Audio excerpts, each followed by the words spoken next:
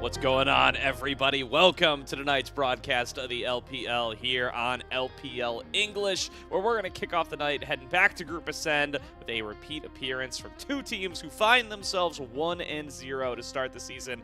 Anyone's Legends taking on LGD. My name's Gordo. I'm joined by K-Man for our first series of the night. K-Man, it's good to be back. It's good to have LPL started. It's good to get some series under our belts and really get this summer split rolling. It has been a very fun welcome back already, Gordo. We have gotten some bangers so far in the first couple of days. Some back and forth games, some not so close games with some crazy kill counts. We've really gotten the entire LPL experience boiled down into 2 days, and I don't think we're going to be stopping here on day number 3. No, not at all. I'm excited to start to see some of our new Ascend teams take on some of our long-standing Ascend teams. That's always a great way to start off the season. Let's take a look at the standings so far, where we find ourselves. Group Nirvana still have not made their debut, but we have gotten a game apiece from all of the Group Ascend teams, and as I mentioned earlier, LGD and AL both finding themselves up in the 1-0 bracket. Only one of these teams is going to be able to leave this next series in a 2-0 fashion, staying undefeated for the Ascend group so far. Yeah, and both of them looked good to varying degrees in their first series. Obviously, we'll talk about exactly how they ended up getting here, but it's exciting to see teams like LGD and AL that either had no expectations going into the year or had so many expectations actually start off this split well and try to get some confidence under their belt. Being able to keep that momentum rolling, especially so early on when a lot of these teams are finding their form, it's going to be really important for both of them. Yeah, absolutely. And now, let's check on out our two rosters to start on off the day. We'll kick it off with AL, who are going to be Breathe, Tarzan, Shanks, Hope, and Kyle, breaking up the longest standing continuous roster in the LPL with the addition of Breathe this split. Certainly a different stylistic choice when it comes to the new top laner, but the hope is that you're going to be getting more out of the rest of this team as well, coming together and kind of being in a meta that's a little bit more fit for them. I think they really struggled in that very bot lane focused 2v2 meta. Now that we're roaming around the map, opening things up, now that mid lane and jungle are a lot more important, I think AL in general are going to feel more comfortable this split. Yeah, absolutely. I think we got to see a pretty good debut from them. They were able to take that 2-1 win up against JDG. Maybe things getting a little messier than you would have hoped for. Things going a little longer than anybody would hope for, I think, sometimes. Always good entertainment, but perhaps not what you're looking for if you're trying to produce the strongest teams in the world. But either way, they come away with the win. They get themselves up in the standings, and they have been, a pretty big powerhouse, at the very least in the regular season, all season long, and have consistently been able to find themselves up towards the top end of the board with 4 world spots to play for. This squad is certainly going to be high up on the list. Let's focus in, though, on the newest addition, Breathe, in the top lane. Certainly an interesting addition, because Flandre was productive for this team in the previous split, just in a very different way than clearly what they're looking for. Breathe, as you can see from the stats up on your screen, he's going to have a low KDA. He's not going to be as involved as some other top laners, but man, he's going to do a lot of damage. They brought him in to carry, to play much more strong side on the top lane, and I imagine especially now that they're getting a little bit more time to scrim with him, now that it's a couple of days after him joining the team, we're going to be seeing a lot more focus on the top side of the map, which is especially going to be fun in this series where we've got 2 very aggressive top laners on both sides of this matchup. Yeah, definitely going to be a fun battle between him and Birdall, who has put up a pretty solid season so far since joining up with LGD. Is certainly brought the team to some new heights that they hadn't gotten to see before, and is kind of squaring up to be a pretty solid matchup for Breathe on the night. So very curious to see what the top lane pool is going to look like. It's pretty wide open right now in regards to what folks are willing to go for, with all the mages running around in bot lane, all the flex picks really tearing up the bottom side of the map. Leaves top lane pretty wide open for what we can end up going for. But let's check on out who they're going to be playing up against to start on off the night. Is going to be LGD, Birdall, Hung, Tanguan, Xiaoya, and newly added support Crisp. LGD looked pretty good on their first day. We're going to kind of ignore some of their early games. I think that was definitely something that was a little more up and down for them than maybe they wanted to see, but this is a team that's already overperformed expectations so much by even being here, and now the expectations have absolutely risen. They absolutely look like the best promoted Group Nirvana team so far at the start of the split, and I think they're now looking at especially teams like Team WE and maybe even an AL that have been struggling throughout this year and saying, hey, if we can make it here, why can't we continue this and actually try and get ourselves a lot further than people ever thought we could? Yeah, we talked about this a little bit on day number 1 as well, that it feels like that's what's being signaled with the addition of Crisp, right? He's there to try to elevate this team and try to bring them to a new level of success, try to bring them to a new level of competition. He is by far the most decorated player on this lineup now. He certainly has made deeper runs than anybody else on this team has over the course of his career, and very excited to see what he is going to be able to bring this team. Everybody remembers the World Championship run with FPX, but there's definitely some playoff runs in there on BLG, on Weibo, on Top.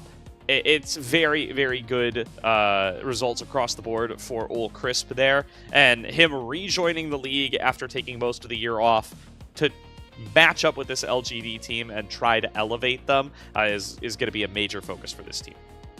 There's a lot of fun little narratives in here. The BLG team, super team that was and also wasn't. You've got those Weibo years and, going back and forth between that team. Crisp has seen it all. He's seen the top, he's seen the bottom, he's seen overperforming teams, underperforming teams. He's being brought in here because they want another playmaker. He is the most creative engager in team fights of all time. I am very happy to say that in terms of his reputation. It's really just about making sure he can find that continuity with the rest of the team. It looked pretty good in the first series, which is a really exciting note. Yeah, absolutely here. And a pretty good start for him as well with their previous series just a couple of days ago. Had a really strong Rel game, walked away with a player of the game. A little bit of a suspect player of the game, if you ask me. I think Tangyuan deserved a little bit more flowers for his performance in that one, but they give it to Crisp, and not crazy undeservedly so. I thought it was a strong Rel game from him. His Lulu was solid as well. Obviously a little bit less autonomy on that pick, but I think showed up the way that the team needed him to, and showed that flexibility to be able to still go towards the enchanters when it is necessary.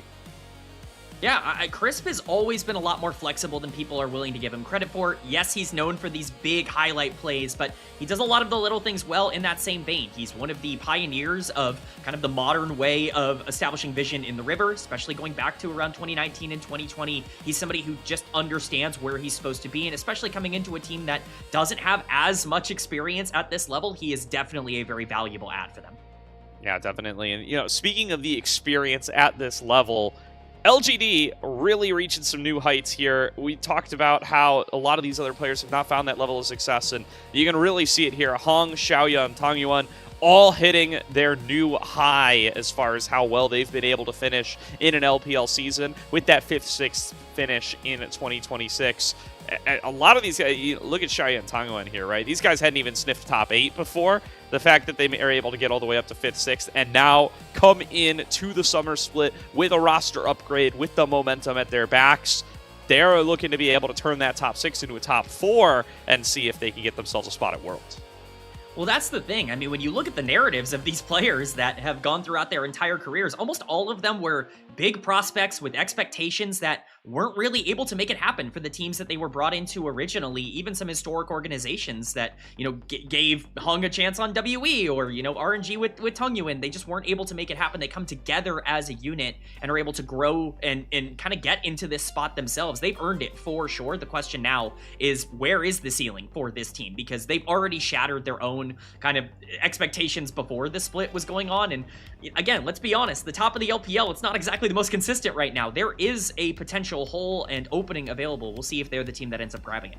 Yeah, and the discussion right now, at least that I've been having internally, has been, is it finally the year of Tangyuan, right? Is it finally coming to fruition? Is he finally going to fulfill the promises that were placed on him all the way back all those years ago when he first started on RNG, intended to be the inheritor to Xiaohu, never really was able to live up to his progenitor like that until, just last split, where he sends him down to Group Nirvana in a 5-game series. Now, I think a good start to the summer for him. Had a very strong first series, one player of the series for that one. I think his rise throughout the year has been really impressive. I think his Anivia has been really impressive. I really liked how during the playoffs he showed a little bit more willingness to flex some bruisers into the mid lane, give some carry picks over to Birdall.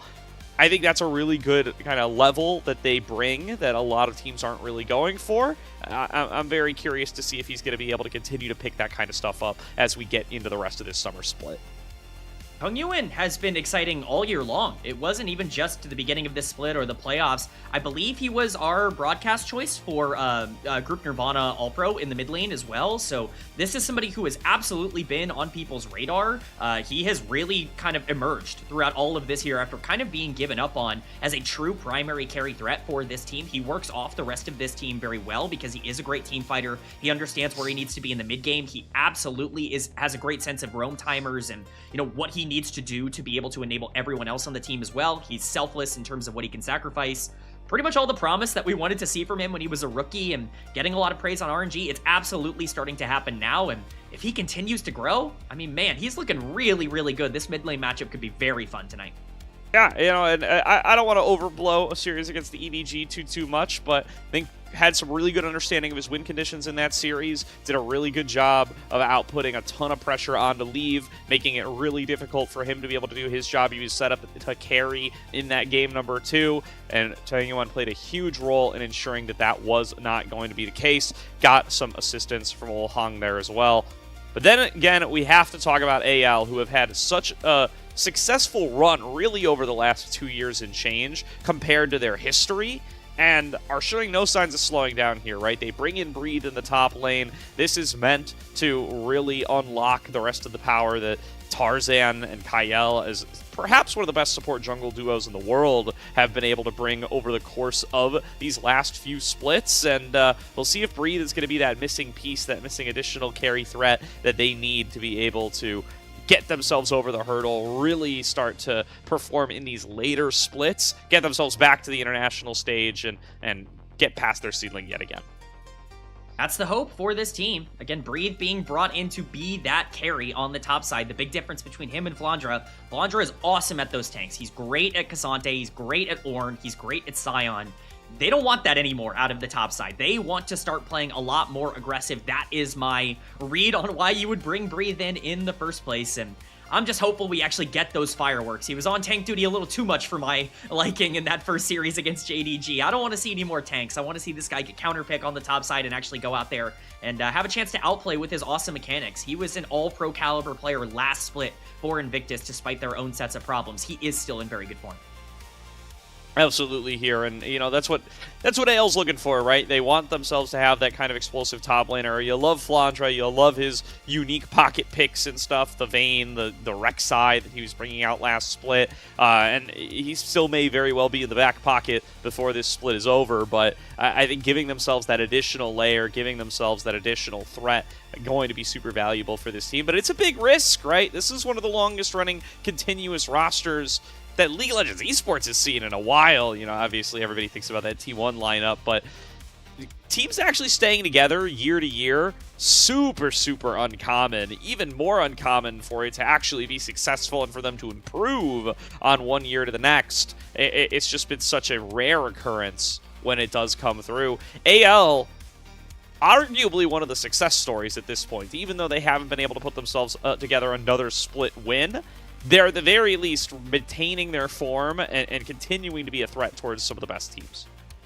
I do want to remind people of, I know I talk about this a lot when I'm on anyone's Legend cast, but this was an org that was not known for winning for a very long time. Oh, yeah. They were not successful in the LPL. No. This iteration of this team has really just completely changed the perception of this organization. It's brought them to the promised land. Flandra was a big part of that, but you got to be willing to adapt in the LPL. If you feel like you have a better opportunity somewhere else, if there is a player that you feel is going to make your team better, I respect this org for saying, well, we got to try. We got to go out there. We were the 1 seed in winter in split number 1, and it didn't work out in the playoffs. We never really found our footing in split number 2. Maybe this is what they need to be that truly elite team that can once again contend for a title.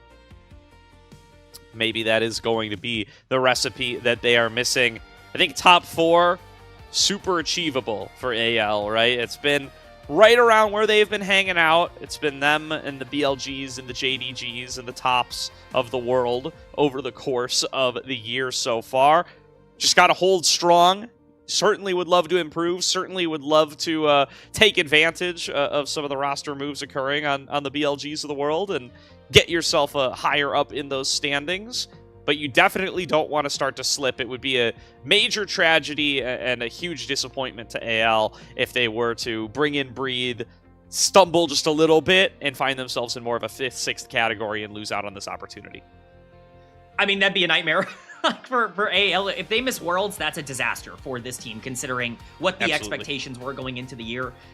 We've talked plenty about the coaching staff changes, and AL has certainly felt that internally. I think they have made it very clear, even with their external decisions, what they feel about their, internal coaching staff process, losing Tabe over the course of this year. But at the end of the day, it really just comes down to who is better set up to be able to take advantage of their own game plans. It's not all down to just coaching and draft. There are players in the game that get to make decisions, and they're not making the correct ones right now. We talked about this a bit earlier. I'm really hopeful that this meta is much better for them than the previous meta was in split number 2, where it was very Enchanter heavy, very 2v2 bot heavy for a team that does not like playing for 2v2 bot lane. Kyle now has a chance to be able to pick things like Rel or even Camille or Pyke and move around the map, be more of a playmaker, play for Shanks and Tarzan, and I think that's going to allow them to feel a lot more comfortable. Completely agree, right? It really felt like at some points last split, this AL team was in a state where it needed to be Tarzan, absolutely popping off, carrying the team. You can look at his most played of the year. It's the Pantheon, it's the Nefiri, the Kiana's up there. You could feel the way that this team has been drafting, that they say, we need Tarzan snowballing to be able to find consistent wins that we know are not going to be at risk of getting flipped somewhere along the way. I think they're hoping that that's a more reliable route that they can go, that they can play through carries to the top lane now, or at the very least, that they can leave Hope on an island, and that Kyle pairing up with Tarzan can let them make a lot more rehearsed, a lot more structured play around the map. I've been saying it for a while, Gordo. It's like you're reading my mind that this team's kind of been Tarzan or bust for a lot longer than they want to admit. He either has a good game and they win, or he doesn't have a very good game and they lose. And again, you just want more options. You want something else. Tarzan is a fantastic player. He is one of the best players in the world, certainly one of the best junglers in the world. And, you can rely on him to win you quite a few games, but you need some other piece on this team to maybe ease the burden off of Tarzan a little bit, considering he can be a little bit of a flippy player with just the natural play style that he likes to gravitate towards. And I think that Breathe will help alleviate that. It really just comes down to whether or not they want to invest in that, though. That was the concern for me in the previous series with them picking things like Cassante and Ornn, for Breathe, is that if you're bringing him in just to do the tank stuff that Flandre was already doing really well, in my opinion, in the previous split, I don't know if he's going to be better in that role, and I don't know if that's going to help out the team as much as they think it will. I think that's definitely a fair shout there. We did get to see quite a bit, in fact, Sion out of Breathe and stuff in the last split, and the Cassantes as well. Cassante, what he wins his player of the game on earlier in their first.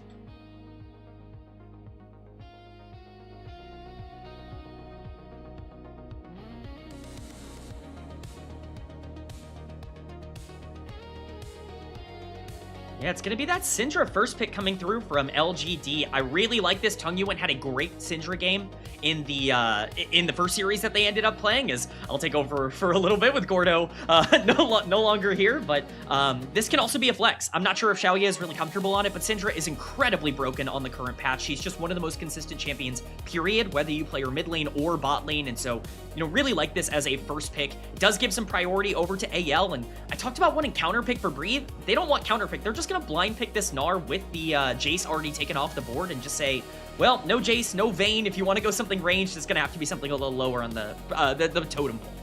Yeah. All right. Well, some things never change, and some things are still plenty present in the meta. It's going to be the Nefiri lock-in for Tarzan to round things out for AL on their first rotation. Going back over to LGD, lots of high prio junglers on the board. I think Hong, looking at this Lee Sin, might end up going for it, but instead looking at Birdall's Rumble. I think Birdall had a fantastic Rumble in the series they just most recently played. They go for the Kiana. I think that very well might be setting up for that Rumble coming one way or the other. I'm seeing Kiana versus Neferi in game number 1, and boy do I love to see that in the LPL. We love a carry jungler battle, especially when we have so many pieces that are already there to set things up. Syndra, a very good team fighter from either the ADC or APC or mid lane role here, and then of course the Gnar, one of the best teamfight engagers and Breed's most comfortable teamfighting champion. We're already setting ourselves up for a very fun game, and we're getting even more dive coming in here with the Mbessa to kind of link up with that Kiana. Orianna going to be the final answer for anyone's legend. Ori's received quite a few nerfs. She's not as broken, but it's a K-Man cast, and we got an Orianna. You know I'm going to have to favor this pick. Yeah, it's such a good champion, dude. Listen, I've been one-tricking it for a long time. I'm not going to pretend like I don't have a little bit of bias myself, but it's also just been in such a great state in the current meta, right? You don't even really need the Tor combos. It's safe into basically every matchup. You can really get a lot of individual value on it anyway because ball's not really interactable, and you could always just place it down somewhere and play around it, even if you can't necessarily carry it deeper into the lineup. Of course, Tarzan on the Neferi, going to be a fantastic ball carrier regardless here. As bot lane started to become the target, and despite all the complaining about Mage's bot, it's the marksmen that are biting the bands for right now. Hey, Kai'Sa's like half a mage down on the bot side. That's fair to say. AP Kai'Sa's definitely, picking up some priority, but we were talking a bit about this pre-show, but LGD has really favored dive, and I think their lineup really suggests that they would love to be this dive comp every single game, not just with Kai'Sa, but things like Rel as well that they played in the previous series. Taking these options away definitely signals, hey, you've got the Mbessa, you've got the Kiana. We don't want to give you any other free tools to get onto our backline, especially when we have so much sustainability. We want to enable this Neferi as much as possible, so both the Kai'Sa and the Rel getting taken off the board make a lot of sense, and it's the early, aggressive lanes like the Ezreal and the Lucian that are the match for LGD. Yep. Oh, this is what we were hoping for. Could this be the Kyle Camille? We got to see it against JDG. Did not find the win there, but Kyle is the type of player that I personally would love to see more of this Camille on, and looking like that is going to likely be their lock-in. They are going to keep alive their bot lane here, and I mean, I do think you can't totally discount the potential of the Orianna. It's going to do fine into the Syndra, but I think people are slowly starting to wise up. You can kind of just play any mage down there. If you're going to play a mage bot lane, there's no rule that says it has to be one of the 3 or 4 that you see there most frequently. You can pretty much play just about anything down there. As it turns out, if you stick a really strong champion into a side lane where they can farm for free and go into the late game, it's probably going to work out. They're probably still going to do the thing that they do really well, which is team fight. So, you never really know. Shanks is a very good Orianna player. I would be surprised if he's not calling for this champion, going, nah, I'll take this, but we will see. It's actually going to be the Shen lock-in. That's going to be Shen's support coming through. Now the question is this going to be an AD carry or is this going to be a mid laner? It's going to be the Jhin locked in alongside that Shen, playing weak side towards the bot lane so they can play more. WTF 2 Shens! Whoa, the double Shen! It's a throwback. League Classic is here. Let's go. It's blind pick, but on the same side, I guess. Yeah. That's certainly not what I expected. Looks like a little bit of a bug. Hopefully this remake doesn't take too long, but yeah. I'm going to assume that was Jhin. I think it seemed like Jhin got locked in there, but you know what? Shout out to old school LCK Game 5s. Bringing the League Classic across the board here on the LPL. The second Shen, almost certainly going to be that Jhin, so we're going to see. Whoa, okay, the draft is done. Yeah, we're back. Okay. All right. It is a mage bot for Hope. It's not the Orianna. It is going to be the Ziggs. Yeah, Ziggs makes a lot of sense here as well. You already have the Camille, and so you are more than welcome to kind of leave that lane. Ziggs is going to have a ton of priority into the Jhin early because of the free push that champion naturally gets. It pairs really well with something like a Neferi as well, because Neferi can dive onto the backline, and Ziggs can support really easily with the ultimate. I like AL's draft a lot. I think it's exactly what I wanted from them, and I'm really excited to see them play it. Yeah, absolutely here. I think this is exactly what you kind of want to see out of Kyle and Hope, right? Hope gets to just sit there, gets to throw bombs, gets to clear out waves, and Kyle is free to move around the map, try to warp things on the Camille, try to be a big force in that early game, pairing up with this Neferi. Somebody's going to die in the river around mid lane before we're at 7 minutes. I'm going to tell you that right now. And it's the sheer amount of engage that this team has in the late game as well, with Gnar, with Camille, with potential Orianna Shockwave. I mean, even Neferi just having a ball on top of her is going to make it really hard to kind of disengage. This is a team on the other side for LGD that I think really wants to try to find their own angles. They have a lot of pick champions. They have a lot of ability to catch people out in the river, but they don't have a ton of ways to efficiently start 5v5s unless you just get this massive Ambessa ultimate. I think the game is going to be harder for LGD, and AL are going to be in a good spot here.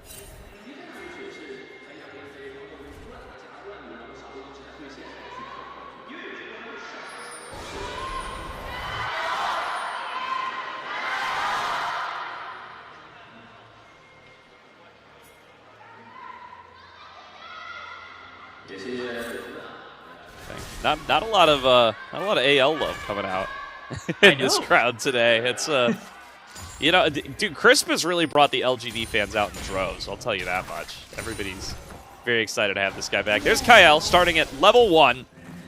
Hasn't even touched a minion in bot lane yet, and he's already going for these. I would have it no other way. That's exactly how you need to be playing Camille in the early game. Hope's going to be just fine for himself as the Ziggs under the tower here. Very curious to see how Crisp ends up playing this game on the Shen, because obviously you're not going to be able to match the roams quite as efficiently early against the Camille, but eventually that level 6 actually does become very scary, because if Camille or Neferi or even Gnar full commit to a fight, that Shen shield can actually be a bit of a problem, that Stand United coming through, so I think they do have to be at least a little bit cautious of perhaps waiting too long for a play.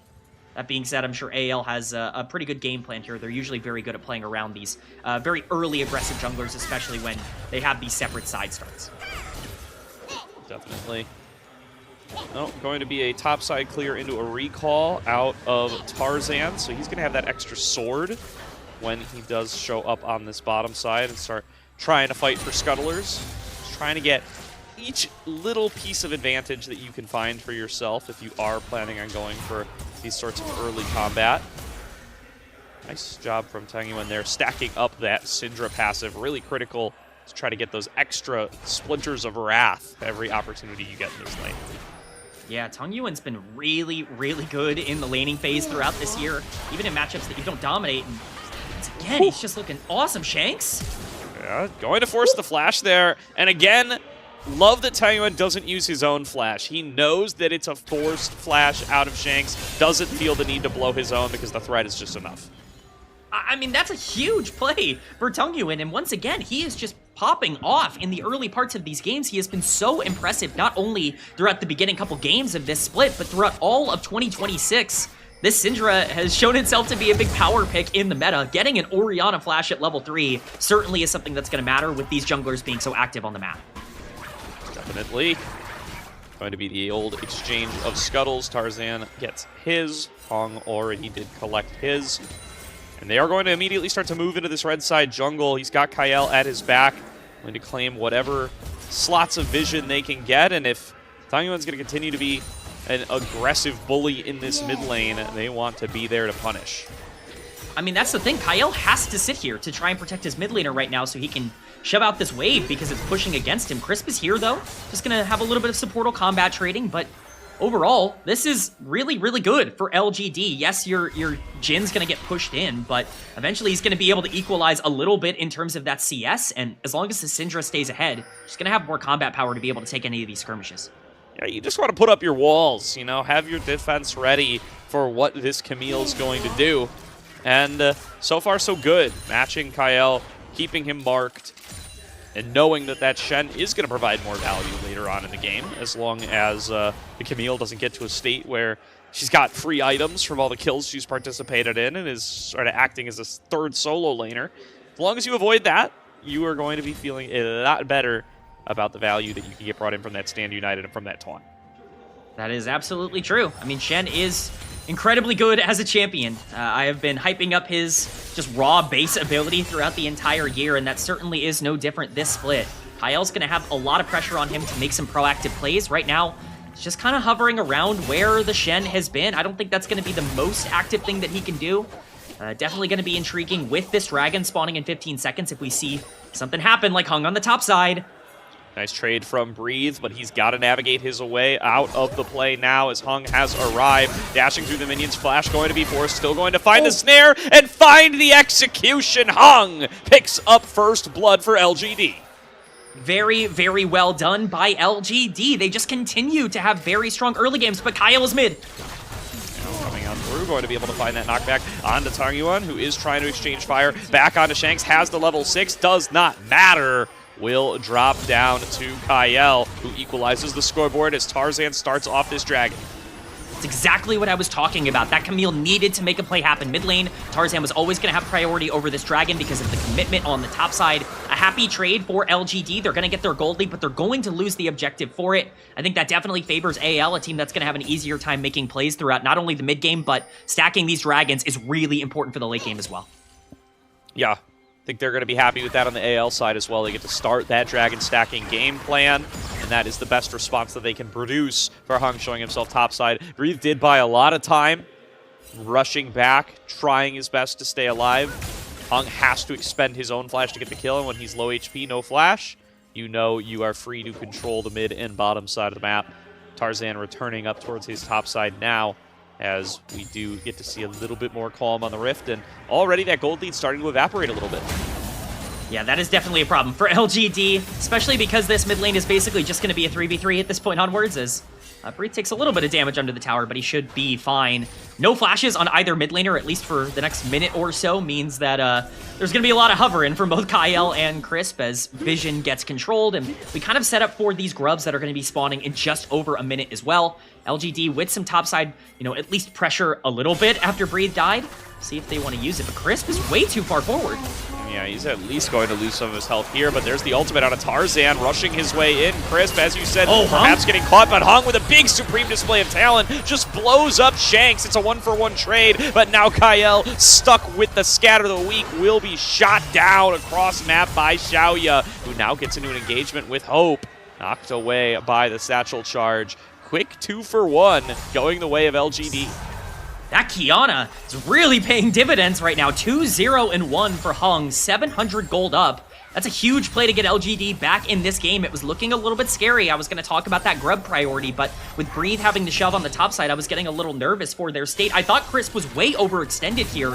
He's one of the few champions at this point in the game that I think has basically no combat power in terms of what he can do in these fights, but LGD clearly calculated it pretty well with that Kiana being able to make her way in, and I think one of the big difference makers here is the curtain call that ends up coming through. The Ziggs ultimate can't actually match at this point in the game in terms of raw damage, and so once you get those shots down, Tangyuan's able to free fire in, Kiana picks up another kill, and LGD regain their gold lead.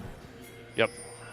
Hound's Pursuit gets Tarzan in, but Spirit's Refuge keeps Crisp standing for so long, and he does get the triple taunt there as well, just to keep that fight right in the position that he wants it. Good start for Crisp on this series as he's making his way towards mid again. He's going to find himself face-to-face with Kyle again, but able to dodge out on that precision protocol and walks away with a little bit of a health disadvantage. Tarzan wants on these grubs. The rest of LGD are starting to gather and try to respond. This is so risky, though. Look at the item difference between these junglers. If a fight happens, you have to imagine this Kiana is going to be strong. Looking around, does have the supreme display of talent, about 10 seconds over the wall, and public execution connects onto Kyle, and he will not be long for this world, but Breathe returning damage in droves. Hound's Pursuit over the wall, Tarzan finds the execution onto the top laner. Breathe not going to last long, but that's a double shockwave out of Shanks to turn the fight right back into AL's favor as they have a 1-kill lead, and Hope hunting for a solo kill onto Xiaoya. Will not quite find it. 5-5, though, where we find ourselves after. The moment this game feels like it's tilting one direction, it just goes the exact opposite in whatever fight. It doesn't matter that Hung has a completed item and Tarzan is sitting on a pickaxe. He still is going to be able to outdamage and outperform basically everybody in that exchange. 3 kills on Neferi is terrifying. Now that Cyclo Sword is picked up as well, Tarzan is absolutely back in this game. Gold is almost completely even between these two teams, and we once again are going to be around a stalemate in a 1 minute for this dragon as we get a bit of a replay of how this is set up.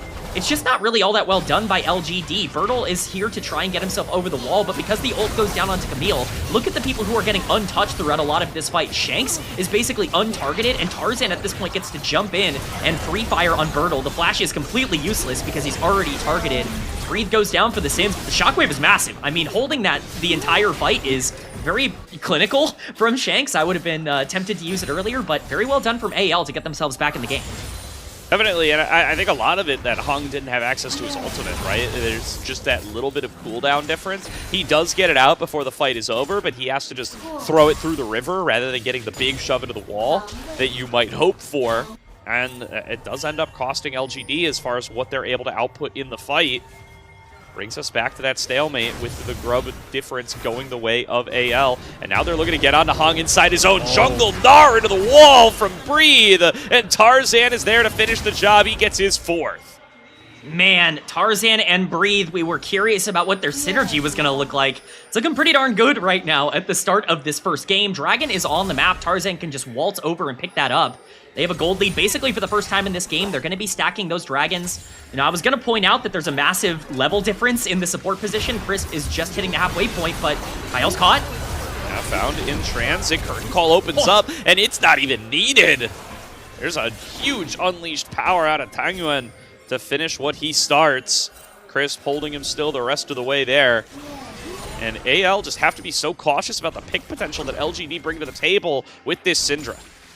Yeah, I mean, that's what LGD do. This is a comp that is there for picks. They are trying to get, you know, one-on-one exchanges. They're trying to catch somebody out. Kyle didn't get a chance to move in that entire fight. Shanks could be the target now.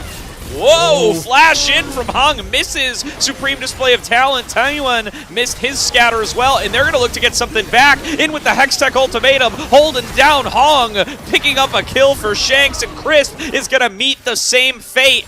AL pounce off of a botched play from LGD. It's a disaster for LGD. Everything whiffs for them. Tangyuan misses the scatter. Hung misses everything in terms of his engage, and now Tarzan gets to waltz bot lane, force this Jhin off of the wave once again, and get an even bigger lead for Hope on the bottom side with this Ziggs. And Dragon is still up on the map.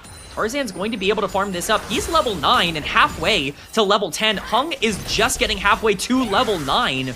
This is a massive lead right now for anyone's legend that has been expedited by that play in the mid lane. I mean, not good in this scenario, but how much faith does Hung have in Tangyuan to land those scatters, brother? He just sent it all off the assumption that that E was going to connect. Shanks able to outpace it and just blows up the play there. But that is a huge deficit now for the Qiyana, giving up that additional death. Tarzan getting more kills. He now finds himself with the biggest gold differential in the game. I would not want to be staring down a 5-kill Neferi if I was the team comp for LGD. I think that is a scary proposition with so much engage on their side and the Orianna ball that's going to be able to keep Tarzan safe throughout a majority of the late game. This is not going to get easier. At some point, you have to start pulling things back. Like I said, this is a very good pick comp, and you got to keep an eye out now that Shen is level 6. You do have that Stand United available if you want to go for one of these odd-numbered fights in a side lane, but if you're going to be taking neutral fights, it's going to be even harder now. Definitely.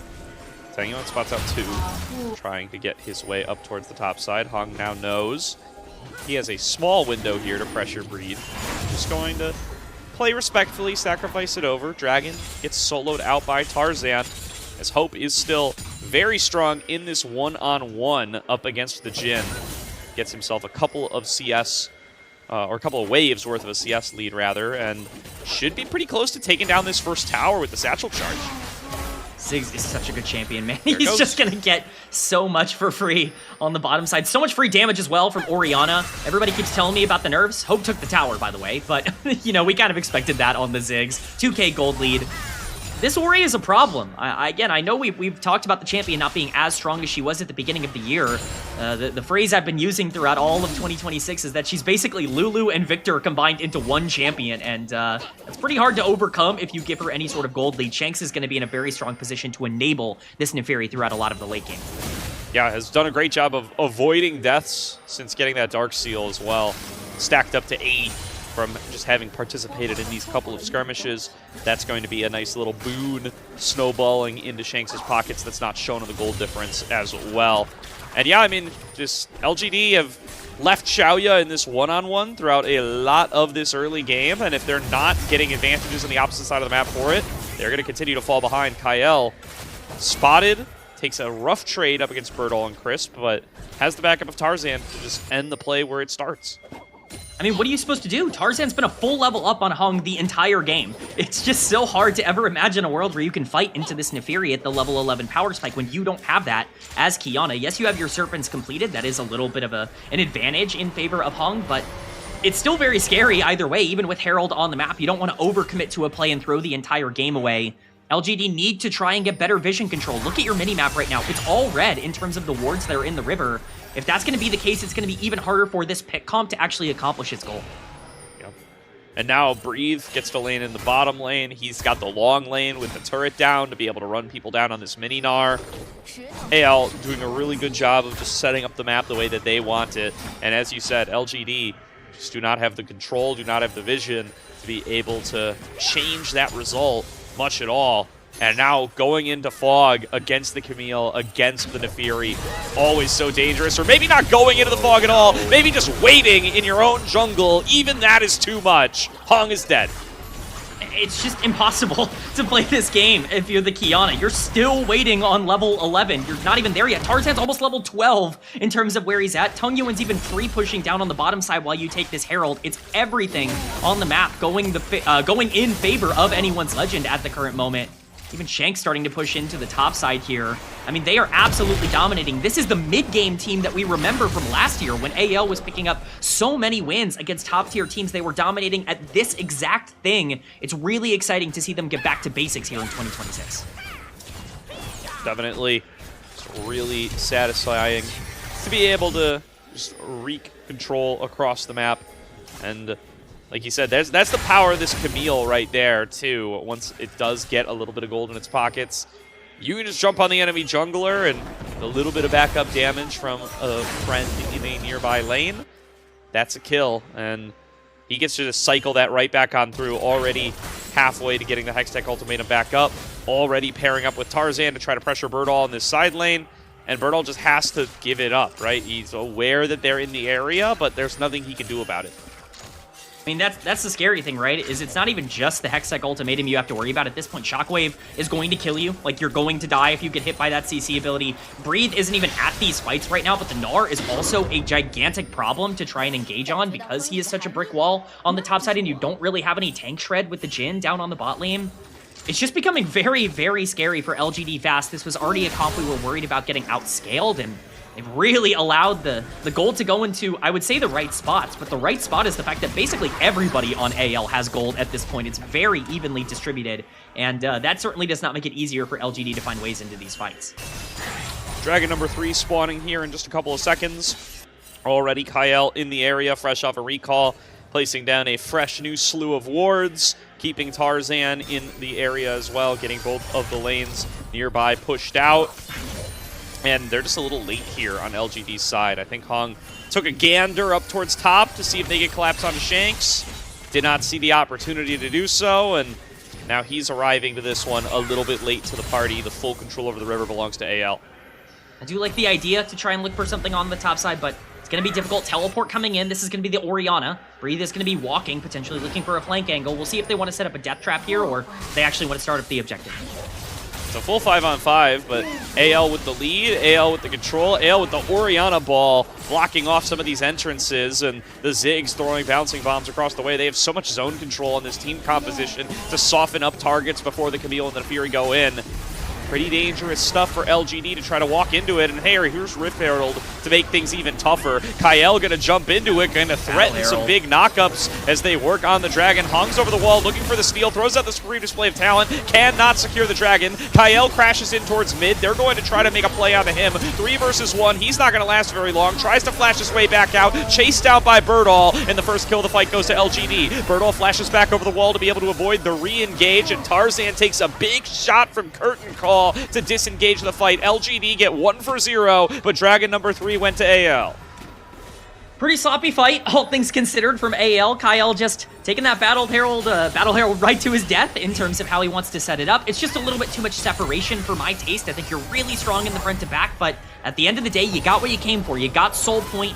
especially because it's Chemsoul. That's going to be a pretty big problem. I think this is just a very greedy situation here from the Camille. Hung's going to be able to get over the wall for free, and Tungyuan's not even in the area. So much damage comes out from the Qiyana ultimate that even though it basically doesn't accomplish anything with the Dragon going over, you are able to dissuade a re-engage, and Kyle just dies way too fast in this exchange, even with Shank still having everything up. There's not really a ton of incentive to actually continue fighting there, so AL might have gotten the Dragon, but still hoping to see some better team fights from them. Yep. You can see the idea. He wanted to hook shot his way out, but Shen is Shen. Very easy to land that Shadow Dash when you know exactly where the Camille is going. Nice response from LGD, but I think they definitely were hoping that Hung could have been able to flip that Dragon a little bit more successfully. We're not quite ready. And looking at the replay here, oh, did they just barely miss the kill in the picture-in-picture? I didn't realize it was that close. Honestly, I would have thought it was a little bit more easy for the Qiyana to get out. It just shows how much damage AL have at their disposal right now. At 2,500 gold, they definitely coming through in terms of the burst, but this game is far from over. I want to remind people, LGD has played one series already this split, and they had to have a pretty big comeback in that one as well against EDG. They're certainly no strangers to being down in gold and needing to make some miracle plays on the map, hope for some mistakes. You know, AL is certainly a team that we've seen a lot of improvement out of already at the beginning of this split, but they are certainly not immune to their own mental mistakes. We'll see if LGD can catch them out in some bad situations here. Yep. The top side going to be the name of the game for right now. They did just pick up that top outer turret. Going to keep a breathe, pushing out in the bottom lane. Wow, over the wall, Tangyuan getting involved here. They think they've got to pick on a Kyle once again. Does his best to dodge out on the curtain call, but there's not many places left to go. Dodges out on some of the damage of the unleashed power, but will drop down to Tangyuan at the end of the day. And no response manifests for AL. Breathe is a little too slow on the TP. That resource is now gone, and Kyle is dead, but there's so many ultimates expended. Still, AL do not see an opportunity to do much of anything about it. I mean, that's a great play for LGD. I mean, you get something. That's more than they've been able to get in a lot of other instances. Tungyuan, once again, just showing that he's the playmaker on this team. This Syndra was such a key piece for LGD previously, and now Breathe could be caught in a side lane. Yeah, they're going to try to collapse on him. He gets a lot of damage back into Bird, although doesn't seem to realize that Hong is coming in right behind him. Now there's no way out but through. Does miss out on the boomerang. That's going to be a rough lack of cooldowns. Gets the double gnar into the wall. Flashes back away. And Breed outplays in the 1 versus 2 to be able to escape. Kyle right back on the camera, though. Immediately losing half his health. Scatter the Weak comes through. Connects on a Shanks. He's going to be able to dash on out with the Rocket Belt. And the Baron will be reset. Yeah, that's the scary thing that I was worried about earlier, is that Breathe did use his TP to try and collapse there. LGD have some priority over this mid lane tower. They're not going to be able to pick it up just yet because they just don't really have the wave, but it's an okay call by LGD to at least get AL off of the Baron. The game state has kind of equalized out. I don't know if that's exactly what LGD want. I think not being able to finish that kill in a side lane is definitely not ideal, but man, Tungyuan has been so active and he's still looking here. Yeah, LGD have been dictating the pace here for the last couple of moments. They're the ones starting the plays. AL is the one responding, but they haven't gotten much actually done to actually cut into this gold lead. AL still sitting 2,000 in the lead, and this Dragon Soul coming up in 40 seconds. Seems like AL is going to be pretty much exactly where they were for the last Dragon for this one, but this time the price of giving it up is going to be a lot higher. Absolutely. This is a massive fight, and look at the cooldowns that are not available. You're not going to have Syndra Flash. You're not going to have Ziggs Flash either. I think both of those are pretty crucial. Xiaoya will also be without his Ghost for this fight. It's going to be really important that you get priority control over the river if you're anyone's legend. You don't really want to have to be walking into this LGD comp, especially if it's blind. In the pitch, Shanks and Kyle grouped up together, threatening on this flank. Although Blaine is held onto by Breathe. He has gone Mega. Yeah, so Mega's the window gone. To actually be able to use it going to close here pretty soon, and doesn't look like there's going to be much of anything to be done for AL to make use of it. It's going to be a cooldown. Pretty important cooldown here. Crisp is going to be looking to try to get in, but you have Bertle as well that can follow up. They just have to get into the pit. Yeah, Shank's got to be careful of Tangyuan fishing with these scatters here, but the Dragon already down to half HP. Hung going for the same steal angle as before. Supreme Display of Talent comes out, as does Public Execution. He gets the steal out of the Dragon. Soul going to be declined, and there's the shutdown onto Tarzan, but Crisp is so low. Birdall not much better off. Hung neither. They're all going to drop on down, and multiple kills go the way of AL. It is a 3-for-1 despite losing the Dragon. But they do lose the Dragon. You do still get the steal, which I think is the important part. Honestly, that play is gold positive for LGD, not just because of the Dragon, but the shutdown that was available on Tarzan as well was absolutely massive to be able to pick up. It's honestly pretty well played from LGD. They just don't really have the combat power right now. Their 5v5 comp is not nearly as good. Crisp getting chunked out before this fight even starts is a massive problem.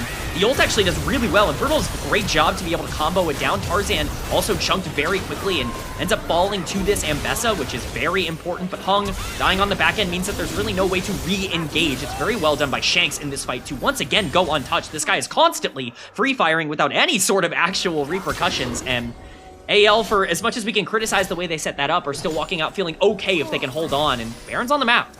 Yeah, that shutdown going the way of Birdall is huge, though. This guy now up ahead in itemization in comparison to the Gnar, who does just finish his Sterix, so they're going to have 2 completed items apiece. Still, very good stuff for Birdall to be able to pick up an extra 1,000 gold in the tank. And eyes on him to be able to continue to execute in these team fights on this powerful Ambessa. We've seen what the Kiana can do diving in, but we kind of saw a little bit of it there. Birdall, going on top of any sort of backliner with a stand united. This Ambessa is going to be pretty hard to kill. That is the benefit of this dive comp. You just have to make sure that your carries are actually involved. Another thing that happened in that fight is that you went a little bit too deep in the Syndra, the Jhin. They couldn't really maximize their damage. If you're going to be fighting a little bit deeper, you got to make sure that your team is in a position to be able to follow up, in terms of how you want to hit that backline and actually take down the targets that you're able to capitalize on. AL, I think, are certainly still fine in terms of their setup. Hope completing his death cap is a massive problem. We do get some damage coming down onto Birdall, but for the most part, going to be ineffective inside. Well, yeah, Breathe is really happy to be running him down with this one. Tarzan coming into the backup, not going to be able to take it all the way, as Crisp and Hung did arrive to back them up. Still, that's more numbers committed for LGD for a fight that does not produce any meaningful results in either side. And Breathe feeling strong in this side lane despite the injection of gold that Birdall just received. Breathe is a pretty good Gnar player, so I'm sure he feels comfortable in these matchups in the side lane. He's generally just going to be strong no matter what. Despite being down in gold, this champion just does really well into the Ambessa, but it's the Baron that's been started up, and it's been started up very sneakily. LGD are not ready for this.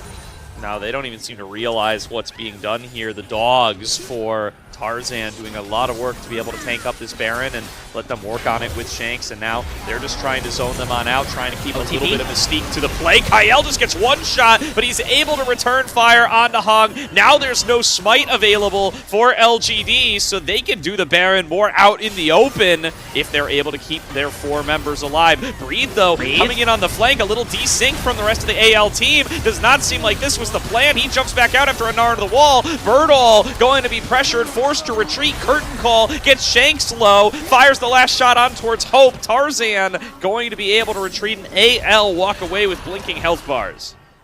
They're just desynced. You absolutely called it out, Gordo. There's no reason for the Gnar to be there if the call is to go back onto Baron. The disengage doesn't come through, but Tarzan has healed up enough. They actually want to start it now.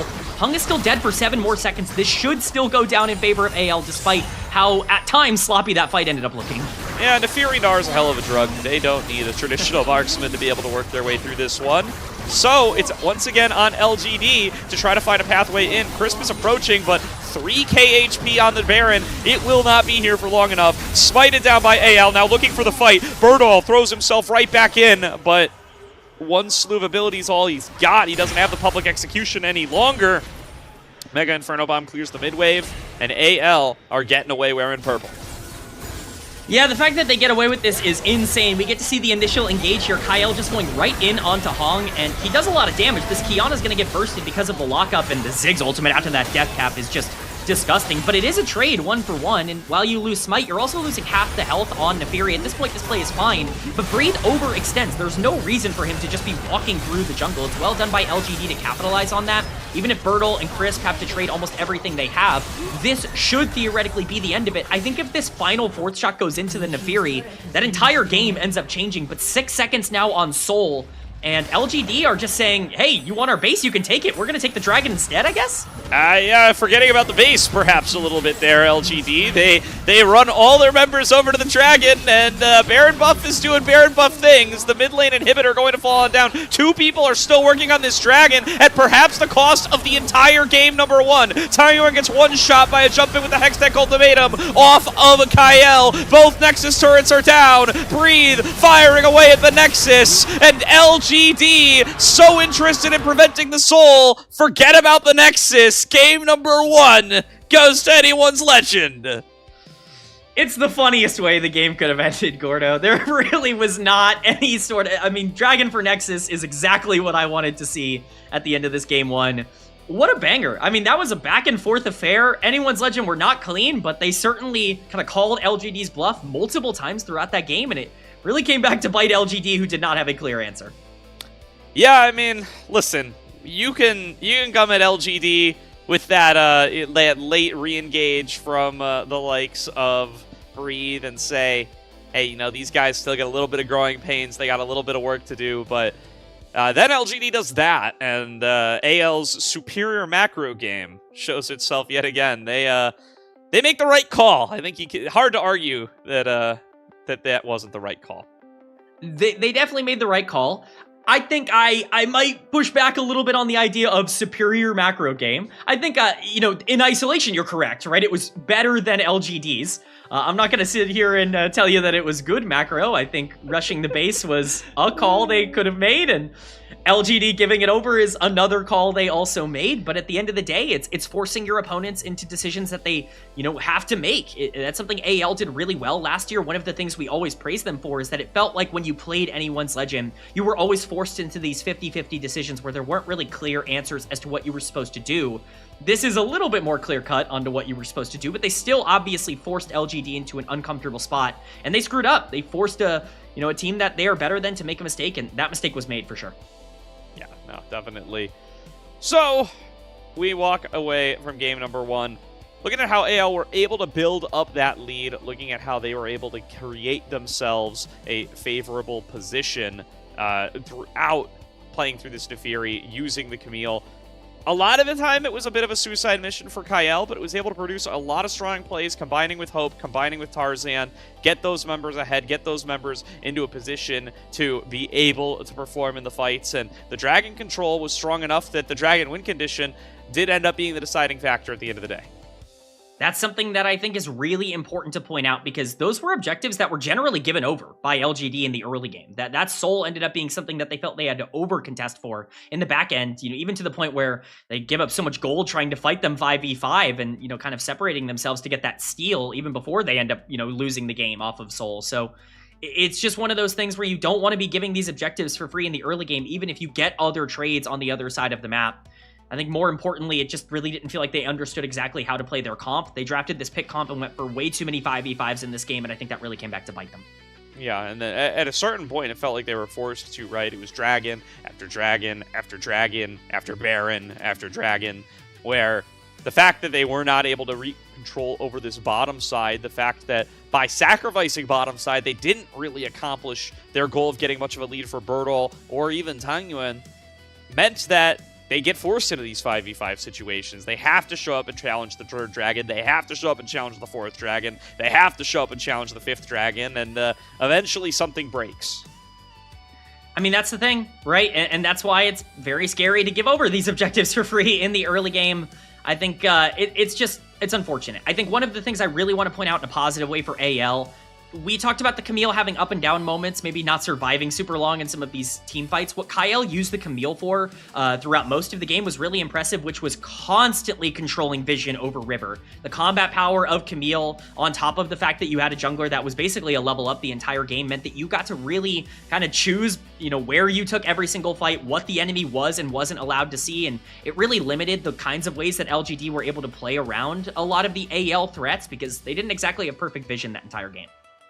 No, not at all. I think the vision control out of AL ended up being a pretty big factor in how a lot of these fights got started, especially the attacks towards the top side. The control around the Baron was really good. You saw Tarzan nearly sneak away the Baron, and frankly, the only reason that play didn't continue on and eventually break out into a broader fight was because Kyle ended up finding that pick right onto Hong to make the job even easier, to give them an even better angle onto the Baron, where, hey, we don't need to worry about whether or not we are truly unseen as long as there's no smite that we have to worry about. It's a team effort from AL. Everybody really stepping up and doing their jobs, which I think is really cool. That makes player of the game kind of hard here in game number 1, at least from my perspective. I don't think anybody stood out as being dominant in the same kind of way that we've seen from some other games. My mind immediately goes to Tarzan, I think, as somebody that I'm really kind of favoring for a player of the game here in game 1. The Neferi was doing so much damage. The level lead throughout the early game was really important. We obviously saw the effectiveness of the Camille, but I think, unfortunately, maybe some of the things we said earlier before game number 1 still kind of came true. It was a little bit Tarzan or bust for AL, and he certainly had a good game here in game 1. Yep, I think that's a clear choice here. This will probably be pretty close to a sweep. Maybe the AI throws it at a hope or something because Ziggs does a lot of damage. But other than that, I think most of us are going to be looking at Tarzan for this game number 1. And, it's not very different from how they played in the spring and winter splits, but it is still a tried and true course of success here for AL. The question for the rest of the series is going to continue to be, can they change up their style a little bit more? Can they close some of those gaps that they've shown throughout the year? Because so far, this looked like same old AL to me. Same old AL, but that's not always a bad thing. Again, we got to remind people, this was the number 1 seed going into playoffs in split number 1. They were a team that had real expectations going into split 2, just weren't really able to make it happen. We've seen the flashes from Anyone's Legend beating some of the best teams in the entire league. I hope that this is the split they can really put it together, and right now, they're looking pretty darn good. Absolutely. Well, we're going to throw a quick break here while we get into game number 2. But first things first, do want to shout out the coffee. If you want to support LPL English, coffee is the best way to do so. The vast majority of your contributions will go directly to the show. A lot of that will go into paying on-air talent and content creators. If you subscribe to our coffee, you can unlock perks like unique access to content and the ability to ask interview questions for our unique on-site interviews. I'm going to keep saying Worlds in NA this year are going to make those all the easier. It's where plenty of our staff is based. So really want to get in on that. And if you want your questions to be included in the interviews, subscribing to the coffee, the way to go.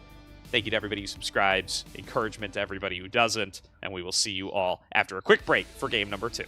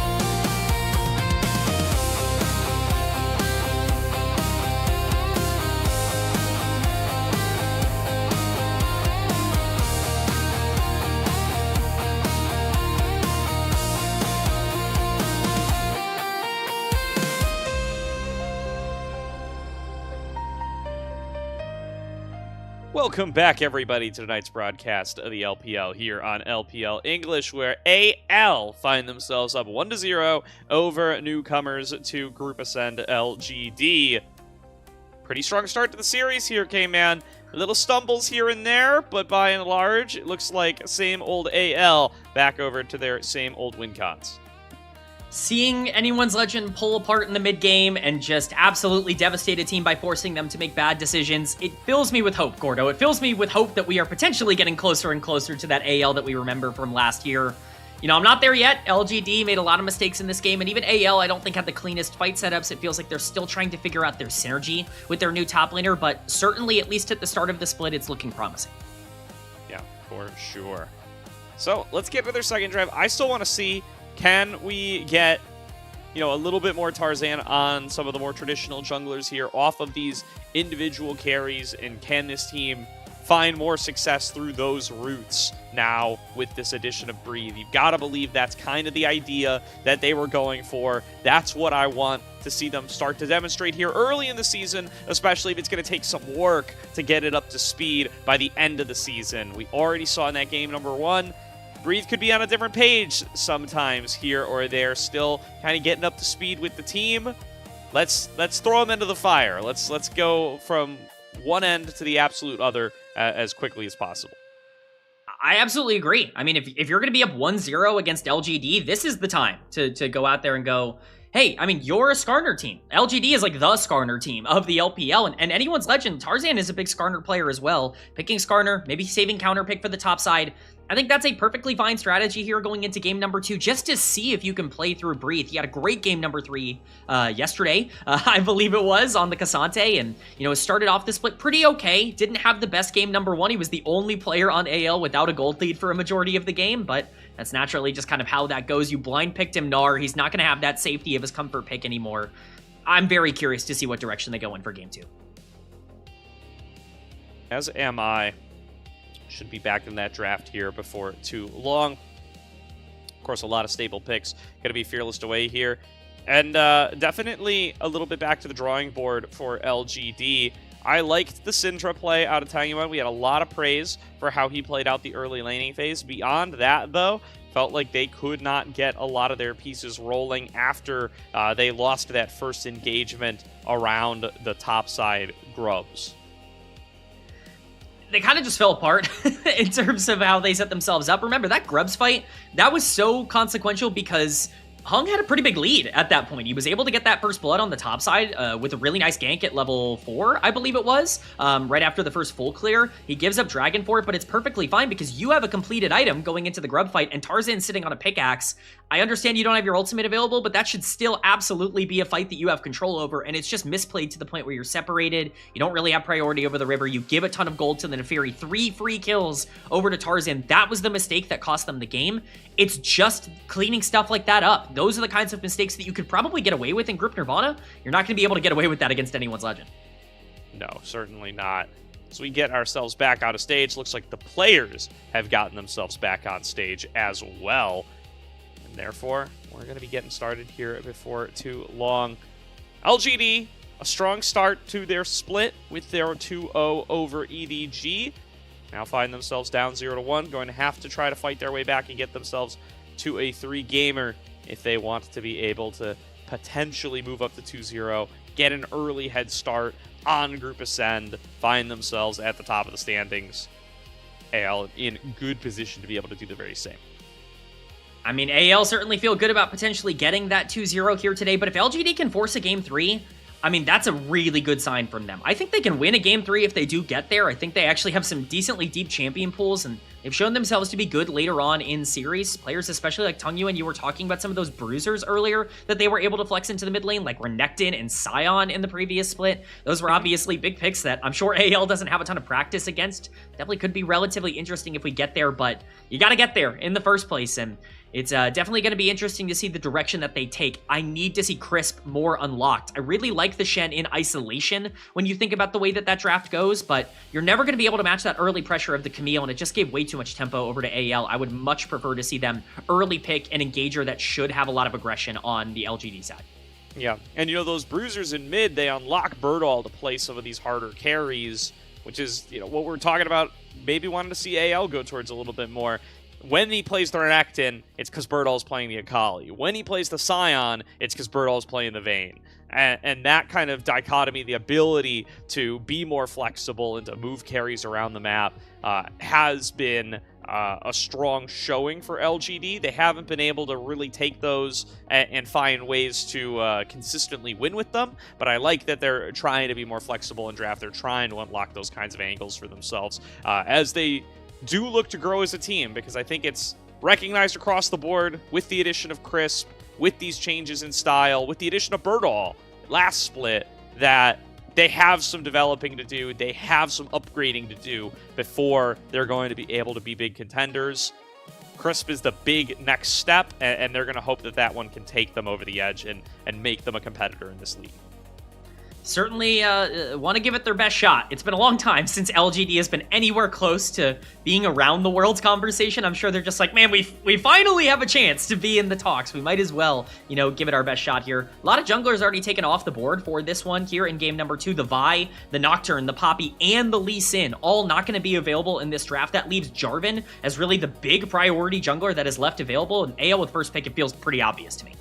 Yep, big pick here for Tarzan, his third most played of the season, and probably the one that isn't like one of those big carry picks for him, right? Apart from this, it's all assassins, but even he cannot resist the call of the Jarvan. It is a bit too powerful. He'll put it in the bag, even if he can't necessarily be a huge solo carry on it. LGD looking at that high prio Jace on the opposite side. We've seen this get flexed to jungle a little bit this season. I think default assumption is going to be that it's for Birdall in the top lane, and if Hong locks in this Xin Zhao, then it's going to be all but guaranteed. We're getting some skirmishes if that Xin Zhao's coming through. We are getting some more early action coming in from LGD, because that is a comp that is very much built to fight and to fight early in the game. Again, you don't want to over talk about a lock. I think something like Skarner could very much be in play as well. It's Hung's most played champion across this entire year. It's something that Tarzan has a lot of experience with. It's actually going to flip to that Skarner, as we brought up, so that definitely actually is more intriguing to me. This gives you a lot of setup on the side of LGD and gives you more of a team fight option if you want to go for it. Jace can still be very effective in the 1v1, even into something like Rumble, if that does get locked in for Breathe, but you now have the opportunity to kind of build a more well-rounded draft than maybe you had in game 1 with that Skarner being the primary tank. Yeah. Still not going to let them dissuade, not going to let that Jace dissuade them from going from a potential hot pot composition here. So they do snap that one on up. Shanks now with the next pick, looking at bot lane and just going to snap up this Varus for Hope. Gives my man a lifeline away from the mage's bot lane and says, here, you can take this one. I mean, it's his most played champion as well. Everybody's just getting comfort in this game. You get comfort and you get comfort. Everybody's just playing all their most played champions right now. I mean, Varus is still incredibly strong. I've been really on the Varus train all year long because the consistency of that champion and the versatility of whatever you want to do on the bot side makes a lot of sense. If you still want to draft an engager, you can absolutely do that. If you want to play in weak side, you can do that. Ezreal is a very good answer to be able to, match the poke, and you are setting up this incredibly long-range poke, siege-oriented composition for LGD with the Jace and the Ezreal. But you have those tank stats coming in from the Skarner if you want to pick something more teamfight oriented in the mid lane. It's a much more well-rounded setup, and I think both of these teams are feeling pretty good about the start of their drafts here. Definitely. This is Varus. We see a lot more on-hit builds these days, but the potential for a poke in its own right is still present if it is the build that you feel is more appropriate for the situation. I think both are in realms of viability where there are reasons and places to pick either or. The Nico going to get banned away here early on just to try to take away from a potentially strong poke-focused bottom lane. And, there is still some flexibility available here for LGD. We have seen the Skarner go support. I would be surprised to see it with the Ezreal. I'd be surprised to see it against the Varus, but worth keeping in mind in case that a fantastic matchup does present itself elsewhere. Yeah, I mean, technically, things are shiftable. I would say that we're pretty locked in with what I would expect. I know you don't love generally a Varus into Ezreal matchup. Like, you would love to be able to move that around, but I don't see any reason to put hope on something that he's less comfortable on just to get a better matchup on the bottom side. I like the takeaway of the primary playmakers here from LGD, the Nico and the Nautilus taken off the board. We saw what Kyle was able to do in terms of river control with the Camille, even if it wasn't always perfect in terms of the team fights. He got so much priority throughout a lot of the rest of that. I thought Bard was going to be a pretty easy other answer, but AL saying, we don't want Crisp to be able to have that Bard. It's one of his best champions of all time. So, you know, basically every primary playmaker off the board. And now the question is, do you want to prioritize that mid lane? Or do you want to prioritize that potential support that can roam around and leave Ezreal on his lonesome? Yeah, no, I mean, Karma's up, so they're going to take Karma. AL decides they're more interested in banning away the Anivia from Tenguin, which has been a very strong pick for him all year long, don't get me wrong. More so than they are interested in banning away both the Bard and the Karma. So if you're going to leave either of those up to go with the Ezreal, it's going to be an easy choice for Crisp. Takes the Karma, really strong poke bot lane for them now. Hope going to be able to pilot that Varus pretty, at a pretty safe level, but the odds of being able to play a more dominant lane shrinking away from him pretty fast here. Kyle just looking at this Rel to be able to roam around the map and leave Hope on his own. Shanks does take the Cassiopeia. Tanguman going to get the final counter pick here. A bit of a pre-counter to the Rise, which I think would be the default pick for Tanguman here. That's exactly what this is. They're picking Cassio so that they don't pick Rise, because Rise is completely broken in LGD's draft, and so now you're kind of forced into this situation where you either pick the Rise and counterpick yourself, or you go a different direction. Victor is still up on the board. The other shove and roamers are available. Galio, Talia, these are champions that I think are pretty strong and have decent matchups into Cassio if you do want to go for it. The lock is hovered, but I'm not going to get my hopes up. I want to see lock so bad that, I don't want to get excited about any sort of hover, because I know that if it's not locked in, I'm just going to get burned in my own heart. So I'm expecting a roamer. The Talia being the lock-in makes some sense. I probably would have preferred Galio to like a smaller extent, but the Talia also really works with the comp that they've generated for themselves. And once again, they're going to have some agency, but it's not going to be a game that's going to get completely out of their hands. Definitely. And the Talia, maybe something we don't get to see too much of these days, but still very much in that same wheelhouse. Let's Tango and push and roam. Going to be effective into the Cassiopeia, perhaps a little bit more so than something like the Rise. Gets to operate at a longer range, gets to avoid that miasma, is not at risk of getting run down by the Twin Fangs in quite that same way, as long as he's accurate with the seismic shoves. And I like it as a synergy with the Skarner as well. Gives you an opportunity to build your own wall stuns if the situation calls for it. So I like the draft at LGD. I like the choice here, but they're going to need to perform, right? They're going to need to be able to level up what they've shown us so far. They're going to need to be able to make good on the promise of this Jace in the laning phase, giving themselves that really strong lane that they do end up with into the Rumble. I mean, that's the thing, right? Is when you look at LGD's draft, it's all about their mid-game power spike. It's all about what you can do to start stacking these objectives and generating gold leads for yourself. We can talk about LGD's comp being good. AL's comp has so much engage again in terms of finding their way onto the backline. You have Rel, you have Jarvan, you have plenty of ways to start fights. And you've got Varus, Cassio, Rumble in terms of damage in the later part of the game. AL does have the scaling. They are going to get to these team fights and feel relatively good, but they have to get there. That's where that mid-game power spike comes in for LGD, and they got to keep their foot on the gas. This is LGD's, game to control, and it's going to be up to whether or not they can do it successfully. Absolutely.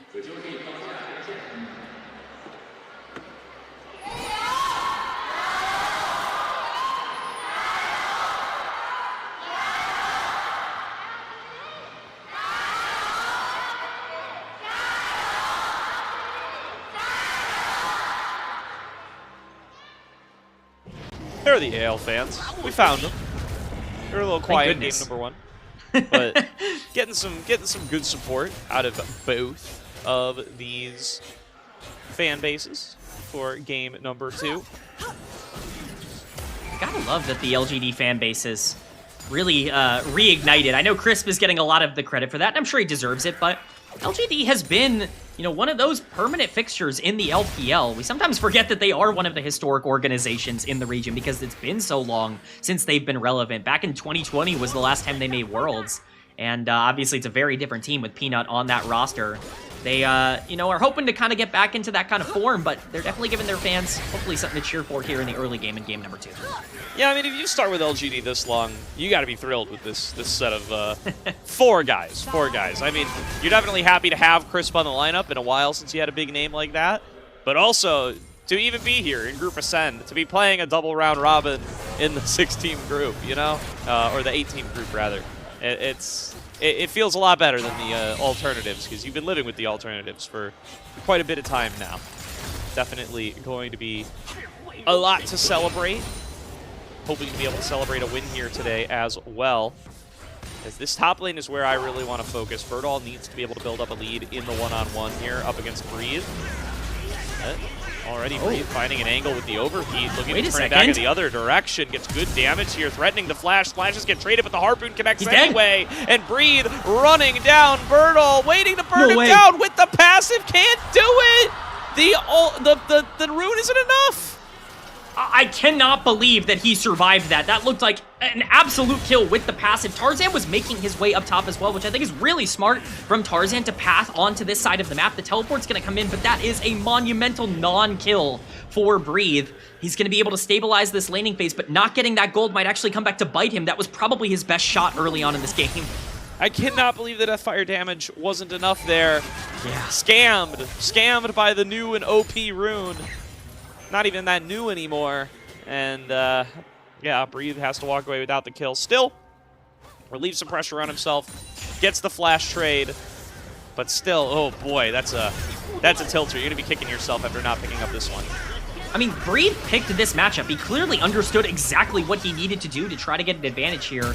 It's a good flash from Birdall, pretty much instant, but he still gets hit by the E, actually, so maybe it's not a good flash. I really thought the Deathfire was going to be enough to burn him down. How much health did he live on? 7! 7 health was the magic number from Birdall to survive that exchange. He's going to feel very fortunate to be able to walk out, and he's going to be able to keep that gold lead without giving too much over to the Rumble. And, you know, in hindsight, I think Breathe optimized his damage there. I don't think there's anything Breathe could have done to get more damage out. He got the last tick of the Flame Spitter. If he keeps going, he just dies to turret and probably still doesn't get the kill. So, props to Birdall for taking Grasp, I guess. That's the difference in this one. You know, it's those little things that can really make the biggest difference, and I'm sure Birdall's going to be happy about those little things, but I'm interested to see if more pressure gets put on the top side, especially with no flash now available for either top laner. I actually think Jarvan can make a pretty big impact on this lane as a whole. It's very Jace-favored in isolation, but Jarvan does a really good job of dealing with Jace if you do want to, you know, actually spend a lot of resources to make sure that Birdall continues to get put in a weaker and weaker position. You don't exactly have a ton of other lanes that you want to give a ton of resources to. Cassio's in a decently good spot to continue to farm up, but definitely going to be curious to see if Tarzan stays as active as he was in game number 1. For sure. So far, quiet clears from both junglers. Not getting themselves involved in the battle in the top lane. And Tarzan going to look to cross map here, knowing both mid laners are on the recall. Just getting himself a little bit of vision, getting himself a little bit of a pass. Wants to keep track of Hung, but all in all, I think the fact that it's been an uneventful first few levels from the jungle is going to feel pretty good for Hung, who does, of course, have a lot to gain by getting access to that Impale. Yeah, this is exactly what we were talking about. Look at Breed's XP bar. He is so close to level 6 if they go for this dive. Yeah, probably not going to get it. Good shock blast onto the wave. Going to be able to clear it out. Breathe is taking up the turret. Breathe is going to take an amped up shot, but he survives the sliver too. And Luck going to give a little bit of favor back over towards the AL side here too, as neither of these top laners go down despite getting put in incredibly bad situations. It's a huge win for LGD. It's Dragon for nothing. And in fact, you actually gain on the top side. It's really just a good look. Breathe not hitting level 6 completely dissuades that entire play. I think that was kind of the entire plan from Tarzan is drop the equalizer, but Breathe not hitting that breakpoint was a massive problem. Birdall ends up being able to once again outplay on the top side, and not only do LGD have a roughly 1k gold lead almost entirely spread out throughout all of their lanes, but they're going to be starting to stack those dragons, which we saw was so important for at least AL in game number 1. Yeah, definitely. They start to push out into the bottom side. Looking to crash the wave, get Shaya and Chris back. Making good on this lane-dominant Ezreal Karma duo that they drafted for themselves, and pulling up about 2 waves worth of CS, it looks like. It doesn't seem like Hope's going to get much more back in his favor here. A really strong start for Xiaoya. He's got the cult here, farming duo up as well.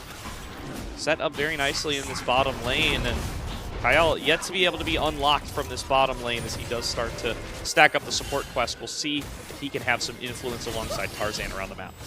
this is exactly what you draft the Karma for. You're giving up quite a bit of playmaking potential around the map, and even really team fighting potential in the later part of the game, but this laning phase is going to be a lot more difficult for Kyle, for this Rel, and specifically for Hope on this Varus, who wants to try to generate some sort of neutral game state, but already has trouble doing that into the poke from Ezreal, and that's only compounded by the fact that Karma is going to make that even more difficult. So definitely got to keep an eye on where Hope is at from a gold perspective. Team fighting does become more difficult for this team fighting comp of anyone's legend if you can't get there with a Varus actually being able to do a bunch of damage in the later part of the game.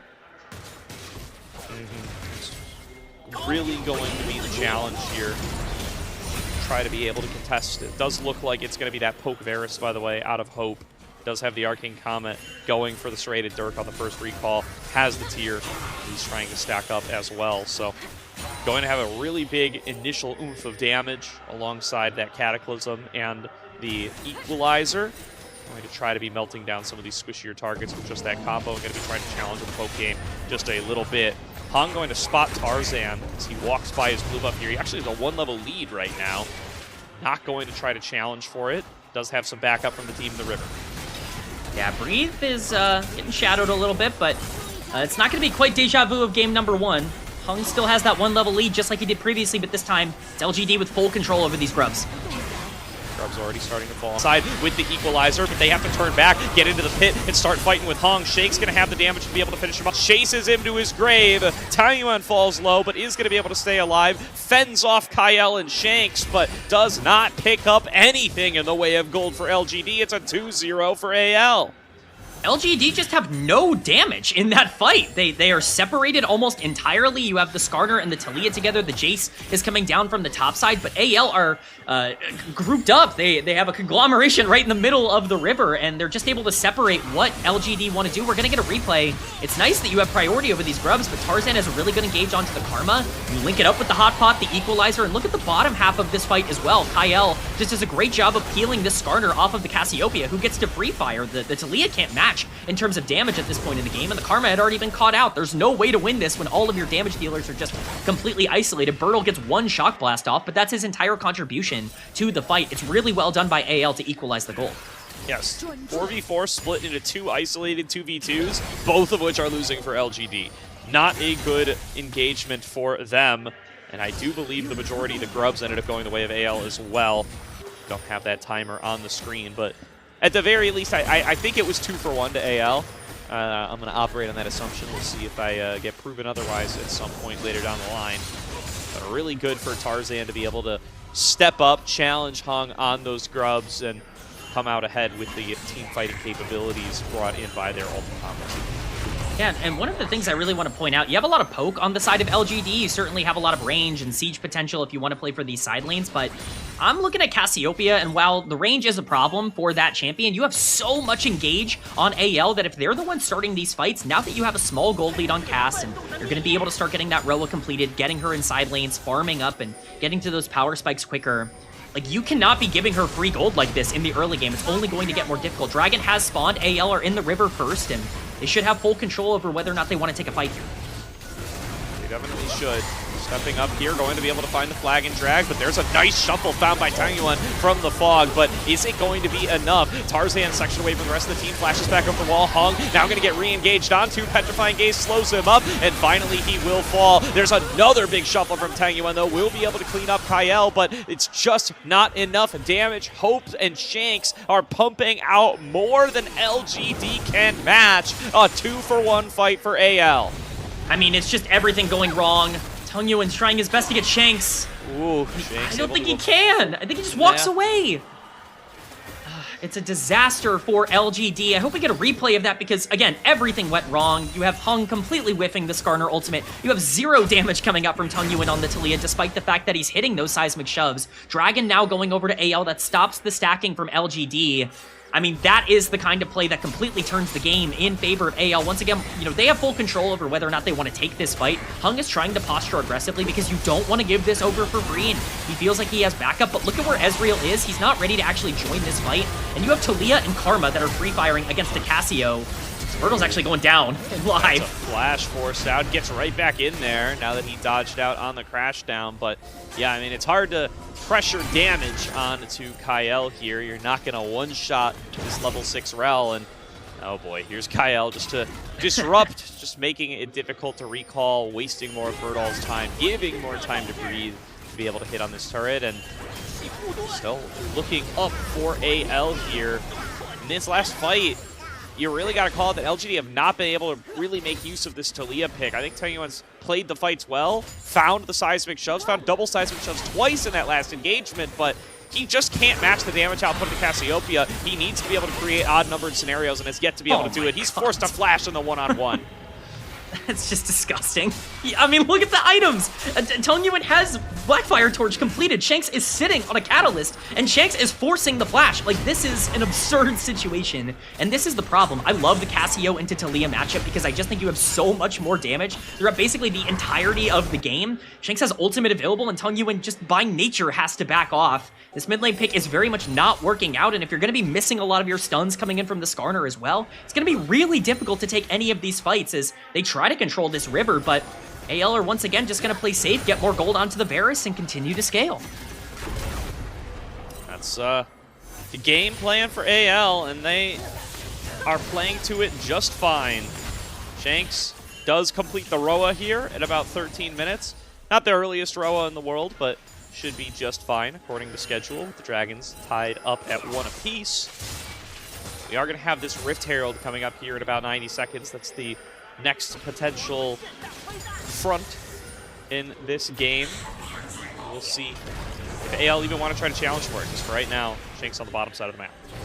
Yeah, through all this, Hung still is a little bit up in terms of XP, about half a level instead of the full level that he was earlier, but does still have a small advantage. Kyle trying to get as much vision as he can around this river, but it's just to keep Shanks safe. There's nothing that LGD can fight for right now. They're walking around as a death ball and just running into the river. They're not really accomplishing much with this 500 gold lead that they have, and that gold lead is almost entirely on the Ezreal, and while that's going to be effective, he's not really been in any of these fights. When you look at all the engages that have happened, it's Hung, it's Crisp, it's Taiyuan, and they have to make sure that they can get Xiaoya a little bit more involved for some of these plays moving forward. 30 seconds roughly on this Herald spawning, and I imagine this is something AL is going to want to fight for again. I would also imagine this to be the case. Breathe pushing up on this top side. Birdall going to find himself a way on in, and is going to be able to push Breathe back underneath his turret. About half HP, but he will be fine for right now. Rift Herald, again, coming up here any second now. Would be certainly nice for LGD to be able to pick that up if they can. They have to control side lanes if they really want any chance of being able to play this game, and you're hopeful that obviously they're going to be able to set up properly around some nice wards and to have some nice vision control. You see Taiyuan at least pushing out the side wave for now. It's actually going to be Breathe that ends up matching that with that teleport available, so it's going to be at least a little bit of control in favor of LGD because they have that Weaver's Wall. It's just what can they do with it with both junglers on the bot side. Well, they do manage to chunk Xiaoya out a little bit here. Hope finding a well-placed arrow there. And now here comes... Actually, never mind. Thought they were going to go for a little bit of a play here on towards Shanks, but Chris going to try to recall, get himself interrupted, and they are going to move away from that Herald for the time being, instead perhaps paying some more attention towards Dragon number 3. I mean, that's another thing, is Dragons have been very crucial, I'll just say, in the series up until this point. Tarzan showing that with the bot lane priority, this invade. Keep an eye on Birtle, he's wrapping around here. Missed the Shock Blast, that could have been very relevant. Pulling away that blue buff, Tarzan finds it anyway. Chases it down, smites it away. Little mental advantage going the way to AL here. And Chris was forced to flash. It's another win for AL. I mean, they're just getting things for free. LGD is posturing way too aggressively. They're looking for Breathe, but he's respectful. He's backing off, and Tarzan gets the blue buff. They get Karma Flash. They get the Crab. Dragon is spawning. They have priority over River. Hope is getting a free wave mid and pushing that in. They have full control over this map right now. AL are just getting everything they want. Tarzan pulling up around the top side, does move away from the Dragon, gets the blue buff and the flash, and now just says, hey, time to put pressure on a Tiny One who's going to be forced to Weaver's Wall defensively. That's the first Weaver's Wall of the game here, K-Man, and it is not accomplishing what you draft the Taliyah to do. Well, let's not forget the Weaver's Wall in the fight earlier to try and kill Shanks after the fight was over, and failed that one as well. Breathe is going to be a bit of a target on the bot side here, though. Try to make the cross map, does his best to clear out the wave with the equalizer, but maybe forced to flee and not being able to clear out the wave fast enough. Does get the flashback away. The turret is doing so much damage to Hung. He's finally going to be able to create the space to get away, but Kyle locks him down underneath the turret. One more shot finds its way back out of Birdall, and it's a 1-for-1 exchange. A 1-for-1, but it's a proactive play from LGD. They needed to make something like that happen on the map, and I think it's a good call. It's well done by Kyle to at least pull some gold back. Birdall, in particular, being the one to die there is really not ideal. You want him on the map trying to pick up some of this gold, but at the end of the day, it's going to be that traded for the Herald. They did give over the Dragon earlier, and so these objectives are getting a little bit murky, but it's definitely going to be some more gold into the pocket of AL from the Herald eventually. For now, we get a replay of this dive. Breathe does a good job to try and get as much damage down as possible. Crisp is just kind of sitting in the equalizer for a majority of that play. Kyle is able to keep Birdall under tower with the ultimate. It's a good trade back 1-for-1, and again, Breathe does a great job to maximize his damage there, but AL now has a 1.5k gold lead, and they have more to take on the map. This is very, very scary right now for LGD. Yeah. Really good move from Kyle there to be able to snag him in that Magnet Storm, guarantee that he'd be held into the turret, and really hose LGD on that dive. And of course, in that same moment, the Rift Herald did go over to AL. We now see that it was 2-for-1 for grubs for LGD, by the way, so they do have that faint grub advantage if they are able to actually get some time to push in the side lane. But as we saw with that dive, opening up Birdall to play dominantly in the one-on-one has not been a condition they've been able to create so far. Hung. Oh, Crisp?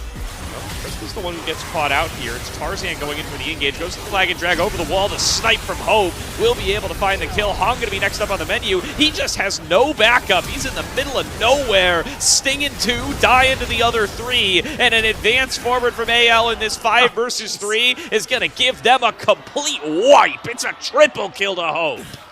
A triple kill for Hope. The Herald's going to get dropped in the mid lane to take this tower as well. That's even more gold going into the pocket of the Varus, the only champion that was in a bad state coming out of the early game. I know that you can look at a game state and you can see a 500 or a 1k gold lead for LGD. You can see that the map state's okay. This was always going to be in AL's hands. They have played this map so well so far, and they're just capitalizing on every single one of LGD's mistakes. That was just the piece de resistance on top of what has been a lot of really good plays for them throughout this mid-game. As Tarzan just goes over the wall here, Crisp once again just without vision. And that's been a huge issue for LGD in both of these games. We incentivized it in game number 1. It's definitely been a problem here in game number 2. The moment you take down that Karma, it's a great stun from Hope. Hung is completely disconnected. Breathe is 2v1ing on the back end of this fight, both of the carries as well. There's just not really a lot you can do. LGD don't have enough damage at this point. This is the part of the game they're supposed to be the strongest, and they're just getting outplayed. Yeah, I mean, Breathe TP's in there, takes the attention of 2 members, cuts off the path of approach from Birdall, and leaves Hung completely out to dry. This cannot get anything done there. Really clever flank there from Tarzan, taking advantage of the blank spots in LGD's vision. And that was a back-breaking team fight. AL find themselves up 4,000 gold now. Look, we wanted to see this version of AL. Even in game number 1, we were hoping, we were praying to actually start to get a more consistent version of this team. I think they've played this game incredibly well. They've set themselves up as strong as they can possibly be. Baron is on the map. Dragon is spawning in a minute, but it's not something that I imagine AL is going to prioritize super heavily. LGD doing a good job to at least get some vision down, but they have to be super careful here. Tarzan is immensely strong, and I know we don't have the graph up on the screen, but Shanks is up 2,000 gold right now on Cassiopeia, and that's probably the biggest threat you can have in this game. Yeah, definitely. And I mean, he's still scaling up, right? He just finished his Seraphs. Yeah. He's going to have the fully stacked Roa in a couple of minutes, but he's not even peaking yet. He's got a little ways to go, and things are not looking up for LGD here. They need to be able to kind of find a pick. They need to be able to chain CC. They need to be able to attack with a numbers advantage, and they have just not been able to do that. I mean, I know I'm harping on it. I don't want to bring it up too much, but man, the vision control out of AL has just been immaculate, and it's been terrible from LGD, and I think that really has been a huge difference in this series. LGD finally starting to commit to at least overloading to secure these wards, but it might be too little too late. Breathe and Tarzan are looking right now, and you can't really be caught out as these low mobility threats as this dragon spawns. Kyle approaching from the mid lane, but not going to find his engage angle quite yet. Shanks is going on a deep flank on the Cassiopeia, though. All the members of LGD grouped up on the bottom side of this river as they want to see if they can get themselves onto Soul Point. Kyle spotted on this ward. Myrtle and Tangyuan going to be able to fend off that potential angle of approach, so AL going to have to take this front to back. Sting comes through. Smite is successful for Hung, but he's once again cut off, this time by the Equalizer. Nowhere for the Scorpion to go, and he will be melted down. Now they get the knockup onto Birdall, chasing onto him, cutting apart the members of LGD, taking on each member one at a time, and now they engage 5 versus 3. Xiaoya locked down for Kyle. Hope is able to finish off Tangyuan. Crisp is the last one standing, caught between a rock and a hard place, and he's gonna fall down to both of them. Shanks cleans up the ace for AL. It's just beautiful from anyone's legend. They continue to decimate and dominate the game. Pings are going down onto the Baron as well from Tarzan and from Hope.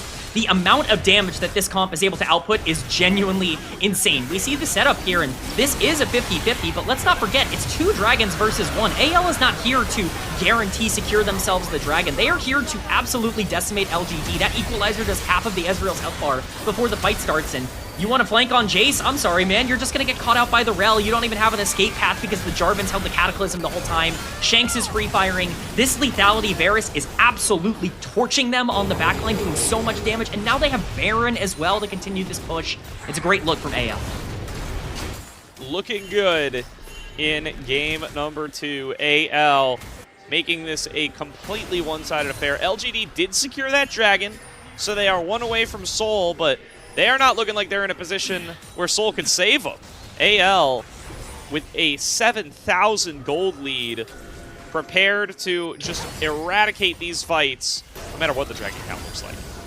Yeah, Birdall's going to have to run away from the wave on the top side, and if there's a Dragon Soul I don't want it to be if I'm LGD in this game, it's Ocean Soul. It's really just not super helpful when you're the poke comp and the enemy team bursts you in 2 seconds. It's not a lot of healing coming through, or time for healing, I should say, in these fights, as the Baron buff is being used to take down this top lane tier 2. Hung Yuan's going to try and get something on the bottom side of the map as this Talia, but they're just going to lose so much for this on the top lane. They are guiding their Baron minions in, taking inner turrets. Now looking to threaten on towards the inhibitor. Fang Yuan just completed a recall. Hung holding mid lane up against Tarzan. Interesting positioning here as Hung is looking for a flank, but Tarzan watched him move in here, and the rest of AL are just coming in from the top side. This is going to be the fight start off. Kyle gets a massive magnet storm onto 2. And we've asked it many times this series, but what is Hung doing? It's just absurd. I mean, Hung is just way too far forward. Tung Yuan and Crisp end up paying the price, but I wanted to see the Wombo Gordo, and I think we got the Wombo combo. We got the absolutely devastating Cataclysm into Rel ult, into Equalizer. All of Hope's damage coming through. The base is getting cracked open. Xiaoya is getting taken down by this Cassio, who has stepped up beyond all of her front line. The Ezreal's not going to quite take down the Rumble, but it is going to dissuade them. The 9k gold lead certainly is proof enough of the fantastic play, and I think AL are going to feel pretty good about the situation they've gotten themselves in. They're just playing this so well, and quite frankly, LGD are not putting up too much of a resistance. No, not at all. Not at this stage. Birdall going to be able to pick up an objective bounty right here. Will get himself a fair chunk of gold. But these shock blasts have just been getting absorbed like they're nothing. Really wanted a more significant lead here, but has not been able to actually clean up any of the fights. 16-2 in the kill score will do that to you. AL now finding themselves with an incredibly powerful position coming in towards an attempted Soul. I mean, this has been a problem that LGD has had all year long. We're going to get the cinematic replay of this, the Cataclysm, right into the Rel engage, and there's just nowhere to go for these immobile carries. The damage from the Varus just absolutely obliterating them. Hung just has to sit back and watch the fruits of his labor tear apart his entire team as AL continues their push. Their Baron buff has expired, but that certainly doesn't mean their combat power has. No, not at all.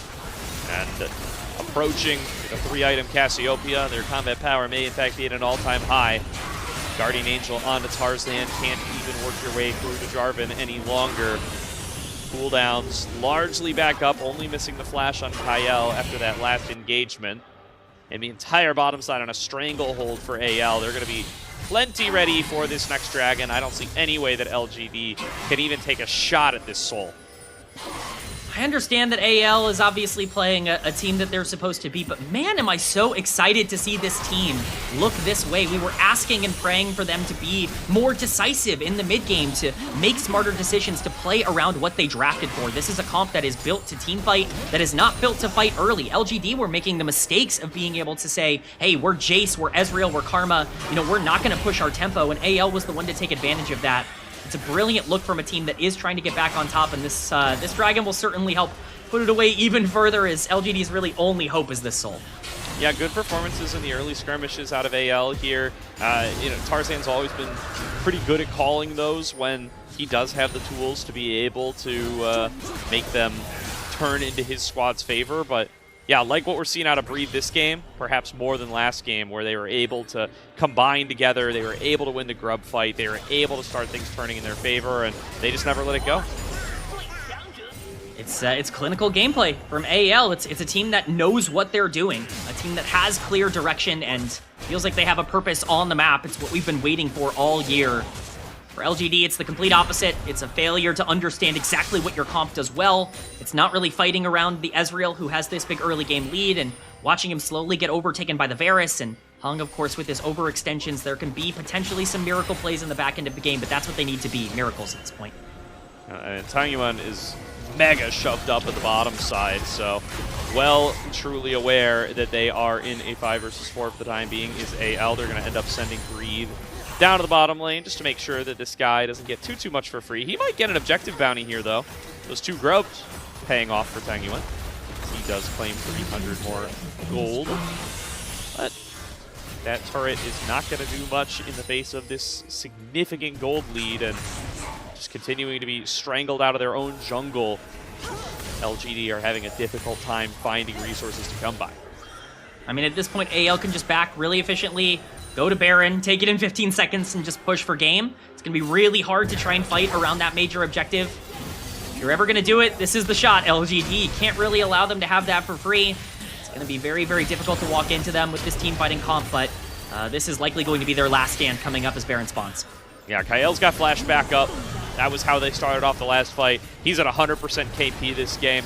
He's in a position to continue to find and execute on beautiful fight angles for AL. And you mentioned it at the beginning of the night, him getting to be back on these kinds of primary engage, a real positive sign for AL here. The fact that he could be on this rel, threatening to pull the trigger at any moment, really, really feels good and comfortable for AL in comparison to how they've had to play the game throughout a lot of this year. It definitely looks like it's made a massive difference for AL. They've looked so much more active, so much more decisive. Kyle is such an integral piece of why this team was able to find so much success over the course of last year.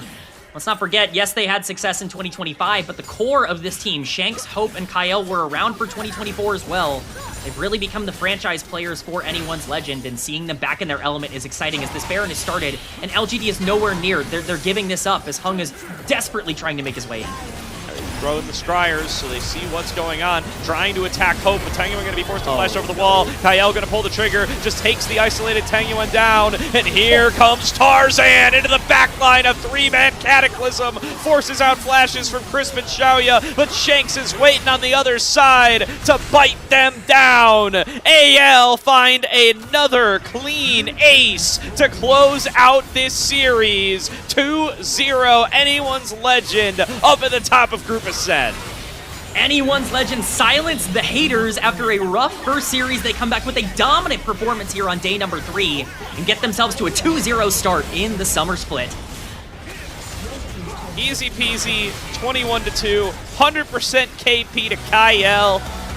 Give that man his flowers. He's back on Engage, and that is exactly how AL like it. A great showing from them in both games, especially game number 2, where they just get to flex everything that has made them a fantastic team over the last 2 years. I mean, it felt like classic AL. We've been sitting here all split long, all season long, talking about how, AL just feels different. They don't feel like the same version of themselves. They're not quite as dominant in the mid game. They're not really making the right macro calls. And, we've talked about a lot of, factors for that. I think generally a lot of people have gravitated towards the coaching staff and a lot of the changes that have happened in the offseason off the rift with Tabe going over to JDG. To me, something I've pointed out consistently, this team's been out of meta for months leading up into this year. They have not wanted to play Karma. They've not wanted to play Lulu. That's not my AL. They want to play Rel. They want to play champions like this. They want to play Rel, Jarvan, and just pick Cassiopeia and enable this, enable Shanks to be in as good of a spot as possible. That's what they did here today, and it looked as dominant as we've seen from them. Certainly did. Really, really strong stuff, and gonna give you hope if you're an AL fan coming in towards the rest of this season that they can get back to the form that they showed at their peak last year, back when they had Tabe still as coach, get themselves a potential LPL title. Certainly a strong Worlds performance, getting to get a little bit more international props under your belt. As you mentioned earlier in the night, this is not an org that has historically had a lot of success. They don't have that big story, international history, the way that some of the other organizations in this league do. And they would love to start building up that trophy case a little bit more while they have this lineup. Their first ever international tournament was last year as an org. So, like we just have to keep reminding ourselves. We feel so comfortable with AL because they were so good throughout all of 2025. The expectations grew so much for this team that, they don't have this history of being what, a lot of these other orgs have been. Even a JDG or, a BLG has certainly started to establish their own little resume after also not being a great org for a very long time. Like, this is a new era of the LPL, and Anyone's Legend looks to be an org that really wants to cement their spot, not just as a team that was good for a little bit and then kind of lost momentum. No, they want to establish a perennially good team that they can continue to build. They've made a change on the top side to keep that going, and at least in this series, it looked pretty okay. No, absolutely. They're still got their main core together, and their main core still driving how they want to play the game. And I mean, this is just a clean one across the board here. A really great job enabling these carries, which has always been the name of the game for this team, right? Tarzan and Kyle know how to play the map, know how to set up these favorable plays. As we mentioned, Kyle comes out with 100% KP, Tarzan comes out with 100% KP -1. He missed out on one of them over the course of the game. Although now that it says 90%, makes me think he may have missed a second one at the end of that fight. Maybe somebody died out of range of the Demacian standard or something. We don't have to worry about that too much. The point being, these two are the driving force behind every team fight, every skirmish, every engagement. And Kyle and Hope, they do their job, or sorry, Shanks and Hope rather. They do their jobs. They're in the right positions, and it's a pretty easy job to do when you have these guys setting up for you. Look, I've been flamed a lot online, Gordo, over the past 12 months for saying this about a good Anyone's Legend team, but this team is built through Tarzan and Kyle. Shanks, Hope, they're good players. They certainly are able to, separate themselves. They are great executors in the back end of the game, especially Shanks, who is very stable. But this team goes as far as Tarzan and Kyle go. They are the two best players on Anyone's Legend. They are the two most important players on Anyone's Legend, and they showed up here today. Kyle looks so much better when he gets to play these champions, and I just think that one full split of this, the expectation for AL is like, we'll go to Worlds and see what can happen. This team was the #1 seed in the regular season in Split #1 when it was also an Engager meta. It only became an Enchanter meta in the playoffs of Split #1. That's when AL started to fall off. We are now back into that same meta that they already found some success on, that they were already, finding their good form in. Their new top laner is pretty aggressive. I don't think he had too much of an impact here today, but Tarzan and Kyle were so good playing these, champions that they become so comfortable with. If they play anything like this, I mean, this is a team that can compete to win the LPL, especially with some weaker teams near the top of the standings right now. Yeah, and that's what is on the mind here, is just how far can this AL team go? Can they reach back to those higher highs? So far tonight, up against an LGD team that has just made its first appearance in Group Ascend for the year. Certainly looking like they can. Excited to see them as they continue to face off against some of the other big contenders that we are keeping in mind over the course of this split as time goes on. It's going to be fun no matter what, Gordo. I mean, we've got ourselves a banger in the LPL. We thought it was going to be simple. We thought it was a one-team region. It's definitely not. AL have re-emerged as a true contender, and we've got some more fun games left today. AL's probably not the only team that's going to be, looking at some of these results, hoping and praying that they can turn some success. JDG is right up after this. They suffered, of course, a loss to AL, and it's going to be interesting to see how they rebound in just a couple of minutes. Yeah, certainly. It is a triple game day, so there is plenty more to check on out. Hope you all are going to stick around for it. We are going to throw it to a break here. We're going to hand things over to Grapes and Melvin. We're going to take you through the second series of the day. But still, stay tuned. There's plenty more LPL action. We'll see you guys after this.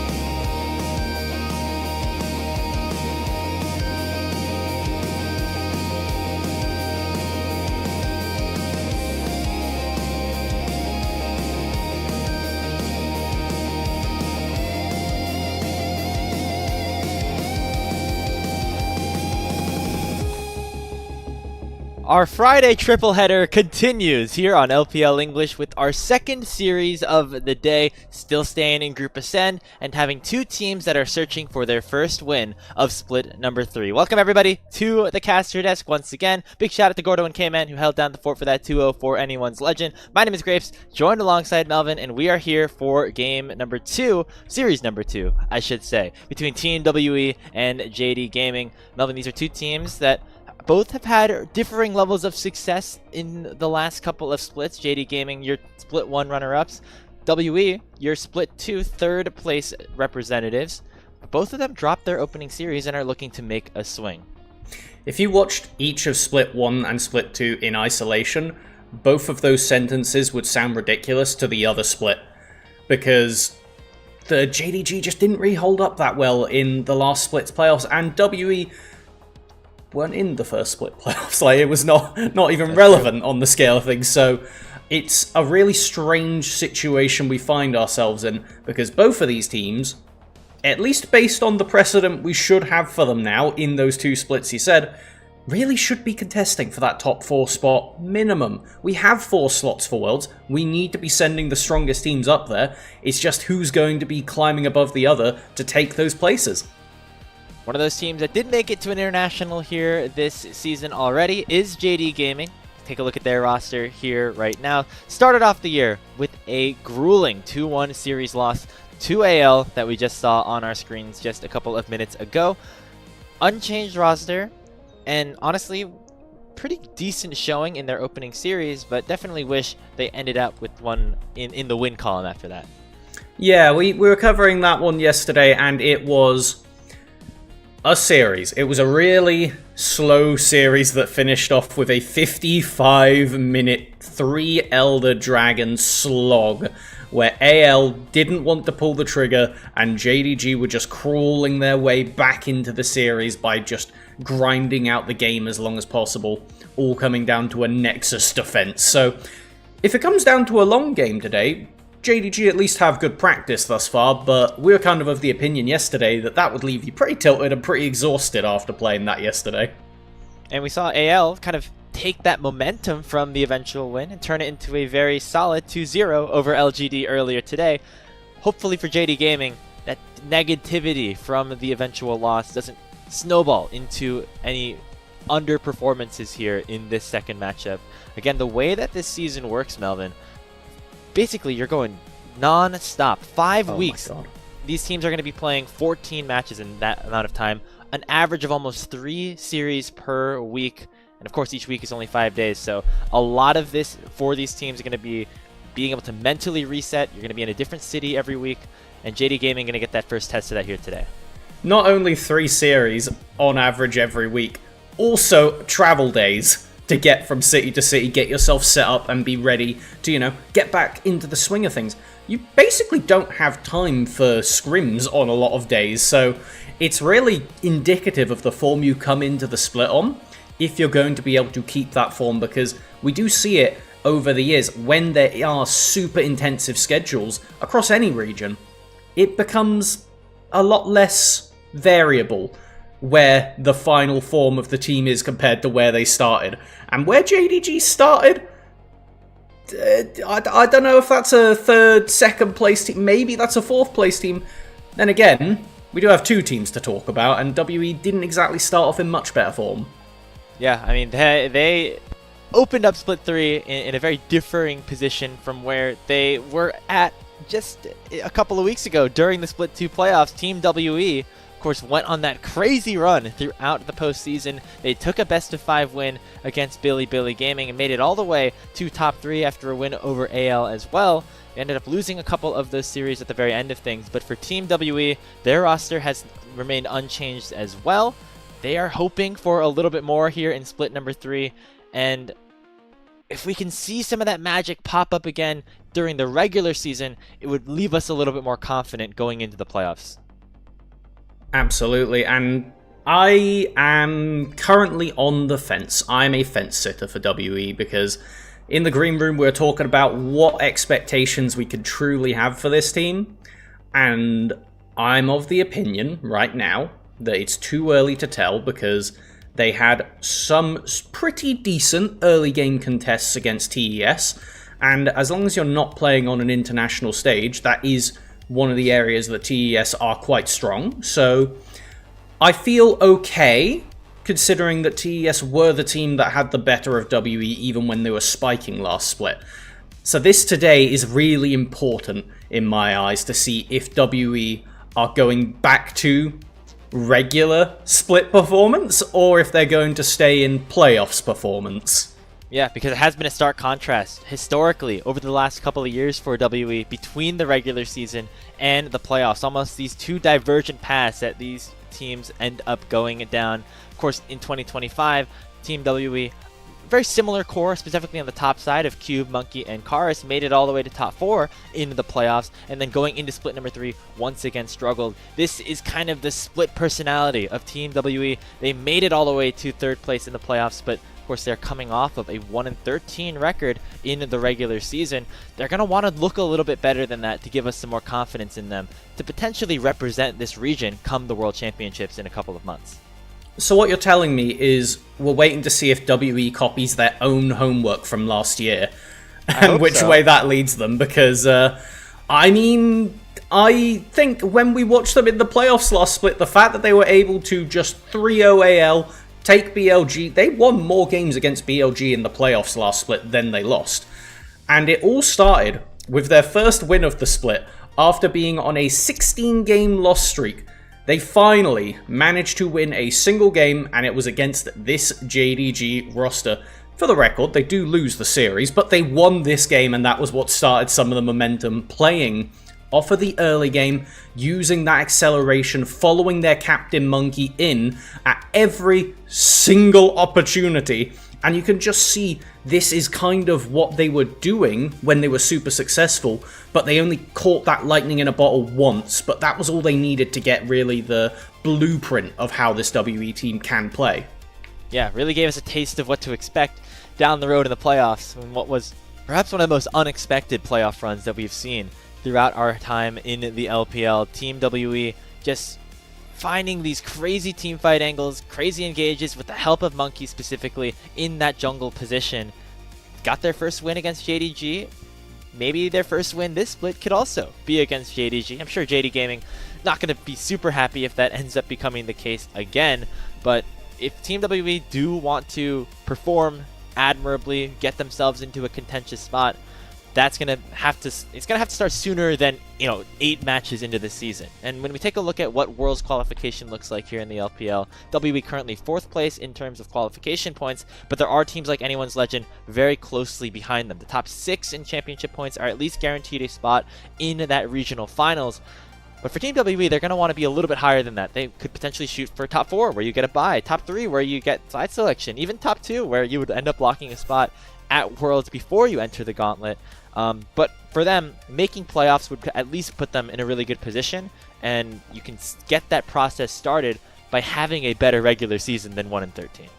Yeah, we were doing a bit of napkin math, and outside of the opportunity of some team like IG from Nirvana to surge up and win the split, which, again, does not seem likely, but outside of that, if WE makes playoffs, they are pretty much guaranteed a chance to play for a world slot, regardless of where they end up hashing out in that kind of top 6 area.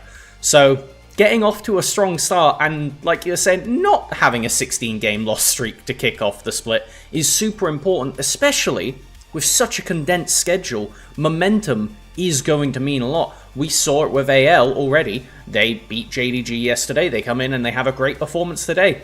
Both of these teams are coming in off of losses, so one of them will be turning around their luck.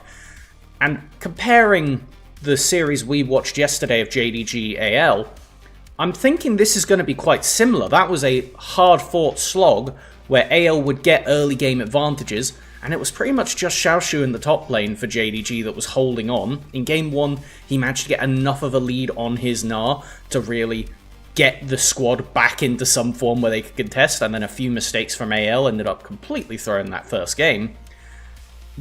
But WE are quite similar to AL in the fact that they want to face off in those early game skirmishes and constantly put the pressure on. And that's where I think we could see some similarities to yesterday.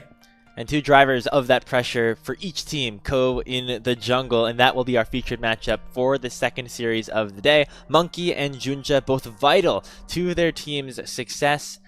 When Monkey is online, WE look like one of the best teams in the LPL. Same can be said for Junja, who really turned it up in the Split 1 playoffs and was a big part of the reason that JDG made it all the way to first stand. Absolutely, pulling out crazy things like the Warwick, and just overall having a super consistent form. And in a region like the LPL, if you can have a consistent jungler, that's why we see successes from people like Kanavi historically, people like Shun, people like Tarzan. If you can hold your team together and be that glue that compensates for some of the, let's call it volatility, that we often get, then it pretty much is all you need to push yourself to the top half of a split, if not the top echelons of the region. Because I'm not saying that like it's easy, for the record. It's definitely not easy to be everywhere all at once. And yeah, Monkey is such a big part of how this team is able to win games. A lot of it comes in the early game, of course, and I feel like sometimes we see it come back and bite them a little bit. I remember the winners finals that WE played against Top Esports. Felt like Monkey was pressing just a little bit too hard, going for plays that certainly he knew were not going to end up successful, going for these crazy dives and just kind of flipping at random moments. But you know, you kind of gotta live with the bad moments in order to get the good moments with Monkey. Similar things can be said with Junja as well. Is a bit more of a volatile player in his own right, and a lot of the times that can be good. He's been very good at things like spite fights, for example, throughout his time back in the LPL. Him and Honkyu, of course, a notable duo that is continuing to make strides here as they enter the back half of the 2026 season. Yeah, pairing up a lot of utility picks from last split, those two were kind of like the main thing that was keeping the team going, getting those resources in the mid jungle, and then just chucking them at the side lanes. Because Gala, big name, has kind of had some slumps this year, but overall we know for a fact if you give him the ball, he can carry it. Just needs to really get into that accelerated position, and that's when the Ziggs in the room needs to come up, because we've been seeing some mages going around, and that has been mixed success so far in Split 3. It's been interesting to see how teams adjust to that bot lane meta, to just the changing meta that we saw at MSI specifically. Things like the mage bot lanes are certainly available for Gala and about, but we know that they also very much like their marksmen down in the bottom side. As we get ready for, again, this matchup between Team WE and JD Gaming, each of these squads looking for their first win of the regular season. We start off our walkouts with Team WE, looking cool, calm, and collected with Monkey at the helm as per usual. It's been interesting to see, Melvin, a player like Monkey, who was more of a younger player in the past couple of years with teams like EDG, really evolve into a leader for this squad. You know, the bot lane in Arhan about very young. You have, well, you know, some other veterans on the top side with Cube and Karis, but Monkey really is the big person that is going to make a lot of these decisions for the team. And like we've said so many times already just today, if you put your faith in Monkey and he's able to get it done, you pretty much got the game in your pocket. But you are investing in a volatile style. You are saying, alright, how about you just go invade level 2? You flash over a wall on level 1 to just start hitting enemy red buff as Trundle. These kind of crazy starts to a game that we're going to need to keep an eye on which one of these junglers gets the better level 1 skirmisher, because I would be shocked if we don't get some craziness straight out the bat. Would be a bit out of the ordinary for what we are to expect from these teams. As we see them take the stage, I should say, in Shenzhen. Each of them have another matchup, I believe, later on in the week. That is, again, just the nature of this chaotic schedule. WE are going to be right back onto the Rift tomorrow. I think JDG either have a matchup on Sunday or just early on to start off week 2. Regardless, it does not stop, especially here in Group Ascend, where these teams are churning through a double round robin. We'll see these two teams play again in just a couple of weeks' time, but this is a really good litmus test, I think, Melvin, for both of these squads. Can WE kind of recreate some of that magic that they had in the Split 2 playoffs? And on the other side, can JDG bounce back after what was a pretty devastating loss yesterday to AL? Oh yeah, and again, I'll bring it back to Gala, because on the Sivir, in that 55-minute 3 Elder Dragon game, there were so many moments where he was nearly able to carry it, but just some minor execution things, some excellent play from AL as a team to make sure to shut down Xiaoshu on his Jace, who had been the thorn in their side all series. It's going to be these two carry players in the top and bot lane from JDG that need to push it over the line. And then on the other side, it's about if they can pair up mid-jungle, get Erha on the map with something like the Camille potentially. That's a support we do need to keep our eye on as we're getting ready for the draft. And accelerate the game out of control to a point where JDG can't hang on. Because when JDG were able to get the upper hand of AL yesterday, it was when AL wouldn't keep pushing the game. They would just stall and just wait until Dragon fights. WE, I'm not going to say I have faith, but I do thoroughly believe if the opportunity to pull a trigger is on the table, they are pulling the trigger. And that could make the difference between losing to TES and winning against JDG.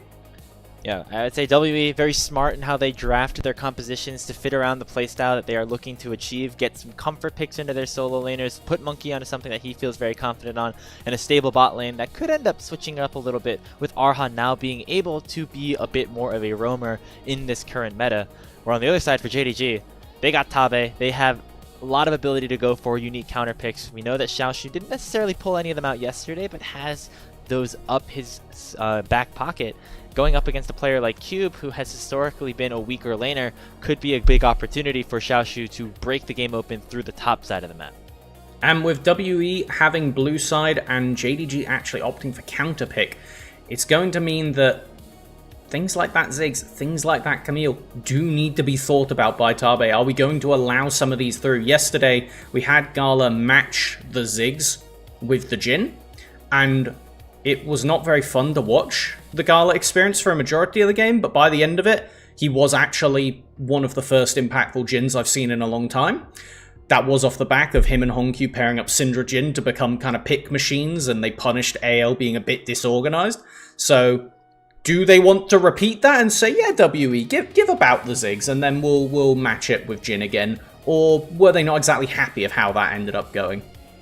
We'll see. The bot lane has continued to be a very interesting point to look at in pick ban throughout Split 3 here in the LPL. Let's get things started with the draft of game number 1. As you mentioned here, Melvin, JDG opting for counter pick. That means that potentially one of those solo laners like Xiaoshu could get a good opportunity to play one of those maybe more unorthodox picks. Seeing more standard bans across the board though. See the Orianna, the Naafiri, the Ezreal taken away from JDG. Things like the Cassio and Syndra also flexible to the bottom lane. We currently have the Jarvan and the Nocturne as two of the big jungle power players still on the table. With the Orianna gone, it means that the Nocturne's a bit less incentivized, but also you're very rarely going to ever see both of those champions let through at the same time. Usually we do get Orianna and Naafiri paired up. That is a strong option to immediately slam for Hongq if he's going to just take it to match the Rise. Technically a flex. We have seen it play 3 roles this split so far. That one, we have only seen 1 role so far, and it's probably going to be Vampire locking it in, which does line Gala up for a Ziggs game. Will WE opt to try and take that away? We haven't really seen much Camille with a non-mage thus far. Camille top lane always still in play as well. Xiaoshu, I don't know exactly his historical pick ban on that champion in the win rate there, but definitely is generally a champion that players in the top lane know what they're doing with as well. Would love to see Vampire pilot the Camille though. It would be really fun to see a player like him get that opportunity. Still some flexibility available for JD Gaming's composition. WE going to follow things up with a Rumble. They are looking much more towards comfort here in this first game. And I would be incredibly surprised if we don't just see a Jarvan picked up next to it. If you get the Hotbot duo, you take the Hotbot duo. That's kind of just the way it works in draft. I could maybe see pivoting to something like a Xin, but I don't see much reason not to. You're having a mobile mage on the enemy team. Doesn't matter which role that Anivia's playing. I want to see them Cataclysmed. I want to see them toasted. This is a different option. Actually just looking to take away the Varus. We've seen that as lethality quite a few times thus far. It matches the mages in a way that you can still be poke and play at long range. But I don't know if I'm the biggest fan of just slamming a mobile ADC into Camille Anivia, even if it will be playing at long range. I'm not sure if I'm happy with that when Ziggs is on the table. Yeah, Vampire's feeling pretty good about his target availability here so far through this first phase of pick ban. Cassante here to round out our first phase of this draft. Most likely signaling a mid lane Anivia and a support Camille. So not a ton of flexibility options left available unless we get really weird in here entering the second phase of bans. Could always happen. Haunting prospect to think about the Anivia bot lane with Camille. You know, you could put down the wall and she could hookshot off it, but no. More realistically, I'm expecting to see a Jarvan ban next from JDG at the moment, but opting to say, alright, let's get Xiaoshu a safe pick into the Rumble, considering you could just ban away the Ornn and the Cassante here, as we do actually see WE banning away the Jarvan, which, I mean, it would work nicely for them as well, but I wouldn't say it's as coherent stylistically. We do see the Vayne knocked out on the weird chance that we see this Rumble flexed to support, which I believe is something we've seen Erha in particular do. I would need to double check that. We've definitely seen it move to support before, though. Puzzling that they're really confident in that. Maybe they saw something in a scrim or something or other that would have led them to believe that. Arha, former mid laner in the LDL, so definitely has the ability to play the more mechanically minded champions, but of course not going to be the Vayne this time around. See what JDG want to lock in here. The Vi gets a really nice dive buddy alongside the Camille. Junja and Vampire could be a very powerful mid-jungle support duo impacting the map early here. And leaving it all up in the air for Gala, I mean, I joked about the potential of an Anivia Camille bot lane. Currently, that is still on the table. We haven't seen any indication that they're worried about Gala having a pick. The Ziggs is open, and I think WE are kind of just planning around that at this point. If you have something, I would prefer the Nautilus if you're expecting it, that can jump onto it. Okay. That's a solution. It works nicely into skirmishing the Vi early. It's very good at shredding the Cassante when he is kind of being that frontliner, so don't mind it, but I do think right now WE are kind of lacking for that reliable hard crown control. I wouldn't mind a Naut or an Alistar now at this point, just something that can disrupt the dive of the Camille and the Vi, and then allow the Trundle to shred them with the team. So yeah, that's pretty good. I think either one would have worked pretty well, but it will be the Alistar locked in for Arha. He's going to get an opportunity to roam around the map just a little bit. And Monkey, a player that really has prioritized this Trundle throughout the last couple of years. One of the first pioneers of this pick back in 2025 Split 2. Final lock-in for Gala, going to be that Ziggs. Ziggs Camille, a very common iteration of this mage, plus more engaged, more roaming support style. And Gala is a pretty good Ziggs player, so I think all in all, a good draft so far for JDG. I'm still honestly a little bit shocked that WE would just leave the Ziggs open the whole time and not force Gala to play a different mage bot laner, considering he's really only shown that killer instinct proficiency on the Ziggs. He's played the Mel, but not very well. The Kai'Sa is something that I was getting a little excited about. I was excited. I was like, oh boy, Gala, Kai'Sa, and it was stripped away from me immediately. So maybe in Game 2, but this is kind of what we've seen for the LPL wider drafts, is Game 1 there's mages, Game 2 probably not. So, and I say mages, Ziggs and Syndra are really the only two that get that kind of credence.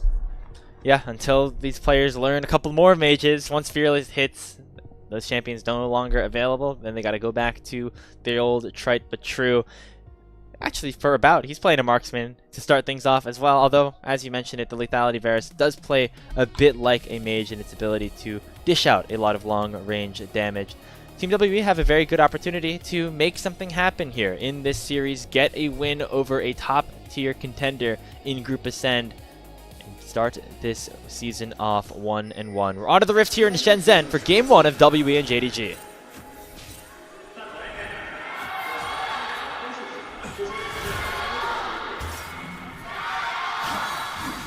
Look at Monkey. Already seeing an early plays. Arha goes for the flash, pulverize. Hongq getting ticked very low as Monkey goes in for the flank. They're going to pop the egg. They're going to get a kill into the hands of this Trundle. Team WE off to the races here in game number 1. They force a flash from about on the other side, but Monkey's going to be very happy with how this early game has begun. Good flash from about there. You really don't want to be having to TP back to lane this immediate, considering Vampire's just going to look to do that again in a few seconds. But that was the thing we talked about before the draft actually got underway, that whichever one of these junglers gets a stronger level 1 champion, expect them to do something. Was I thinking it would be an invade, rather than catching Hongq in the mid lane? Yes, but a really good set play from WE. Gets their jungler off to a lead, didn't even have to burn the Trundle's flash. Yeah, if anything, it was JDG going for perhaps a bit over-aggressive of an invade, knowing that they had the weaker level 1 in terms of the damage that each jungler was able to provide. Trundle with the Chomp, one of the most powerful champions just to duel early on in the game, and he clearly showed it there. And again, as we mentioned, Monkey on this Trundle really was a pioneer on the champion back about a year ago, and now he gets his hands on it once again in a very good situation, I would say, for this pick. And considering you're now an Anivia without Egg, without Flash, and I'm pretty certain also without TP, it's terrifying to have to push the wave up. So I think this is really good by Hongq to just try and freeze the wave, keep it pushed into him, and make sure he's not extending really past that midpoint. We have reached the typical roam timer of a Camille support, who is now top lane. At level 2, because that's what the meta kind of requires at this point. We saw Xiaoshu go for a proxy, then going to rejoin Junja around the enemy blue buff. Cube's going to be forced to jump back in here. It'll be an unofficial 4v3 around this blue buff. It's already secured by Junja, but now Xiaoshu could be in trouble. Monkey flashes after the Cassante, will be able to get kill number 2, and now Arha has arrived to the fight, finds the knock up onto 2, and Hongq does not have that egg any longer. It's an early killing spree here for Monkey as that Troll King is feeling good. That is what we wanted to see from WE, and it was the thing that TES did a really scary job of matching them early game. JDG, as expected from how they played against AL, weren't holding up that early pressure. They go for the invade, but again, you are just holistically weaker champions. If you're going to leave, you need to leave together. They just leave Xiaoshu out to dry, and now there's not really any counterplay. I mean, About is getting starved off of XP, but for God's sake, it's the bot lane role. Who cares about that currently? It's 2026. Taking a look at this, JDG felt like they were just able to brute force with their numbers, but Cube had a really nice trade onto Xiaoshu, and WE just target selected better. I think if they all walk out as 4 and Xiaoshu goes with them, maybe there's an angle, but Erha was on point with the roam up and kind of made the exit play impossible for all members of JDG. And the thing is, normally you want to be roaming at level 3 as a support, because now the XP limiter is gone. You can leave the support role, well, bot lane, realistically, and you won't be punished on, like, diminishing returns for XP. So you can leash a little bit off a mid, leash a little bit off the top. But the main gimmick is you leave at level 3, go, let your bot laner get solo XP, and then come back around 8 minutes, and you'll pretty much skyrocket up to level 6 off of catch-up XP. Erha taking a bit more lane approach, staying here and trying to guarantee About a bit more pressure in the lane, whereas Vampire doing the expected and being anywhere but the bot role. Why be in the bot lane when you can be anywhere else? It's been the new motto these days for specifically champions like the Camille support. Obviously it was popularized by some of the top tier players in the world, but now others picking it up like Vampire. Of course, Vampire on WE just a year ago, right? With these guys, Cube, Monkey, and Karis. Didn't end up making it very far in split number 3, and I'm sure both of these guys end up remembering that. Perhaps Vampire going to try to make sure that the same thing happens to his former teammates. I always love it when there's kind of a repercussion of all the roster swapping being this facing off against somebody who you've sat in a call with and played tons of stage games together. Karis being looked at by his former support, but not much to happen here if we're being quite honest. There is the Anivia wall hook shot combo that I've now said about 3 times because it's going to be really funny when it happens. It's not amazing, but it will be really funny when it happens. And both of these teams have kind of fallen into a bit of a lull. Monkey farming up a storm. He is getting quite close to an early Triforce. He is going to be a really terrifying troll at that point. And looking to try and get that level 6 point before rushing down the dragon or looking for further ganks. Vampire, though, maybe a bit far up. Even on the Camille. He thinks he's unspotted around Monkey's red buff, and he's going to be in for a rude awakening as Monkey will face check him and try to hunt him down as well. Hookshot going to get canceled and force the flash from Vampire. Now Junja's gone over the wall himself. He actually has level 6 before Monkey does, just based off of the farm that he's been able to generate. It means that he's going to be a-okay, as JDG have been able to stabilize things over the last few minutes. Junja did have to flash out there because he queued forward, attempting to keep a play going, but seeing Vampire immediately flash out was like, I'm going to get one shot by Trundle even if I am a level up. So losing the flash on the Vi does limit some of that playmaking, keeps About and Karis in particular a bit safer. We haven't really acknowledged top lane, so do you all do that for like 10 seconds or so before we go back to looking at Dragon?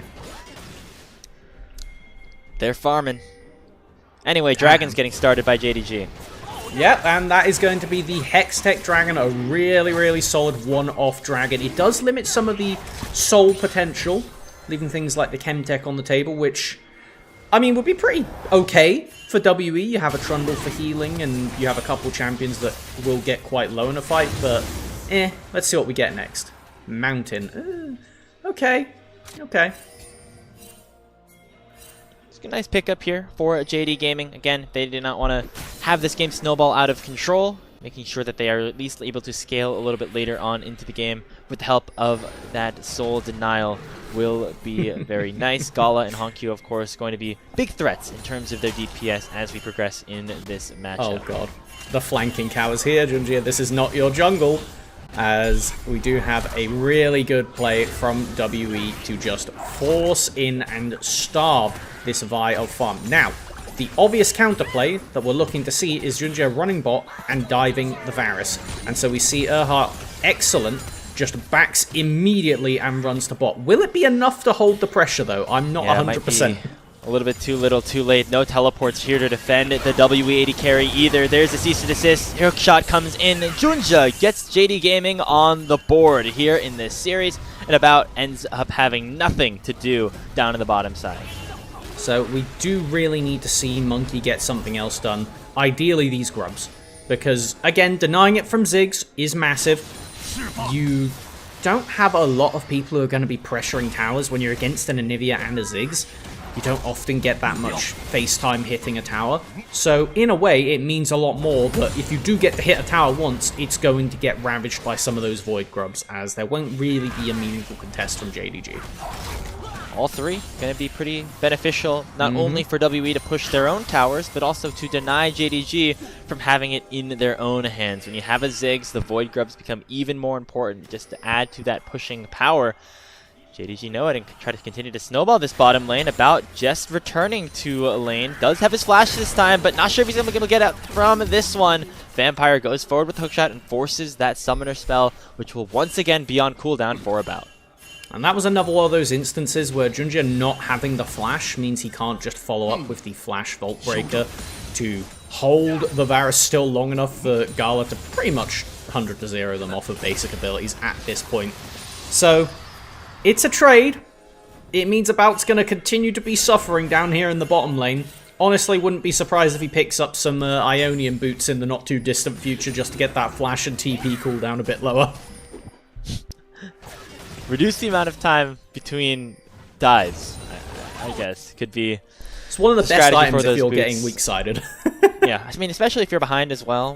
By the time you get to a couple items on the Varus, your goal is just to be a bit of a nuisance, right? Throughout those piercing arrows, poke, clear waves, and having that extra cooldown reduction could certainly help out. Vampire is still level 5 at the 10-minute mark in this game, showing you just how much he has been roaming around the map. Has been able to contribute to 1 kill, maybe looking for a second now on to Cube. Xiaoshu misses the Antofo strikes, and Cube's going to be able to clear this wave out fine enough. And Vampire just kind of going about his merry way here in the topside jungle. Yeah, it's one of those things where the Camille is definitely strongest relatively in the early levels, but once they pick up the Sundered Sky, they are quite durable, because between that and the support item, they basically get to be a 2-item bruiser way ahead of the curve. We do actually have about getting rotated up to top lane. I think this is WE trying to call for matching tower plates at this point, because we do have Gala just getting a free hit on the bot lane tower, so it's a bit of a weird play. If they don't 100-0 this tower, I don't really see the point, because, yeah, Tower's Gala's gone on the bottom lane, by the way. Gala's Yeah, going to he's- throw out a satchel, and it's going to be gone. Yep, that's first turret going the way of JD He's gonna Gaming, chunk who have the next taken one. the gold lead very significantly. WE feel like they're losing a lot for this play on the top side. Yeah, there's so many people there, which means the plates are giving incredible amounts of resists over. I mean, it's fine, but Honkyu's also going to be tapping on the mid lane tower, so it's whatever. I mean, it basically equalizes the... That's funny. That's really funny.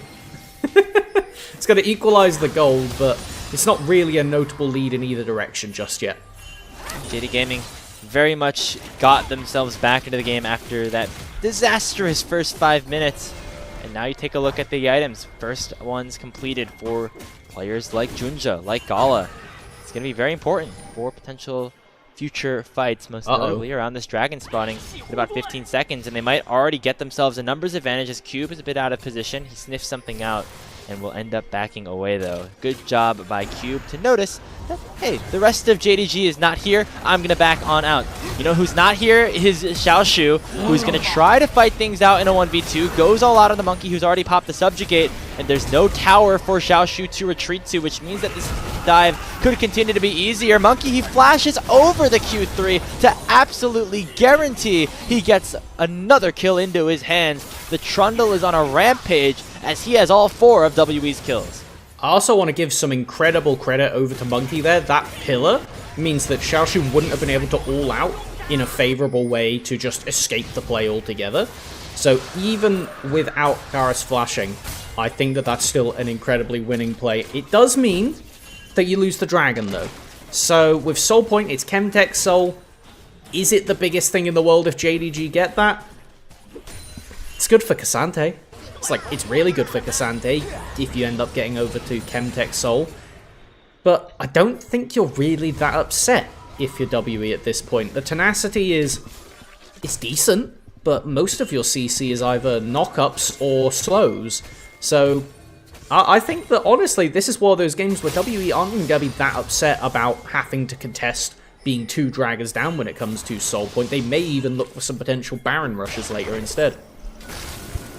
Now I'm happy for, if you're a WE fan, I'm happy that, your carries get, your captain, I guess, is getting the majority of the gold right now, but in terms of the allocation of resources, might not be the best to have Monkey have all 4 kills, when instead somebody like Karis could maybe benefit by having a bit more damage at this point. He's already chunked down to half HP, and Arha forced to pop the Unbreakable Will. Should be able to survive with the Glacial Storm, slowing him down. Vampire potentially looking for a re-engage, but no longer has the Hextech Ultimatum. Have the Herald spawning in 30 seconds, and both sides feel like they want to contest.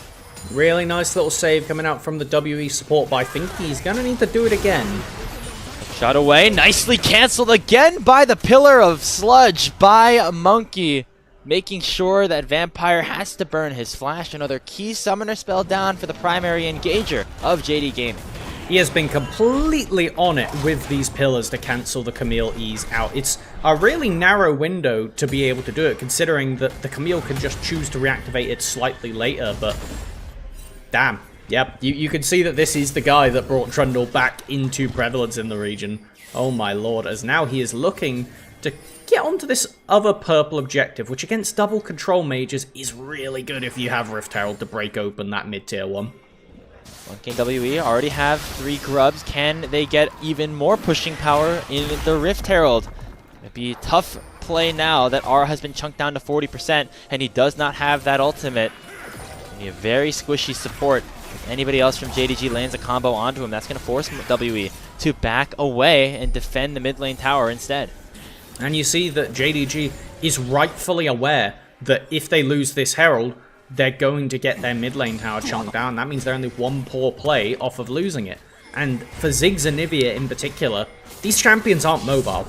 If you leave them in a long lane, it's not good. Oh my god, Cube's in. Yeah, they really want to fight for this one. Both top laners teleporting forward, and remember, Vampire has no summoner spells, he has no ulti, he should burn down, but Monkey dies first! In they go, Arha eventually gonna flash forward, find the knockup on the Honq, and forcing him to flash away. Everybody's still healthy so far in this fight. Karis goes forward with a Realm Warp, immediately gets hit up by a stun. Rune Prison lands on Junja, about suddenly getting targeted here by Xiaoshu, while Cube takes Gala down on the other side. It's a 2 for 2 so far, with JDG still looking to push forward, and Xiaoshu at full HP forces a flash away from the Rumble. At the end of the day, nobody going to be able to get the Herald just yet, but Junja's still alive for JDG, and that is where he will go back to. It's 2 for 2, but I would say the JDG definitely killed the 2 more important people. It's going to be rewarded with a free Herald in the pocket off the back of it. And the thing is, we have Cube TP him, but he immediately overheats, so he can't lay down the Equalizer. And with the Focus Fire coming down from JDG to take out Monkey immediately, they just kind of get to win off the back of the Control Mages stalling and Xiaoshu rejoining the fight. I don't love this from Karis to go in. I wouldn't mind if the whole team had committed to follow, but they didn't. It's kind of a blessing that Cube was able to get Gala on the other side, along with blowing the Ziggs' flash. I feel like it's something that we've seen from Karis. At times, he could be very, very good in these team fights when he finds flanks, but sometimes when the angle isn't right, he'll force the play anyway, and it results in things like that happening. Fortunately for Team WE, they weren't able to secure the Rift Herald, and now they're going to have to potentially defend a Soul Point Dragon in 30 seconds that JDG would love to take for themselves. It's one thing to be down 2 dragons if you have more of the purple objectives and you can threaten some gold increases that you can use to really leverage pressure around the Baron. Without having those things, it feels really bad. I like this one, Monkey, though. Yeah, another really nice Pillar of Filth forces Junja to dash away, still holding on to the Subjugate as Arha looking to continue the chase. Empowered Blast Cone not going to be used here in an aggressive manner. Instead, Team WE will back over to the Dragon, and with Junja once again forced to retreat mid, it should be WE at least evening that Dragon count a little bit. They will deny the Soul Point, at least momentarily. The cost will be JDG cracking open this mid-tier 1. It goes incredibly low, but there is Ziggs in the game, so the tower's not long for this world at any given point. This is a quite intimidating chase from WE when you consider the fact that both of your immobile control mages are currently without flash.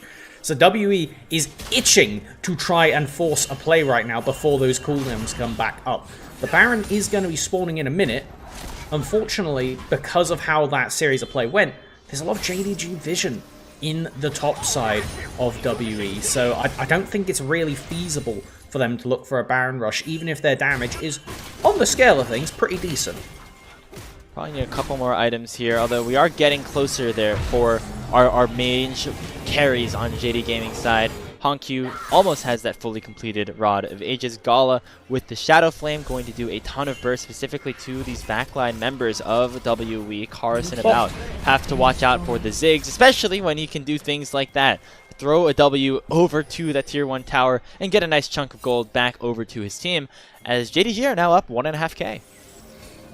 Gala is the gold lead for all intents and purposes, and being ahead with mage items is scary, especially when you have the Camille and you have the Vi to combo. The JDG comp is very coherent. It makes sense. You have Xiaoshu to just keep away the divers, and then the other 2 lock people in place for the control mages to hold them down, but Monkey hunting again. Arha Hex flashes over, finds a knock-up onto Vampire, but he hook shots away to safety. Nice Realm Warp comes in from Karis to try to hunt down Junja, and they find the shutdown as the kill goes into the hands of Monkey. Egg already procced, and Honq will be scrambled. About gets the kill, and with a 3v5 advantage, WE will make their way towards the Baron. And this is the pressure that AL wasn't putting on JDG. I said that they need to do something before those immobile mage cooldowns come off. And they do it. They find the window to punish Honq, to punish Junjia overstepping. They're going to be rewarded with a Baron. Xiaoshu gets a lot of gold in the bottom lane. So it's not entirely winning, but they're going to be very happy off the back of that, especially if they can knock down a couple of these towers and force the control mages back. Let's see how it started. On multiple angles here, right? It's Arha with a nice engage on the Honq with the help of Chain of Corruption, and then Karis Realm Warps over to allow Monkey to take down Junja. It's all very clean cut. They see the overextension and they do not hesitate to punish it. That is what WE does when they're playing in that playoffs kind of form.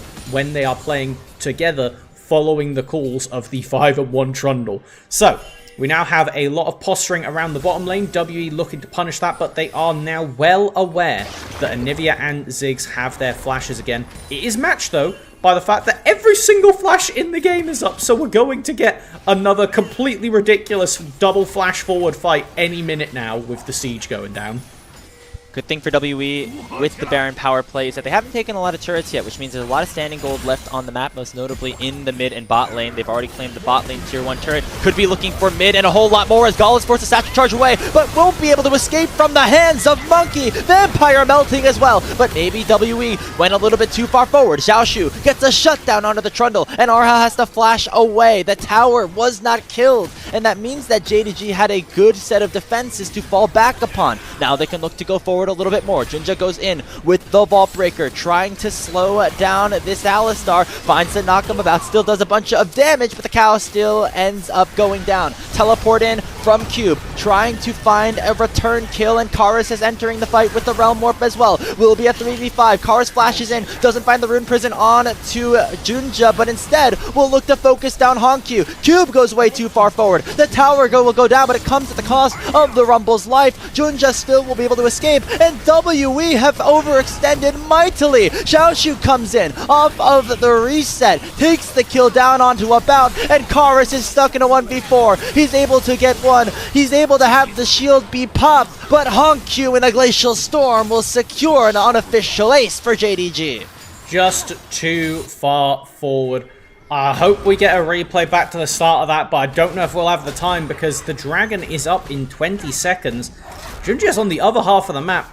And with how W have been playing so far, I wouldn't be surprised if they want to start it. Okay, here we go. Just watch Monkey. Mega Blast Cone in, immediately flashes onto Gala, puts the pillar down, and even with Vampire trying to use that Camille ult to peel, it's not enough. However, you only killed one guy. And there's two control mages, and the Cassandre, who's quietly been just grabbing up all the gold in the game. Xiaoshu was astounding for the team yesterday, and he is holding his weight with now being the one that is 2.1k gold ahead of the Rumble. Can't even watch the back end of that fight. What matters most is that everybody has respawned and the dragon is once again available. Could be soul point for JDG, but they're already getting chunked mightily into the pit. Vampire's down to 30%. Arha finds a two-man pulverize, and Honq is dangerously out of position. About ends up landing the final blow, and Xiaoshu's not long for this world either. A double kill for the Korean ADC of Team WE, and they're not looking for the dragon, they're looking for even more. Monkey forces Junja to use the Vault Breaker away, and the target instead will be the tier 2 turret in mid. Listen, I know if WE end up winning this game, Monkey's probably getting MVP, but Arha deserves some major votes because he has found so many of the pivotal engages that have broken the double control mage line of JDG. He has been able to get around the peel, get into the backline, and disrupt the fight that has allowed WE to invoke pure chaos where they thrive. Team WE win another fight off of the back of their support. Araha finds the knockup, allows for those 2 kills to go down, and now WE can retreat after taking that mid lane inhibitor back to the Dragon to even the count up if they want to. Perhaps instead they feel safer going for a reset, getting some extra gold into their pockets, and after those items are completed, make their way back to the Chemtech Drake.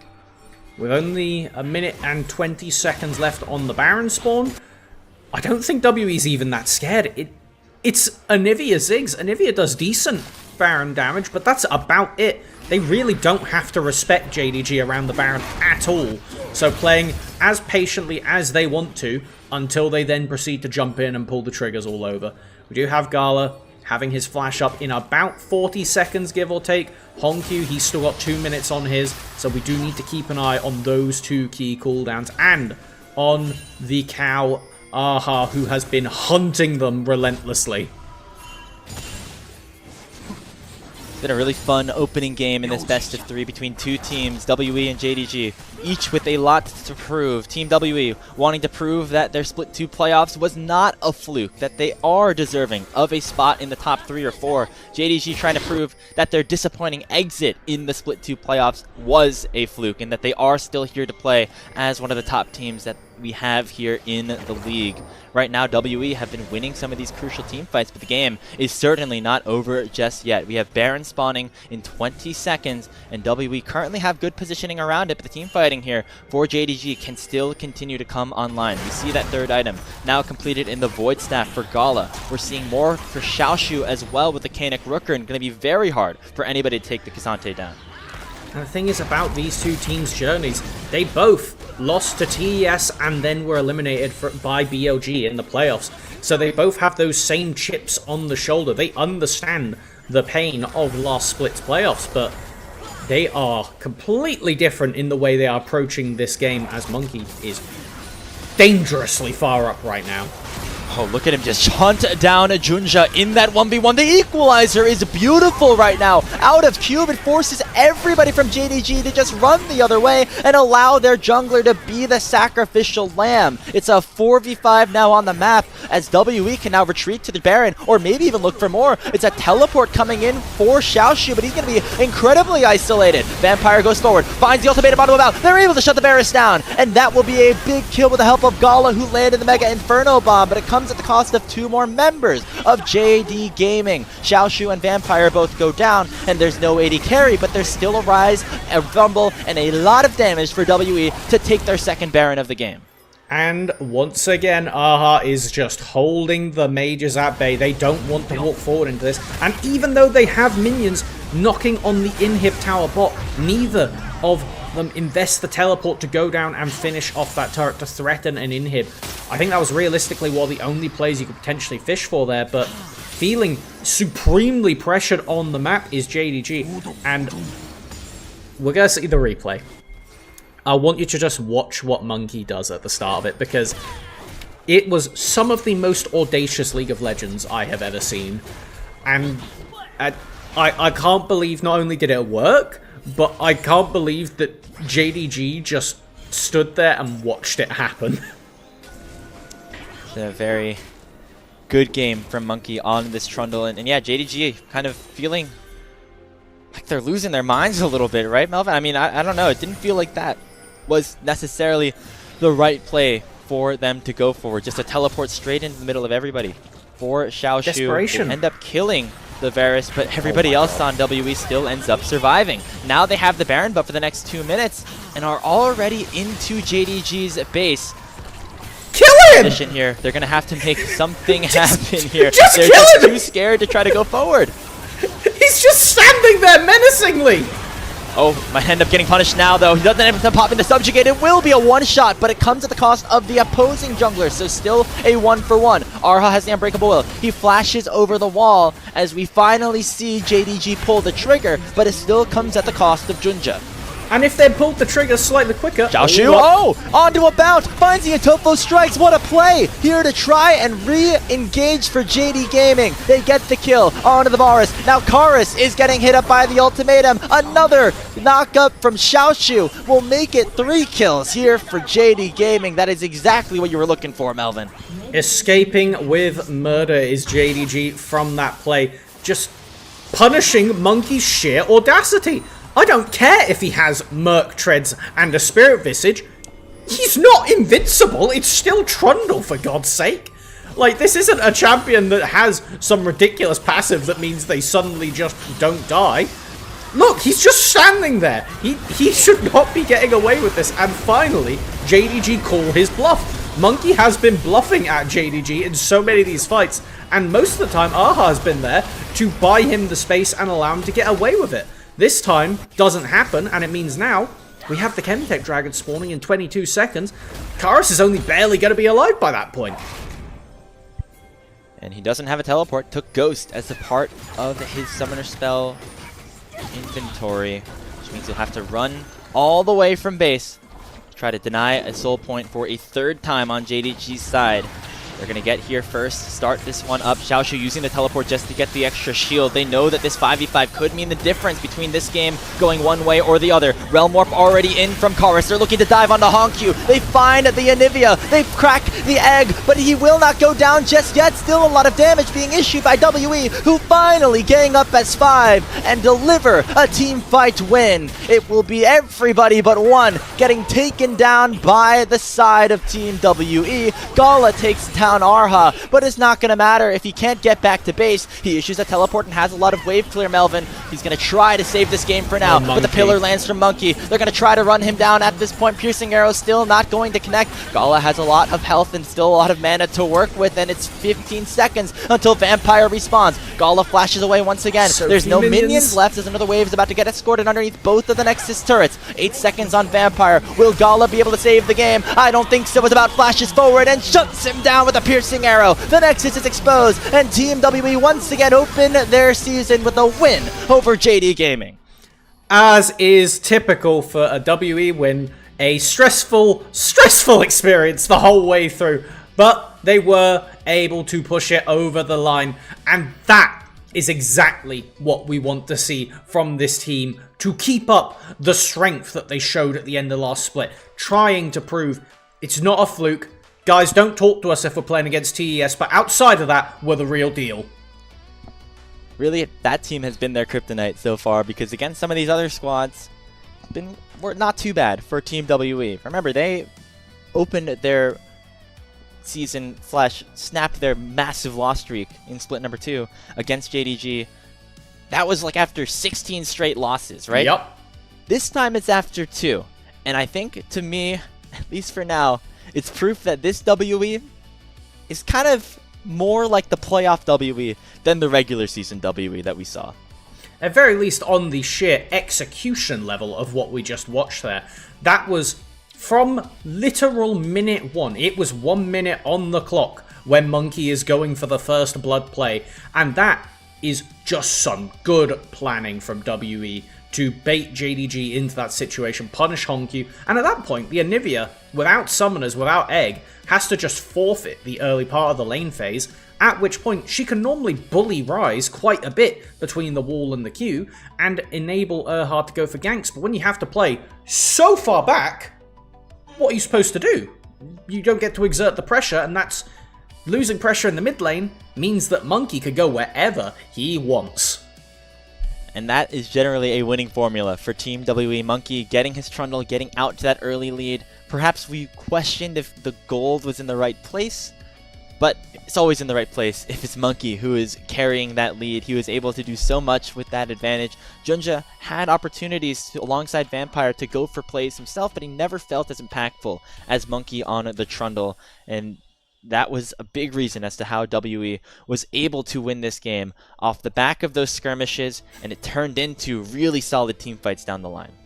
But you gotta look at that gold lead. There was a good amount of time where JDG were just stalling out the map, and I was getting worried that WE weren't going to pull the trigger. They were just going to lose the same way that AL did in Game 1 yesterday by not going for it. I was clearly wrong, and I'm very glad to be wrong, because even more so than AL, this WE team needs to be accelerating every game they are in. That is where they thrive, and that is why champions like Trundle need to be thought about, even in a game 1 of Fearless. If you are giving Monkey a champion that can exert pressure from level 1, you need to be severely, severely worried about your jungler's ability to play the game. And Monkey 8-3-12 at the end of that one as we take a look at some of these highlights. Man, it's good to feel like WE and that miracle run, that magic that we saw in the Split 2 playoffs. It's not over just yet. They're still a pretty good team, and they're still putting up solid performances. Obviously, time will tell how this will continue, but a very good start against a team that we're expecting to be towards the top of the table in JDG. And again, I'm gonna just go ahead and remind everybody, Monkey's probably getting MVP for this game.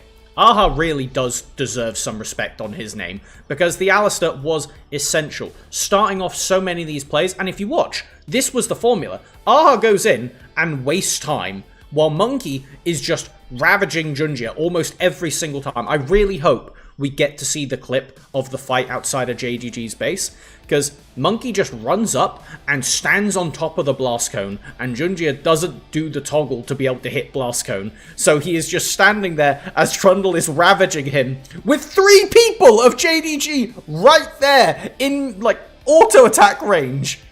I think this is it. Yes, there we go. He's just standing there. Hey, can't use the blast cone if you're standing right on top of it. Your big fat body won't be able to allow that to be hit. And this was a bit of a questionable decision as well. I think JDG had opportunities to get back into this game. It was not the cleanest of clean from Team WE. It never is, right? That's kind of just the nature of how this team ends up functioning. But JDG weren't able to capitalize on those mistakes as much as maybe we were hoping for them to do. This was one of those times that they very much did. And they needed to do it more often, because Monkey was playing like Monkey. If you are not respecting him, then he's going to punish you. But you have to make sure that you're not over-respecting him. Moments like this, you need to respect him, because there's a Cassandre right there for him to ult and basically go invulnerable. If Cassandre's not in range, it's just a Trundle. So, a lot to think about for JDG when they go back to the drawing board for Game 2. As far as adaptations go, I need to see Junjia on a better early game jungler, and we need to be playing safer at level 1, because Hongq getting caught like that can't happen against this team in particular. It all started from that level 1. That gave Monkey his first kill. It allowed for Karis to be in a more even state in that game, where traditionally we are favoring Hongq over Karis in an individual 1v1, and the mid jungle not able to connect for JDG after that play went south. So locking things up, cleaning things up will be important for JD Gaming if they want to try to even this series up and make sure that they're not down 0-2 to open up their season. Would be a little bit unfortunate for them, and potentially put some questions into the air on how this team is going to be able to perform down the line here in the Split 3 regular season. We're waiting for our player of the game. It is Monkey on the Trundle, but as we said, Melvin, got to give some shout-outs to Arha on the Alistar. Yeah, this is the surprise of absolutely no one. I'm mainly just curious what the vote spread is going to look like if we get to see that, because, again, he did deserve it. There is a reason that you get the MVP when you play like that.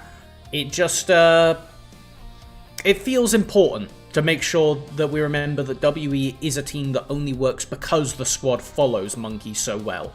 They know to just go forward with him. And if you're not all making the same play, even when it's the wrong play, something goes wrong. It's being all on the same page that matters, and it is 100% over to Monkey. Fair enough, but we've given enough flowers over to Aha for this game. I'm sure he'll do plenty to deserve it in the future. As for the rest of the squad, I would say it was a relatively quiet game from About. He was playing the ADC role and was the victim of a lot of JDG's counterattacks, but it didn't really result in much. Gala got a lot of gold, but it didn't matter when there was a Trundle going at him at Mach 9 and an Alistar just throwing him in the air, pretty much. Yeah, shout out to Cube on the Rumble as well. Thought he had a pretty solid game in his own right, as Monkey ends up leading his team once again to a Game 1 victory over JDG. Gonna take a short break here on LPL English. When we come back, we'll see if Team WE can complete that sweep, or if JDG will send us to a decisive game number 3. We'll see you after a few short minutes here on LPL English.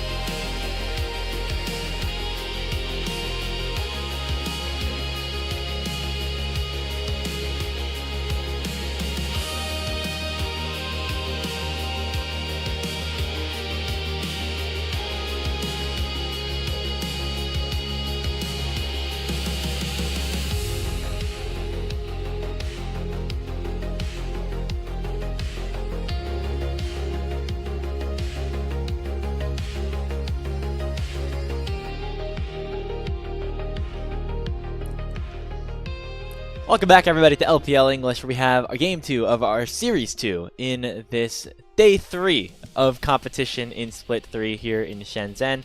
Grapes and Melvin here to give you second matchup between WE and JD Gaming, one game that WE was able to win first off and put themselves at an early series point. JD Gaming, disappointing loss against Anyone's Legend. It was a very close back and forth game. This game here, Melvin, feels like it's even more important just based off of the fact that JD Gaming definitely don't want to go down 0-2 after I think a lot of people were favoring them going into both of those series. Most definitely not when you consider the confusing strength of Group Ascend at this point.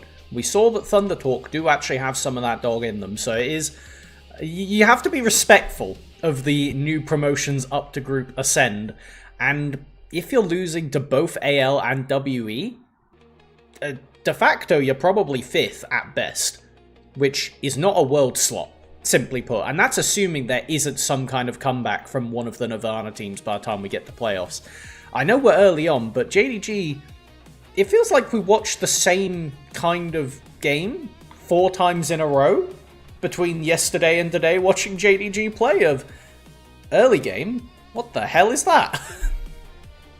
Yeah, Xiaoxu was able to get some early lead himself, but the rest of the team isn't able to really capitalize. Feels like they're playing very much on the back foot a lot of the time, which is surprising to say about a team that has Junja and Honkyu on it, who have been so good at being proactive in the early game for the last few years that they've been together, not only on JDG, but also on CFO the year prior. Now suddenly struggling in that department. It's a bit curious to see at this point, and something that JDG are going to have to continue to look at and reflect on if they want to continue to go back and look like the team that was able to have a lot of success earlier in this year. Yeah, as far as draft goes, I want to see Junja on something that can actually fight early game. Ideally, we get some pretty hard utility in the mid-jungle duo for JDG, and then give Xiaoxu something that he can stomp on, because he's been pretty damn good so far. And last game, Cube was doing pretty good on the Rumble, but even then, Xiaoxu was still the shining light on this Cassante when it came to trying to keep the team at bay. So, pretty much do what we expected you to do from the start. However, we gotta give some time to talk about Monkey, because I joined the LPL English this year, and everybody told me at the start of the year that this Monkey guy goes completely crazy and does some great stuff. I saw the completely crazy part. I didn't get to see the great stuff realistically until playoffs of Split 2.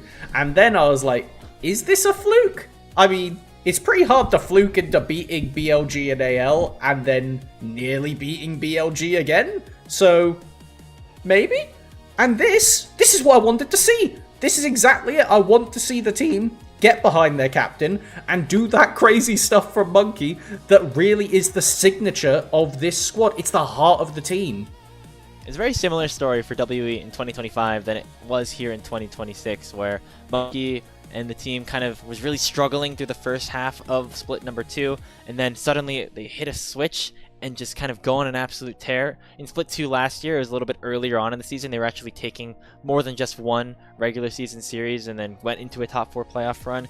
Here this year, it was just the playoffs, but it seems like once these guys kind of get their footing up in a new level of competition, they then are able to take it to the next level. If Monkey is playing at his A game, we saw him not really be at that point last year or earlier this year. He took his small break, ended up coming back. One of his first games back was against JDG, where they picked up their first win in Group Ascend. Hoping that we don't see that fall off once more from Monkey this year, because WE was such an exciting story in Split number 2. It would be a shame to see them not get a chance to at least fight for an international spot in a couple of months as we get towards that road to Worlds.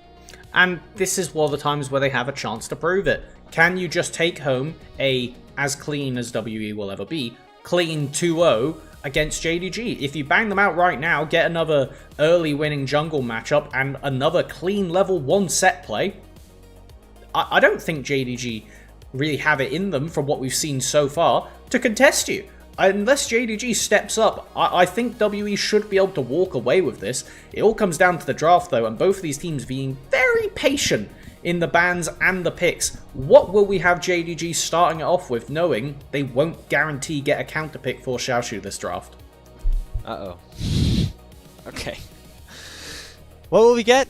Only time will tell here, Melvin. We'll have to maybe wait as the client potentially bugged or somebody messed up champ select. We'll have to reset that just a little bit. What we did notice is that JDG opting for blue side as their right of first selection and WE getting a second pick. So a little bit different than what we normally expect from the pick and ban first selection sorts, but perhaps JDG feel like they want to still be able to play these creative angles around Baron, you know, getting early access into those pits. Whereas Team WE, once again, want to get counter pick on their side, or at least deny it from JD Gaming.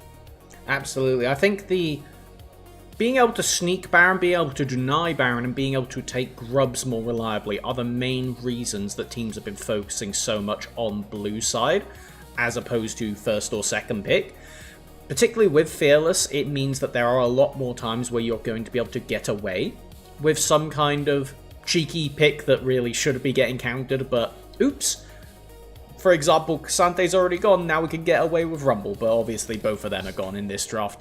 So we'll have to see if we can actually have JDG leverage that map advantage to slow down WE's pressure, or WE just get another good matchup for Monkey and walk away with it again. And we're just hoping to see JDG get back to that form that we saw them at the top of the year. I feel like there's a lot of teams that we could say that about. AL might have found something, a little bit of a formula after a 2-0 win over LGD today, and also that win over JDG yesterday. We're looking for Top Esports to get back into form, even down in Group Nirvana, teams like Weibo and Invictus Gaming making roster changes in their own right. When everybody's at the top of their game in a competitive league, makes it all the more entertaining. And JD Gaming don't feel like they're necessarily at the peaks that we saw them earlier on in the year, which is perhaps surprising for a team that features some younger players like Honkyu, Xiaoshu, and Vampire. Getting more experience together as a group of 5 hasn't necessarily yielded them too much as of yet. Obviously, we're still very early on into this regular season, but it'd be a great time right now to at least prove to the world that, hey, we're not going to just roll over to WE to open our first week. Between having Tabe, having the players, both by reputation for people like Gala, Honkyu, and Junjia, and then having the current form we've seen from people like Xiaoshu and Vampire's form last year, this JDG roster's feeling really potential, man, right now. Like, it needs to be showing some actual tangible performance after Split 1, because it just otherwise is going to fall away and be forgotten about at the end of the year as another middle-of-the-pack LPL team that didn't make anything happen. And now we're finally into the draft. Do we have some redefining ways for JDG to approach this? The Ezreal was banned away last time, getting Gala onto an ADC again, which did provide more success against AL, so it's something. The Sivir is being hovered to match, which we'll see what gets paired with it before we get to a sweeping statements of how this is going to go. Saw Gala have a good Sivir game yesterday, just not resulting in a win. Gonna get locked in for a bout. He was one of the players who actually really was prioritizing this pick, even in split number 2, back when WE, of course, was struggling a little bit in the regular season. We'll see what exactly the Sivir wants to get paired up alongside, or if instead they just want to prioritize some comfort over Takaris. That is what will happen. They lock into Victor. Okay, as far as things that were banned last time, I was just looking at what got swapped out. The Ambessa is open as one of the things that was banned in the first rotation in the previous game, with the Jarvan and the, I believe it's the Syndra also being slotted in, but we'll see what ends up getting. Oh, it's the Lucian that got slotted in with it. Answers into the Victor. Akali is one that usually does quite well, particularly if you don't have things like the Alistair that can do that reliable breaking up the combo. It does mean now, it would be a bit weird, but WE could lock in the Poppy. That is on the table. It is a very solid answer for keeping the Akali off of your backline. With 3 potential roles for it to go in, I don't want it on Monkey personally. This is something more like what I would want Monkey on, even if I'm not a massive fan. It's quite good for revealing the Akali between Lee Sin's Q and E. He has 2 tools to break her out of that shroud. So it gives an angle, but it does mean that you're going to be leaving the support and the top lane left for the bans on both sides of this draft. Does seem like there is still a lot on the table for those lockdown crowd control things that perhaps could be beneficial against an Akali Ezreal composition for Team WE. The Lee Sin, not going to be that point and click CC, but can provide high value in the early game. That is what Monkey wants to do as we enter our second phase of the draft. Exciting to see this Akali here for Honkyu, made his name on the Assassin players.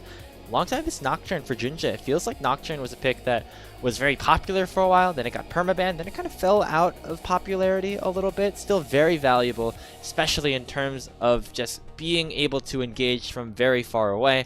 This semi-global ultimate in the Paranoia, always going to be a factor for everybody on the Rift. I do find that quite interesting, banning away the Nautilus. I would have thought that you'd be looking to take it, considering there is an Ezreal on the other side. JDG do sniff out the Poppy as something that would make it so Honkyu doesn't really get to have an impact in the mid-game fights. As far as what approach WE gonna look for here, there's kind of two lines. You can either go for something like the Lulu, that can deny the Akali dive by making it so your carries are out of lethal range, or you can look for something else that can go in forwards and threaten the Ezreal so that the rest of your team can just focus and one-shot the Akali. Kind of like what we saw last game where Erhard jumped in and was a big old distraction for JDG's main squad. So a lot of those roaming supports available, things like the Bard, things like the Shen for both Vampire and Arha to try and play. The Renekton, taken away from Cube, that's one of his most signature champions throughout his career, will not be available for the taking. Comfort for the soul lanes is typically what WE like to go for. You'd imagine that Cube this time actually will get a counter pick, as they're going to lock in the Karma to take it away from this Ezreal lane. Very solid answer. When you have Ezreal Karma as a duo, you can pretty much just guarantee a safe pushing lane for the entirety of it, so it's good to get rid of that. It does mean that as far as options to match, it's going to be quite hard for JDG. I think pivoting and saying, alright Gala, sorry, we're going to leave you on your own, might have to be the line here. Maybe pick another engaged support that can go around the map and dive with it, but we'll have to see what they're going for. I don't mind Seraphine. I don't mind it here, considering you already have champions that jump in forwards, but you are going to get battered in the lane by this Civic Armor. Wow, Seraphine getting locked in. It is hilarious, Melvin, how as soon as game one ends, some of these teams just revert back to what was really popular a couple of months ago. Once you get further and further into Fearless, and Ezreal Seraphine lane with a Nocturne very much screams 3 months ago, March, start of Split 2 in my head. We'll see what Cube wants to answer here on the R5. Things like the Gnar still available, but instead it'll be an Aatrox to round out Team WE's composition. Ooh, don't know how I feel about that one. Not sure. I mean, when you're thinking about how the team fights are going to play out, you don't exactly have a lot of lockup to guarantee the Aatrox those third Qs, so he's going to have a tough time as far as the actual team fighting goes to have a big impact. But it does disincentivize, particularly Junjia, because he's the immobile one, diving in when it comes to those bigger skirmishes. So, I don't know, I think that WE have plenty of tools to play out the game, but not a lot to accelerate the early game, which is where they get their best work done. As far as for JDG's side, I mean, Nocturne, he's not much of an early game champion, but he does have a ton of early game stats, so it is going to be a bit awkward if Monkey wants to go for some shenanigans and invade him. I think it'll actually be JDG going for some shenanigans level 1. That is typically what Nocturne's on blue side, or I guess he's going to be on blue side here this game, like to do. Invade the Raptors level 1, use the extra AD that you get by throwing out your Q to just outduel the opposition. Monkey likely won't be able to fully contest unless he has some teammates alongside him, so that is certainly something that we are expecting to see to kick off this game number 2. JD Gaming would love to even up this series, prove that they still belong here in that top tier conversation. Don't want to fall down to 0-2 in the standings to kick off your Split 3 regular split. Team WE could look for a statement 2-0 sweep if they're able to close things out here. A lot to be determined here in Shenzhen. Let's get started with game number 2.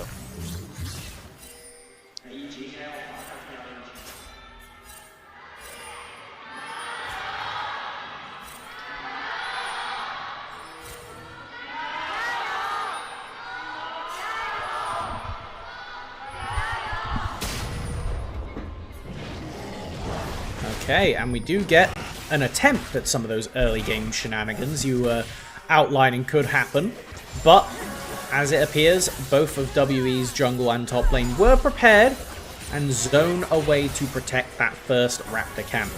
Bottom lane, double range supports means we're going to be getting a lot of poke trades, and this all-important level 2 marker means that it looks like Gala and Vampire have been able to secure the push. However, I think that's going to crash before it actually gets much damage done to the enemy wave. As far as sums go and looking at anything like that, Gala's actually opted for teleport, which means he could go for some bases and then TP back in to heal up a load, but it doesn't make him as scary in these skirmishes. Some earlier summoner spells being blown, but again, it's going to be JDG's bot lane hitting level 2 first, and feels like WE should have known that before they went for the aggressive play. First blood for Gala, that is not how you wanted things to start if you were about Narha. 2 days to S-tier caster curses. I mean, yeah, you don't need a defensive summoner if you get the level 2 mark first like was outlined, and WE did not respect that in the slightest. They were trying their damnedest to race for level 2, didn't get it, and it backfired horrendously. Yeah, I mean, they thought that they could just kill them before they hit level 2, I guess is my best possible explanation. Very curious to see if we get a replay of that one, because About had the boomerang blades, but he wasn't necessarily hitting the wave, he was also hitting Vampire, he was hitting Gala. Kind of miscommunication or just a mistake there for a young AD carry in About. Speaking of mistakes, Hongyu trying to avoid one of his own as he heads back to base with the wave pushing into Karis on the Victor. And JDG already off to a much better start than they had in Game 1. Does mean that he drops a bit of XP, but shouldn't be too impactful in the grand scheme of things. Main point is we do have TP coming back in. Play onto bot, but Junjie is in the river. Monkey level 4 as well, looking to find the route on to Vampire, and he does. About this time able to get some revenge as WE even up that kill score at 1. That was some resilience right there. I saw Monkey's auto attack going to kill the Seraphine, and he cancelled it to give it to his ADC. Will that come back to bite him? I don't know, but hey, honestly, he took all the kills in Game 1, so this time he's saying, all right, About, you get one. You deserve one this time. Truly the happiest 2026 ADC right there. As we do get his support immediately requisitioned to have Aha come over and be back up to protect the Raptor camp. Yeah, you got a kill? Oh, you're going to be fine on your own. Alright, see ya. Vampire off to the mid lane he goes. Try to help out some of his teammates on the other areas of Summoner's Rift. Other than that, just kind of trading heavily in the solo lanes, but it's really been the bot lane that has been the focus in terms of the volatility and of the bloodshed. Could see some more of that though, as Arha looking for a flank of some sort on to Vampire, who once again doesn't have his flash, neither does Gala, but they won't be able to fight things out in a 2v2 just yet. Just going to walk it away, and there's going to be a fight over that ward, which ultimately Aha's going to get zoned off of. So now we just have some peace on Summoner's Rift. As far as this goes, when we start to review the scaling of the game, it gets a bit muddled because it really depends who gets any notable lead. If Hongyu gets ahead on this Akali, he can honestly just run away with a game. Like, he could be the biggest problem for Karis and About, even with Lee Sin marking him. That means Monkey's going to have to play a crazy game. And while he was fishing, he was briefly spotted out by a ward, forced to back away there. This Lee Sin, it's got something done early, but we need to see a lot done early from them because not the most potent of scalers. Meanwhile, Junja is a pretty good scaler and getting very close to that level 6 already. Just one more camp actually should do it at the 5-minute mark. A very accelerated level 5.5 so far. Could look for a little bit of extra experience with a kill onto Arha, forcing this Karma away at the moment. But now About and Arha looking to try and re-engage. It's just to force this Nocturne back and to make sure that Monkey's able to farm his jungle safely as well. Pretty much as soon as Junjie gets himself over to a Stride Breaker, it's going to be very, very literally lights out for either Karis or About, because if Nocturne flies at you and uses Stride Breaker, you're immediately getting publicly executed, dived on by the Akali or Encored, and probably all three, as Honku now looking to use that first ult on Monkey. Yep, has the Shuriken flip onto the Lee Sin already, pops Twilight Shroud, initiates the first proc of the ultimate, not able to find the second just yet, and now About has a Lethal Tempo proc. He's looking for a little bit more, with a lot of damage coming through with those Boomerang Blades. Junja is ticking low, About flashes forward, and it'll be another kill going the way of the Sivir. Really nice counter engage from Team WE to deny what was looking like a really solid play from Honku. It is one of their specialties, this team, is early game river skirmishes. They will always send the entire house to get you. If you fight in their river, you will find out quickly it is their river, as now Monkey looking to secure that first dragon. It will be a Chemtech, meaning there's a lot of really potent souls available this game. Have to find out which is the next dragon on the table. Grubs will be up in a minute though, and with neither support even slightly close to level 6, I imagine it's probably going to be a bloodbath over there to contest those grubs. So the first kill goes the way of JD Gaming, but the next two go WE's way. Let's take a look at how Honku was unable to find anything here. I think it was the tether that came through from Arha that really denied a lot. Yeah, he's just not got enough damage to go in and finish off Monkey, and with the rest of his team playing to back off, it just gives About and Karis the ability to free fire. Really nice committal to just completely shove JDG out of the river, give that opening, and now we have the map rebalancing. Probably a good time to keep an eye on those levels. We have ultimates available for both junglers. Both ults down in the mid lane, but they are coming off a cooldown rapidly. And top laners, should we acknowledge top lane briefly? They're farming. Anyway, Grub spawning in 10 seconds. Here, JDG looking to try to position around that one. That's all you're going to get from me. That's all you're going to get from me today. That's they all could ult. Right, I mean, you're not wrong. Like, okay, so best contest here is Monkey goes in and steals one with a basic ability.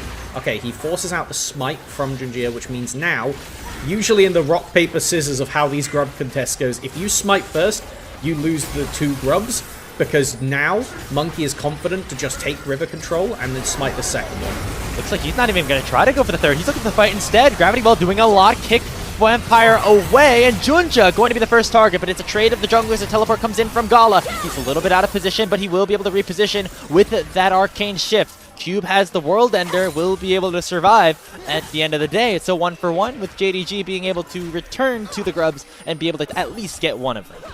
I don't know about that. Both junglers are dead, and nobody wants to waste their time standing there, as we do have About just left alone in the bot lane, happily hitting up a storm 2 plates down onto the JDG bot lane tier 1.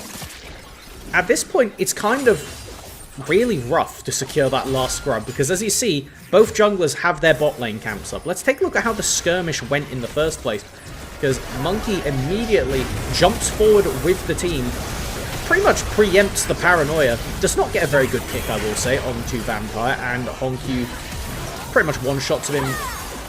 Response, Karis, really cute little flash to get out there. I think if he gets locked up by the Ambessa, that is a winning play for JDG, as it ends up pretty much the definition of dead neutral, because both teams 1 grub, both teams 1 kill. But neither team able to fully secure all 3 of those grubs just yet. There's still 1 sitting in the pit.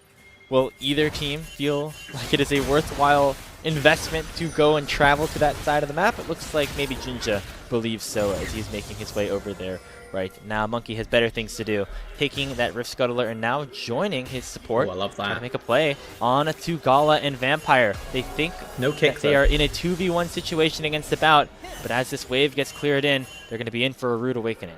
7 seconds. I think that W just wants to wait, but they may have been sniffed out early. Yeah, there's a Sonic Wave on a Vampire, already forcing the flash out of the Seraphine, so decent play, not resulting in a kill going over. Yeah, was literally 2 seconds off of Lee Sin having the Dragon Strike and be able to throw that Seraphine out of tower. So Vampire respectfully flashing, barely didn't need to, but unless you were tracking the exact cooldown of Lee Sin ult. Oh my god! That was beautiful. That was beautiful. What a buffer there by Cube, throwing out the blast cone. However, it looks like JDG aren't done, as Honku dashes on the Karis, forces the kick out from Monkey, and WE more on the defensive, but they will be able to keep everybody alive. Yeah, expect a lot more Lee Sin ults that are basically just glorified Alistair Ws, because he is their main tool for disengaging one of the divers, and there do be 3 divers from JDG, and Kara's very happy to have Monkey on Lee Sin right now, because there weren't many other junglers that were going to keep him alive against Honku there. Yeah, this is the Warden Lee Sin, where you're protecting your team instead of trying to go for the engages, although he is probably one of the more solid sources of engage himself. I think at the end of the day, though, with all of the dive that JDG have in their composition, WE are okay to kind of just stand back and play with their re-engage tools. Things like the World Ender from Cube to kind of heal everybody back up, with Ara having a ton of shielding and healing, and of course the gravity field and all the damage that Karis will be able to throw out in an AoE fashion. It's one of those games you almost wish you have a melee support, because having a Knight's Vow and a Locket would be absolutely brilliant for WE, because it's pretty much one of the only ways you can meaningfully deny some of this complete one-shot potential. Aha is kind of standing aggressively in the river. Paranoia, I think it's up. It's hard to tell from the icon. Oh, Monkey, he's jumping into a 1v3. Oh, what were you thinking? That Monkey got a little bit too curious around the bottom side tri-brush, and it means that JDG get a Drake for free. Sorry? Yeah, okay. The best thing I can say about that is he probably thought, oh no, I'm in danger, and then his fight instinct kicked in. Notice I didn't say or flight, because that does not exist here. There was no flight. It was all fight. Yeah, maybe there was an angle where you could get a flash kick on someone before you died, but with only about there to DPS, it's, yeah, just not good. Not good. Does mean that he keeps the flash, though, so hopefully we'll see that used to punish somebody on the enemy team. It's just a real problem of whom, because between Ezreal, Akali, even Ambessa, who can use the ultimate and match you, it's kind of awkward to find a good target for the Lee Sin to be kicking for an insect. I remember looking this up a few weeks ago, just when watching Monkey play this Lee Sin. Actually a champion he had a ton of proficiency on early in his career, but it certainly made use of it later as he finds the insect on the Junja this time around. To have the Paranoia pop to at least try to allow the Nocturne to escape. Monkey goes forward under the Resonating Strike, but they won't be able to finish off the jungler. Vampire still very full in HP as Karis is fully out of position, and Xiaochu has come forward. Gonna flash forward with that Q2 and take Monkey down for a double kill. Gala and Vampire now continue to flash forward as Karis is somehow still alive. He flashes away from the wolves who are chasing him down, and he will be able to survive. For now, Just kidding, there's Gala. Oh, that is just a diabolically bad series of play from WE. They heard what I said and took it a bit too literally. I know I didn't say Nocturne or Seraphine when I was listing targets that you shouldn't be looking to insect. That did not mean you should immediately look to insect the Nocturne. It looked really cool, but between a missed Q, some other minor mis-executions from WE, as I'm expecting us to get a replay of that, but if we do, yeah, it's going to be a bit haunting. So this initial play, this looks swanky. This is really nice. Go in, cancel the spell shield, get the kick, doesn't even get fear. Junjia smites away the blue buff, flashes over the wall. Everybody fully sends it, but he's not actually able to be taken down by the end of it.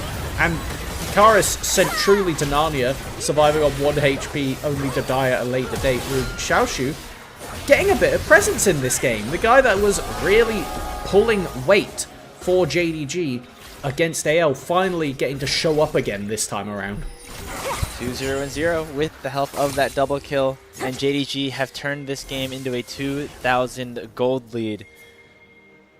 An interesting series of events there as WE is playing a little bit too aggressive and having not everybody on the same page, right? You saw all these flashes over the wall from Cube, from Monkey, from Arha at the same time. Meanwhile, Karis didn't have a flash, and so he didn't go over the wall, and then he didn't want to use his flash at the very least. He walked around instead of fully committing for the play, and it resulted in Honku being able to take him down to almost 0 HP very, very easily. JDG able to take this Rift Herald in addition to just controlling this top side of the map. As WE are going to wait at least a couple more minutes to find another fight. And the Victor currently being shadowed by Monkey, which is pretty essential at this point. Unless you're full clearing the wave from a screen away, it's terrible. Like, this Akali champion, as soon as they gave back Gunblade, if you're on a mobile mage, side laning becomes next to impossible. Just watch. As soon as Garrus even slightly steps up, Honkyu's just going to aggress, make him recall. At least it should be first item secured for the Victor to help out with that safe wave clear from far away.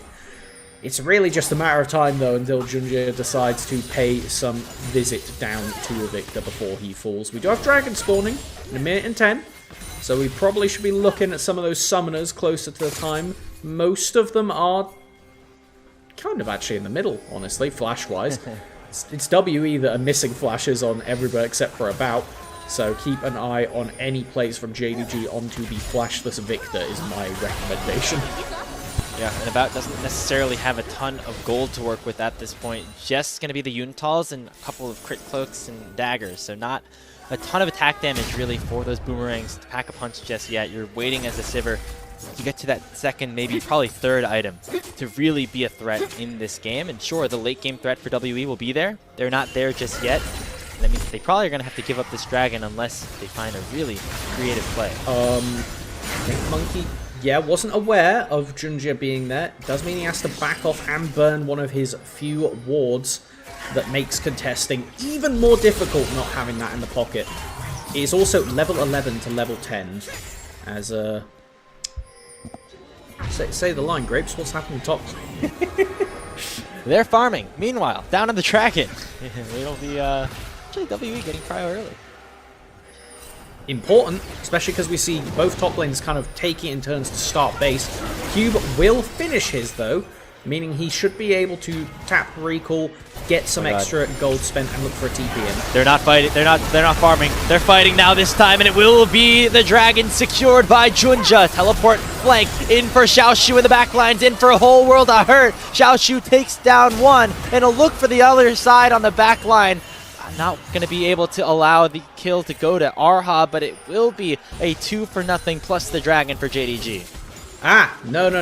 It was Junjie placing the Herald animation that you saw. Monkey secured the dragon on about 30 HP after Junjie's smite. Yeah, so I'm not going to call it a winning play for WE, but at least not a complete loss. Yeah, no, it was a very narrow window. It looked like Junjie took it, but then I saw as soon as the Herald thing appeared, immediately after there was Lee Sin gets the dragon. I don't know what you're doing to Gala here as Karma here. Arha, nicely done, getting away from the fog of war. Make sure that Gala didn't see him coming, but that might not even matter. Gala flashes forward, true shot, barrage, field goal between Arha and Karis. Not going to be able to find either of them. It was flashy though, and it allows for JDG to continue to snowball their lead as Honky pushes another wave into the tier 2. Not familiar with Gala's game, I see. He's actually quite a good ADC, believe it or not. I know that we don't get to see the champions often. But looking at the start of this play, it was an incredible double TP in. Barely manages to get his off by Cube, but the difference is Xiaoshu gets to arrive from the perfect position and completely decimate the bot lane of WE, while Honkyu gets to be Akali against a Victor. I'm sorry, there's nothing he can do here. It is just the comp gap from JDG pulling off big time. They only have the Lee Sin to disengage, and I count 3 divers. That's not enough to be Lee Sin kick. JD Gaming now up 6,000 gold off of that play before we even hit 20 minutes. This game blew open a lot quicker than maybe we were looking at or even expecting. Now, a game 3 could sound imminent unless WE are able to do something about it. But if there's any team to do something about it, it's WE. They're known for their comebacks. They're known for never giving up. And they still have a lot of scaling in their composition. Question is, how quickly will they get there? And will something crazy happen before Sivir or Victor get into damage range, which is, I think, a much more reasonable thing to expect. Ooh, Arha face checks the bush, and that is a dead Karma. First kill of the fight going the way of Junjie, maybe looking for more, as now About has an opportunity to bounce back. Gets 1 kill onto Vampire. Q3 lands onto Junja, and WE able to bounce back in this team fight. Monkey gets hit by the Shuriken flip. Honku looking to maybe go back into the 1v2, but he ends up kicking it out and using the second proc of the perfect execution to escape. I think if he doesn't have a shutdown there, Honku gets to kill 2 and die for it, if I'm honest. But, you know, it's a fair decision to back off, because now he can at least walk over and assist in clearing out this mid-wave. Oh, Honku gets his dash cancelled. Now he's going to be in a whole lot of trouble. Ends up getting away with 200 HP, as does Monkey. Even less than that, I should say. And now Karis and Xiaoshu duking it out, but it will be the Ambessa who eventually takes control of this. There is the W forward to take Xiaoshu onto our rampage. Does mean that the Ambessa flash is down. Doesn't mean a lot, but it's something that WE can use to force plays, because pretty much, I don't know, do we have a term for the opposite of a caster curse? Because you invoked what just happened there. WE will always look for plays. Yeah, it was a caster blessing, that WE is a team that will look to punish cooldowns, look to force things, and not just let the game slip away from them. Knowing that there's a big shutdown Ambessa without flash is something that I would be surprised if WE doesn't at least try to force something on. Will it work is a different question. Goes back to a point that I was kind of talking about earlier. Take a look at this replay. Not a lot of point and click crowd control on the Team WE, and that makes this composition very difficult to play. Particularly so when you have these divers that can just absolutely wreak havoc. However, if you start the fight with neither diver in anywhere that can do anything, that's a pretty good way to make it work. If you see Honku on the map, if you see Xiaoshu on the map, the 3-stack is not that scary as a group. It's just kind of hard to chase them between Karma and...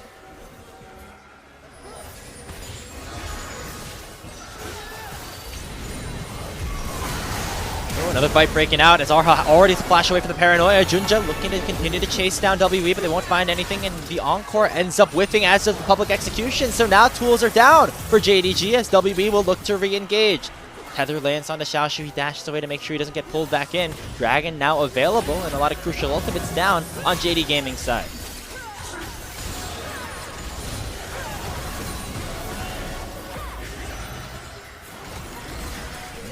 Junja, he's separated from the rest of his team right now and doesn't have the Paranoia, as we mentioned, to get back in. It is still on cooldown for the next little bit, as Cube looking to try and make a difference here in the back line. Forced to dash over the wall right now is Arha getting targeted by Honku. Xiaoshu at level 16. Very powerful though, as the World Ender has been popped by the Aatrox. He's getting targeted right now by Gala. Speaking of, it's Monkey going forward with the Resonating Strike, but WE are still standing strong until Honku dashes in, goes forward and assassinates Monkey. It's Xiaoshu to finish it for the rest of his team. It's a triple kill, soon to be a quad for the Ambessa, and Xiaoshu pops off to give JDG the ace. When it looks dark, JDG's solo laners get it done. Honku and Xiaoshu wrap up the fight and give the opportunity to start Baron. Dragon Gerby on the table after. They should have time to go for both, but it's going to be a narrow window. Such a close fight. WE were really running it at the start of this, but just watch the Akali off to the side. It's Honku that starts it, and then Xiaoshu that knocks them down after. Perfect position, doing a lot of damage. Able to take down at least 1 kill, and then just sets up the bowling pins for Xiaoshu to knock down. Clean strike for the Ambessa, as Xiaoshu has had a great start to the season regardless of the results on the scoreboard right now for his team. This individual player is putting up a monster start to Split 3. It's super, super impressive and very encouraging for this team, because you need that point of power. And I mean, Gala's had a good game, but if you can get from the top side and from bot lane, nobody's going to be complaining with that one. Gives Junjia something to do, something to walk around and make sure that we get Xiaoshu in a position where he is not just farming, but farming champions. 8-0-0. Man, I've not seen that on a top laner in a long time, unless I'm in solo queue and I'm playing top lane against somebody. So that's really good for Xiaoshu here in a competitive League of Legends game. And he's looking to continue to press that lead with the Baron power play available for him for the next 2 minutes. JDG now up almost 8,000 gold. They should be able to retreat back after this is over and really start to pad their pockets. And they need to. They need to get this game done and dusted sooner rather than later, because there is a Sivir. There is a Sivir.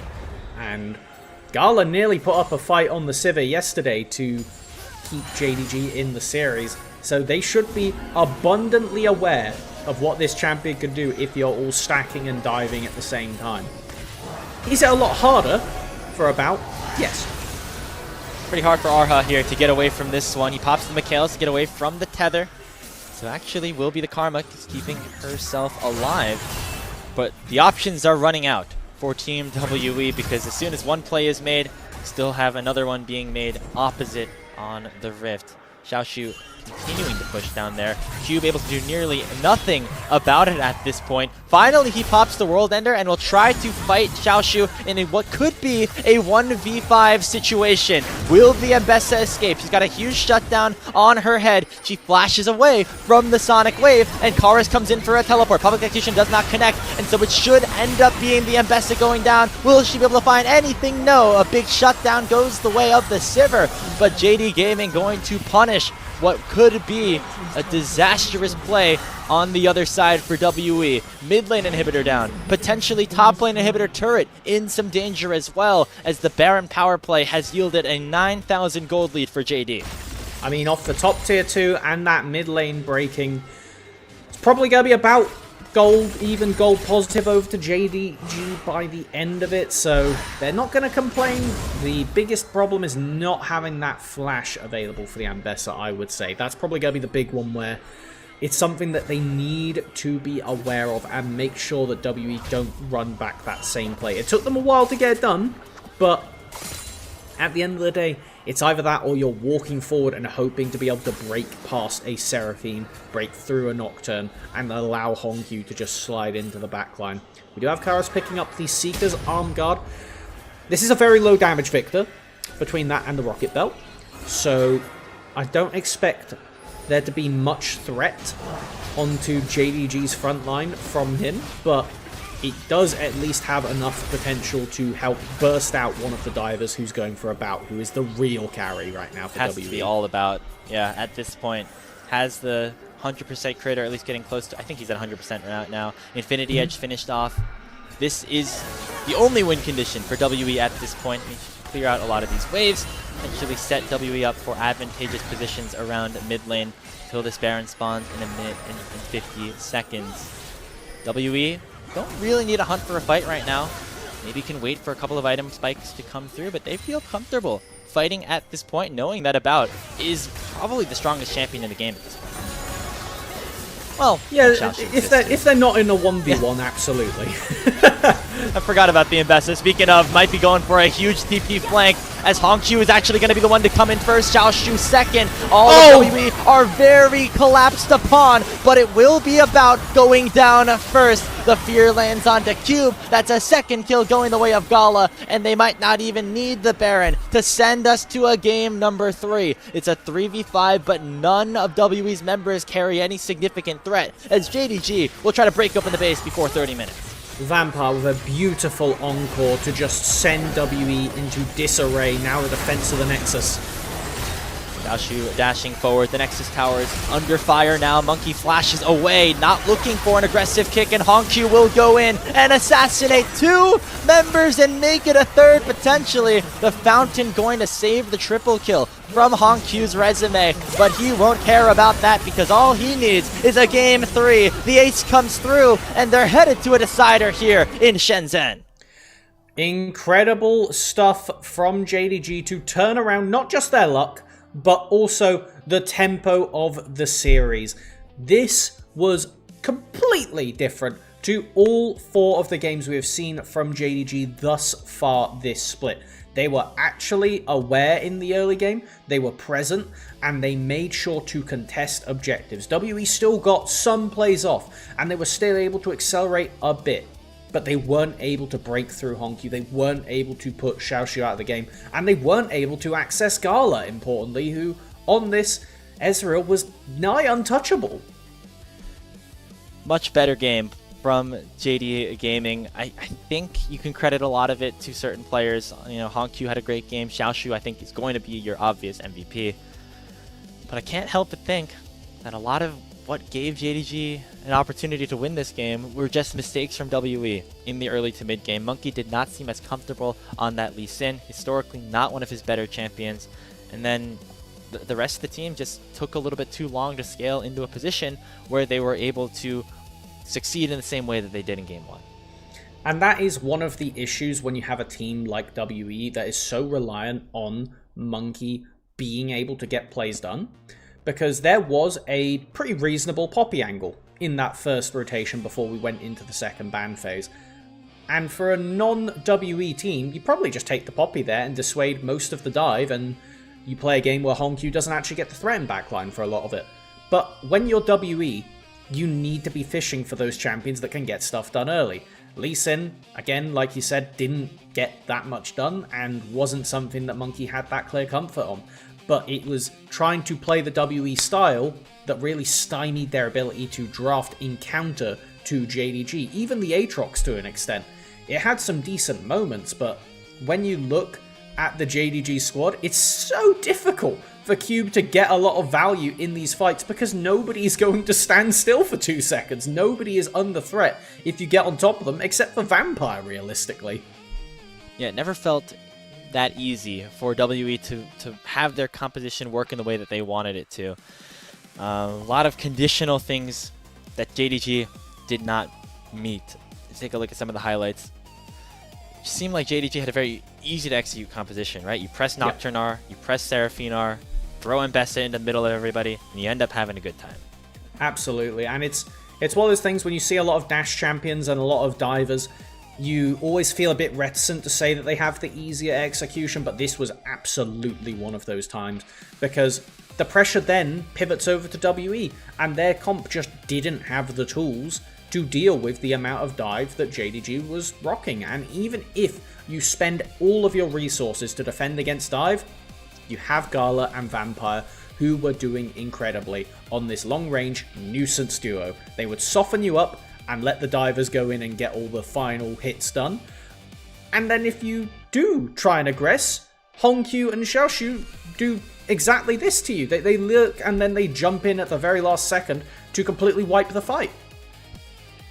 Really fun to watch a player like Xiaoshu shine specifically on this Mbessa. We're going to get to his quadra kill in a little bit because a player like this, who was on some, maybe more bottom tier teams for a while, on RNG, literally got, relegated out of the LPL last year, comes over to JDG, didn't look the best at the start in 2025, but this team stuck with him, and he has continued to be a real rock for this team, and now turning into a solid carry player in a lot of situations up in the top lane. Definitely found an identity for himself, and it's something that JDG can continue to build around to get these winning early to mid game states, that area that we just hadn't really seen from them until this game. And it's having Xiaoshu be that reliable rock on the top lane that will just push out small leads in the lane phase. They don't need to be stomping lane in isolation, but if they're on a carry champion and isn't getting punished by the enemy jungler, that's winning. That's a winning state if you walk out of lane and then you can suddenly rock up to a fighter's Ambessa and just tear through a Sivir's health bar. Yeah, and maybe the opponent that he's been facing so far, you have Breathe, who's just on a new team, and then Cube, who historically more of a weak side player, not as strong of a top laner specifically in the laning phase, but Xiaoshu's been able to take those matchups and turn them into very positive situations for his team. Didn't result in a series win yesterday, could result in one today, as JD Gaming end up forcing themselves that game number 3 decider. Team WE gonna have to go back to the drawing board a little bit, go back to the basics, I think, in terms of what makes their compositions very easy to execute. Put Monkey on something that not only can do well in the early game, but also can carry them later. Something that the Lee Sin, a little bit too much of a facilitator, it seemed. The rest of the team wasn't able to carry off of what he was able to provide. Yeah, they need to make sure that the draft is cohesive around Monkey. I think if you have to put in one sentence, that's the one they need to live by. But for now, we're just going to have to wait and prospect forward, because we've seen both of these teams manage to take a win. For either of them, taking next game will be their first series, an all-important series as well, considering they're pretty much head-to-head of where they expect to be in the final tables. No surprise, Xiaoshu gets the player of the game for JD Gaming. He's been the player of the game both times for JDG in each of their wins. Again, just proof of a player that has taken some big steps since he has joined a top-tier organization like this one. Cider coming up, game number 3 between Team WE and JD Gaming. Each of these teams looking for their first series win of the 2026 split number 3. We'll be back with after a few short minutes after this short break with that decisive game here on LPL English.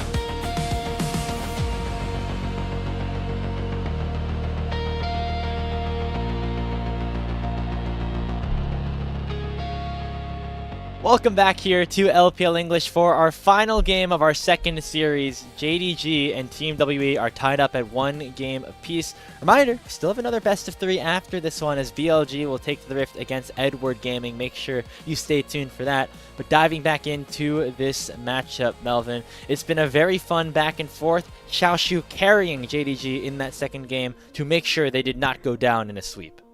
Absolutely, and it seems like the war between top and jungle is now going to come to its fever pitch.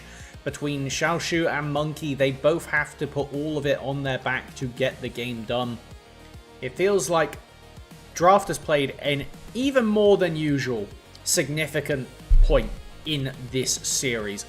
This is the previous game, and in it, we see that Monkey goes on to the Lee Sin on third pick, which... how would you summarize Monkey's Lee Sin last game? Not very good. He didn't seem to have the same confidence level as maybe he has on other champions, and I think it goes back to just his career on this champion. Not a ton of experience, all things considered. He played it one time in the playoffs, in the play-in stage, I should say. That was a loss. Played it a couple of times in 2026, but actually didn't play the Lee Sin at all in that 2025 season that saw WE really take that big step. So for Monkey, not necessarily the most comfortable champion for him, and I think we saw it in that game. Plus, on top of that, JDG did a really good job of, yeah, okay, Lee Sin can actually access the Ezreal, yeah, the Lee Sin can reveal the Akali, but then they just index even more dive, and between the Nocturne and later on the Ambessa, it made it so WE had drafted in a way that Monkey had to be the solo disengage, which isn't what you want from Lee Sin.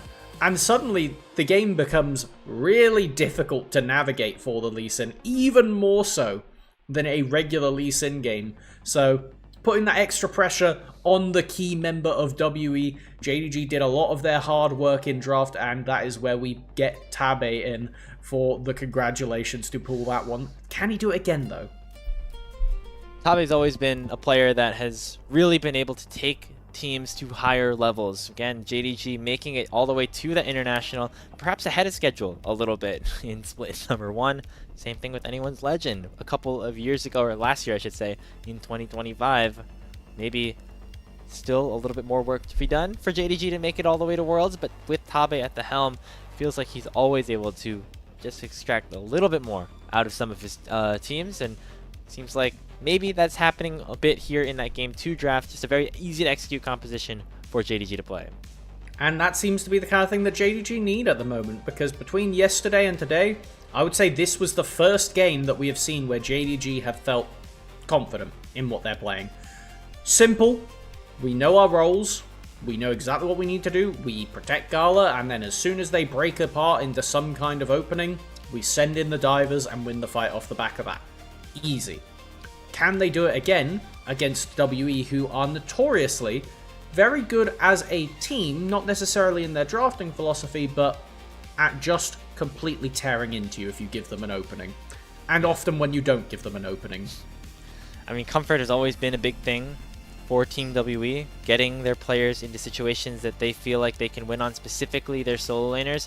You'll often see things that are not necessarily the correct move in draft by Team WE, if it means that it gets Cube something that he likes to play. Same with Karis. Things like the B1 Akali that we've often seen from this team. Obviously that's not available because Honky played it in that last matchup, but perhaps a little bit more of that here in this game. Try to make sure that their solo laners are in good positions to win. And one of those potential areas that might end up being a trap for WE is the Gnar, something that both of these top laners had as their most played, or one of their most played, something that Cube does like to pick up, and we know for a fact that Xiaoshu has the Tristana counter pick lined up in preparation for that. So we'll have to see what the choice of side ends up being for WE, whether they opted for the first pick or for red or blue side, but as we are now into draft, let's keep an eye out for that. Alright, let's see how they end up executing on that. Was the Orianna going to get through? That's one of the high priors. Nope, she's gone too. Syndra was another one that was pretty high up on the ban list for both teams. And then we're going to need to see something new unless we get Lucian as well. Lucian ban could be big. One is one of about in Arha's most played bottom lanes, things like that Lucian Milio on their run in the playoffs just a couple of weeks ago. Also something that Gala and Vampire could feel very comfortable on in their own right as we await the final ban of this first phase. Already some very powerful picks just in terms of priority that could be picked very early in the draft here for JDG. Might see another one here in the Lucian, as you mentioned, wanting to make sure that about Narha are going to have to play something a little bit different this time around. So, do WE just grab the Syndra? Yes, it is a flex between mid and bot lane. Would it play necessarily to how WE want to in bot lane? I mean, they picked it against GES, and that's about all we'll say about that. Yeah, we could leave it at that. I think probably best not to think about that specific series in a decisive game 3 that could get you your first win of the split. Response will be the Ahri locked in for Hankyu. Most likely this will be going mid. Not a ton of Ahri bot lanes that we have seen so far, at least in the meta. And Junja hovering this Kiana and locking it in. I personally think that the Nefiri is a better version of this champion, but when Nefiri's banned away, no reason not to opt towards this. It's a very reasonable alternative, and it finds itself usually showing up in these game 2, 3, 4s of Fearless. And now we are in a very interesting spot because this is another incredible poppy angle for WE, this time actually looking to pick it up. Will it go to Monkey? It is currently available in 3 potential roles, so it is open as a flex, does leave WE with a bit to play with.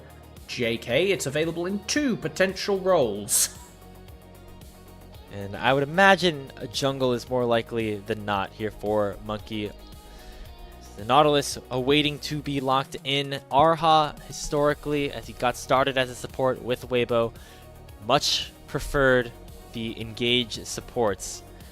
It's definitely a problem that maybe resulted in him getting moved over to Team WE for split number 2. The lack of experience on enchanters in a meta that really prioritized it. Now that the roaming supports are back, I think Arha is feeling very comfortable. The Nautilus is bread and butter down in the bottom lane. Yep, I think every support loves it when Nautilus is playable because it just means you get to throw the hook and win the game off the back of it if you hit the right one. And if you miss it and hit a wall, guys, I'm playing Nautilus, it was going to happen. Like, don't worry about it. It's truly the ultimate support privilege card of like, no, guys, it's Nautilus, it happens, don't worry. You didn't miss me, I threw ult. But as we get into the actual ban rotation, JDG are left in a strange position. Because if they ban either mid or bot, Syndra can get chucked into the other one, so it means that Cube is expected to get pinched on the top lane pool. Now we see where WE want to throw their attention. Is that a misban? I think it is. We'll see if somebody ends up dropping the lobby. It looks like maybe just a mistake by JDG. That's not ideal in a game 3 situation. What is Tabe cooking? You know, this is Tave's secret sauce. He's going to actually miss the ban to make his opponents confused, throw them off their game, and then strike when the iron's hot. It looks like Silas is going to get banned away, so no mistake, no dropping of the draft or call for a remake. It's just an error, it seems. Yep, happens. It means that they are passively expecting this to be a repeat of about putting the Syndra down bot lane. With the Silas locked in, or banned away, it would have been a very scary thing to play against, considering the Ahri, Kiana, and Leona ults all on the table. So I think that's a very reasonable one to be afraid of, as we do get the Tryndamere ban away, which indicates that WE want to slam Jace here. Yep, something that Xiaoshu has had a lot of experience with. Whipped out that Tryndamere a couple of times, most notably against Invictus Gaming last split. As it seems like the door might be open for Cube to lock in something a little bit safer that he knows does not have a crazy counter pick up Xiaoshu's sleeve. See what WE want to finalize their composition with. They're hovering a couple of bottom laners right now, which would take away from our expectation that the Syndra would be going towards about the Misfortune, going to get locked in. I kind of like this move here, Melvin. A lot of squishy members on JD Gaming's side that will absolutely get shredded by a bullet time. The Scout of the Week can lead really well into a bullet time, and Syndra is a perfectly good matchup into the Ahri top lane, as we do see the Jace expected. What is the... That was frame 0. They were ready for that. Oh, an instant slam of the Olaf. That's a very exciting final pick of this series for Xiaoshu. We'll be able to run down the Jace in an extended lane. Really have a good time negating a lot of the crowd control that they have in their mid jungle, as well as Arha on the Nautilus. If Xiaoshu's able to get going, he could be a big driver to lead his team to a series win. We need to see Monkey and Aha get some crazy stuff done to Snowball Cube, because this Olaf is actually terrifying for your comp. You have 3 basically immobile champions who are your carries, and if Olaf ever finds a good flank TP in a fight, he's just going to delete them all. Like, if Syndra isn't crazy bonkers ahead, you don't have enough burst to one-shot through Olaf healing, shielding. So, yep, that is Tabe in the kitchen right there. Maybe the misban was all just... It's all coming together. You can't disrespect the salt and pepper when it comes to putting together a good dish. Hey, yeah, sometimes it's not the craziest pick, but something that you weren't necessarily expecting in the Olaf coming through for Xiaoshu. He's, of course, played it a couple times already here this season, as have a number of players in the LPL. But certainly has a lot of value in this game. Can decide which team between WE and JDG will pick up their first series win of Split 3 in 2026. The road to Worlds has just begun. One of these teams is going to get off to a better start here as we get ready for Game 3 in Shenzhen.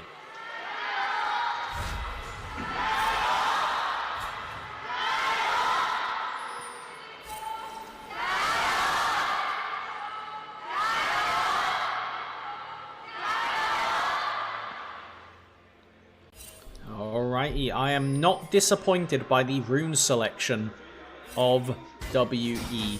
3 of those Storm Raider surges on the top side feels very necessary for trying to keep Olaf at arm's length. If you can't guarantee yourself to get ahead, making sure Olaf can't hit and then times out of the ultimate is a pretty decent second option.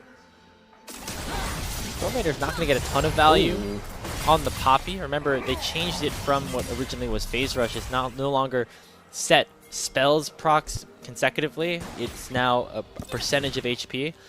So this is going to force Monkey to go a little bit more of a higher damage build. You know, we've already seen Poppies go the Thunder Sky, but not going to be as easy to proc it in the jungle Poppy position than you might see it on a Jace or a Syndra. Should be fine up until first item, second item, and after that point, he's probably never going to proc it on Xiaoshu. Maybe not even on Vampire, but the other 3, it's feasible. It just means that that requires Poppy to be able to hit the other 3, which we'll see. We'll see. It's a bit more difficult. It is a champion that does have a lot of early power, though, so we need to now watch how Monkey can navigate the map. Considering the Qiyana, it does some damage, but until level 6, it's not exactly the most scary thing, and even then, it's a big snowballer after getting some items, so Monkey should have what he needs here to get going on the map, particularly around this mid lane and bot lane where there's a good amount of dank setup. The junglers going for an early reset to pick up a small item before finishing off their opposite side quadrant. There'll be boots for Monkey, longsword for Jinja as bot lane trading. Benefits WE as they hit level 3 first in the 2v2. This was something that Gala and Vampire ended up benefiting from in the last game. Which means that this time WE feeling a little bit stronger about how their bot lane is situated. And should lead into a pretty free Scuttle Crab trade for both sides, but Jinja faster on the clear as the Qiyana compared to the Poppy. Will mean that they should be able to bully off and secure the Raptor camp, or not. Okay, not going to stay confident. They don't know exactly where Monkey is, so doesn't want to risk that. Still a while until it actually ends up spawning, so Jinja would have had to wait there for about 20 seconds. Instead, he feels might be a little bit better to just go towards his own Raptors and make sure that Monkey isn't able to steal it away, which seems to be something that this Poppy seems inclined to do. Both the junglers have Smite at this point. The Vision game, though, belonging to Jinja as he's able to smite his own Raptors away. Was really hungry. You could see it in Monkey's eyes that he wanted to get in there. Did actually pick up the shoe instead of the longsword on that first recall after clearing out the red side. So trying desperately to get stuff done, whether that be invades, ganks, or whatever. Really good hook. Bridge line, just poke out Gala, force the barrier at the very least. Didn't ever really feel like this Jhin was in danger. Melvin, we take a look at how the composition for JDG wants to function. This Jhin, thankfully for Gala, is going to be able to take a little bit more of a backseat just with all the damage that the rest of the composition has. That is true, but we did see as the game progressed yesterday, Gala's Jhin did end up becoming a pivotal member of the squad, and it was off the back of following up on his team CC and then weaving in to deal those big last hits off the 4th shot. And as we look to this game, I can see a lot of similarities. That was the win that JDG had yesterday, and I think that they could quite reasonably replicate it, considering WE's tanky members are, on the scale of things, not that important in a team fight as the game goes on. The Poppy and the Nautilus will make your life difficult, but they're unlikely to be the ones that are killing you. So if Jhin can play off a Leona ult, play off an Ahri flash charm, this kind of thing, or even just last hit somebody Kiana's done all the work on, that's all you need. Yeah, priority certainly much more on following up on some of the other plays that the rest of his team is making than going for 100 to zeros himself. Speaking of 100 to zeros, that is what JDG are going to try to do towards Cube, landing a root with the initial engage. Charm goes wide, but First Blood will come through all the same. It's Junja picking up the first kill of the game for JD Gaming. And this is what we said you have to be scared about. If Olaf gets ahead, even if he is not the recipient of the gold, putting Jace behind makes it even more difficult for him to play the lane. If he ever steps too far up and catches a stray axe, you're getting ghosted on, you're getting ran down, you're losing that flash. This will happen, and it is something that WE don't really have a good response to. Because if you go up there and gank it, what happens then? Shock horror, the Olaf turns around, presses R, and kills the Poppy. Like, it's not an easy situation to be in, so really good recognition from JDG that they know where their bread is buttered this game, and we're going to get Xiaoshu ahead. Yeah, and it doesn't result in a kill or even any gold going the Olaf's way, but just making sure Cube is in a weaker spot himself means that Xiaoshu should be able to play this lane out a little bit better, especially now that he has hit level 6. No all-ins just yet on the top side of the map. Could see those rather soon. Mid lane also seeing some trading. Overall, still a pretty even game, but JDG very happy about getting that first blood. You do see picking up a null magic mantle is Hongq, being respectful of Karras' ability to be Syndra and press R at some point. No R's just yet here for about. Finally, the bullet time will get issued just to kind of clear the wave and chunk Vampire to half HP. Meanwhile, WE was able to take that dragon about a minute ago, so starting off the objective stacking party themselves, but it really is more of a farm battle at this point, which hard to tell who exactly that favors, as both teams actually unopposed to scrapping it out, I think, a lot of the time. That was a roughie from about on the ultimate. I was watching the inventory, they immediately pop the triple tonic adaptive force pot and throw the ultimate, so I'm pretty sure they were fishing for lethal on Vampire, but I don't know if it even kills if it's aimed a bit better there. Given where they were standing, it was a really awkward angle to play for, and does mean that now JDG can send everybody top Gala with ultimate for this grub contest. Nobody starting it just yet, or really being in the area just yet. Monkey potentially looking for a play for Gala. Already forcing his flash is Cube, and now Vampire can be the target, forcing both summoner spells out of the bot lane for JD Gaming is going to be important as Monkey and Arha make their way towards the grubs. Got to act quickly though, because we did have Xiaoshu pushing bot side, but they actually send Cube away. Yeah, he's teleporting to the bottom lane, so not going to be an easy numbers advantage right now for Team WE. Charm whiffs from Hongq though, and that means that Vampire will die easily. Curtain Call only chunks Karras down, and Xiaoshu soon to join the fight. Remember, Cube is not in the area, so it will just be that one grub picked up for Team WE. On the other side, we had a single plate knocked down by Xiaoshu in the bottom lane. Cube will respond in kind. It's a messy fight. It does give some angles for WE to play. Having no flash on the Jhin, no flash on the Leona should be an area that they want to punish. Kara's getting a really good trade on mid now. Ooh, one more Q and you could throw that ulti out and maybe think about taking him down. Actually, never mind. That ulti was on cooldown, silly me.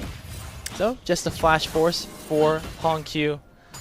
Karis maybe going to try to turn that into something a little bit more. Scout of the Week does connect. But yeah, no ulti available means that you're never really in lethal. You say silly you, but I don't think Honky was respecting it either. Seemed to be unsure whether the Syndra ult was on the table because I agree, unless there was somebody right on the corner there to gank, not much reason to flash at that point. It will force out the teleport as well, so Honky quite weak at the current moment. It gives another window for WE to look for a play, and with Dragon spawning in a minute or so, this is pretty much perfect for them. They want to be getting push out in the side lanes and then waiting for JDG to send somebody to approach him river, knowing it's only Junjia that can go in with the ability to escape at this point.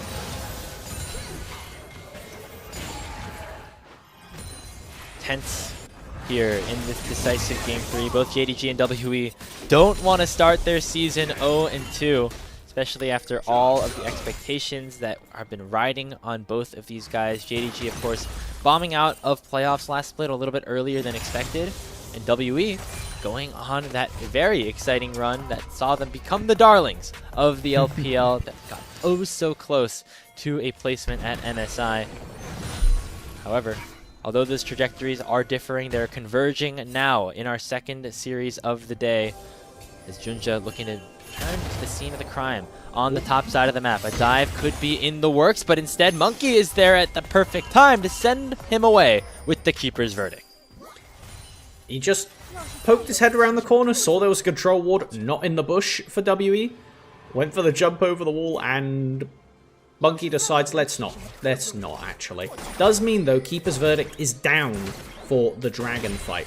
And you can see JDG well aware of that, sending Hongq into the river immediately to try and clear out some vision before the WE mid jungle can collapse. Empire going forward with the Zenith Blade, going to be matched by the dredge line of Arha. Junjia is going to be at this play first, and a huge chunk of crowd control will take the Nautilus down. Junjia goes up to 2-0-0 as the JDG jungler off to a great start here in this third game. Ooh, when's the next time that rain will come down? About definitely fishing for a kill. Really trying to exert some pressure and deny this dragon in whatever means he can. And I think it's honestly worked, which is kind of incredible, knowing that Hongq is forced out of mid lane. Still not able to get to his Malignance by now, but with the Ludens in pocket, Karos' power is, well, overwhelming. So it is enough to get 2 dragons, and it's a Mountain Soul.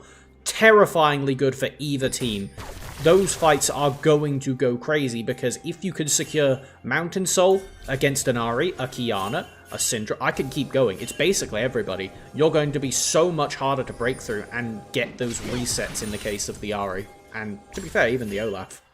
I think it's something that you could say about both of these teams is that the key players for each squad are very, very squishy. And, you know, some are assassins, some are marksmen, some are, you know, very squishy mages. They all can be 100-0'd from each other. Adding a little bit of resistance from the Mountain Soul can really help turn those lethal thresholds into non-lethal thresholds. Could result in this game going one way or the other. Again, we are so close here in this matchup. It feels like we've seen these two teams play a lot against each other, Melvin, but, you know, other than the regular season, haven't matched up in the playoffs just yet. Full best of 5 between these two teams. Sounds like it'd be a good time, though. Sounds like it would be a long, long shift. I can only imagine what Game 4 and Game 5 of a Fearless draft between these two teams manifests into, as Cube currently praying that he can get out of Game 3 quickly, because I don't think he's long for this world. Monkey sprinting his way down, but he might be a little bit too late. In goes a Zenith Blade, and that is just a one-shot by JDG's composition. Vampire pops the heal to make sure that he survives, and Kara's TP's in just a little bit too late. Junja might be targeted, but he also is able to get on out of there, as JDG have that kill for free at the moment, but WE don't want to let them get away. It's going to be Monkey and Arha still looking to continue a dive of their own. They know that the cooldowns are not available in a lot of different fields, most notably Xiaoshu's Ragnarok. Arha goes forward, lands the dredge line onto Junja, forces the Kiana to flash away without the depth charge being issued. Oh, it got cancelled by going invisible there. Really narrow for JDG to escape, knowing that between the depth charge and the unleashed power, somebody should have died there from JDG's side. So even if it's a ton of summoners blown, I think they get out barely quite pleased with that play, considering how much time was invested on the bottom side. Does actually end up being Karis that last hits the tower before his opposite number in the top lane though, as Honkyu will end up being contested by Cube. That's a flashless Leona. Yeah, but he's pretty tanky with Aftershock and Locket and Junja by his side. Vampire going to be able to get out easily with the Rift Herald spawning in about 10 seconds. You see how vulnerable the mid lane tier 1 turret is on JDG's side. WE would love to be able to secure the Shelly for themselves, use it to break open the base, maybe even in a couple of minutes when that dragon spawns. But JDG are going to have none of it, as they're the ones to start this up first. Don't have Keeper's Verdict up just yet. Honkyu getting a lot of pressure in this top lane. It's currently only a Yomu's for the Jace, so he's not the scariest guy in the world. It's Monkey, 4 though. members He's of going to go for JDG something. might be, and that's going to be 5 with Xiaoshu teleporting forward. Ooh, that Zenith Blade, if it connected onto Monkey, could have been a bad situation for the WE jungler. Xiaoshu just using the teleport to reset the wave up on the top side of the map, as Shelly goes the way of Junja rather easily.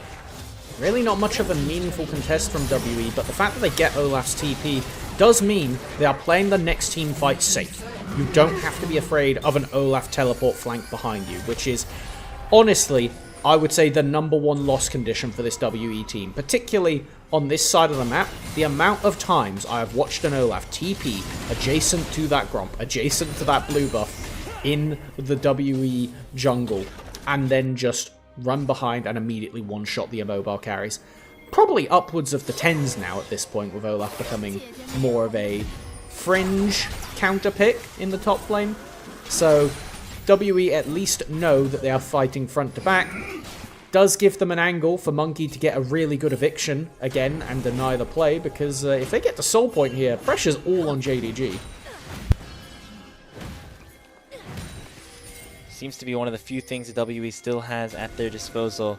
The composition against this Olaf is going to be very difficult to kill in a full-on 5v5, so it looks like WE going to try to make a pick for Xiaoshu immediately before the dragon even spawns. He goes in with the Ragnarok. Meanwhile, Monkey getting targeted by Junja, and Cube's trying to hunt down Vampire. We got to fight on multiple fronts, and right now Xiaoshu's trying to win out on the 1v1, ends up taking one down with them. It's only Arha though, and it will be Monkey sending away the Ahri with the Keeper's Verdict. Curtain Call not going to find a kill as Cube dashes back in, looking to try to finish off Vampire, and he will be able to do so with a Shock Blast. Honkyu flashes back in, forces a flash away from the charm, and it will be a lot of blinking health bars, but WE still in control around the dragon.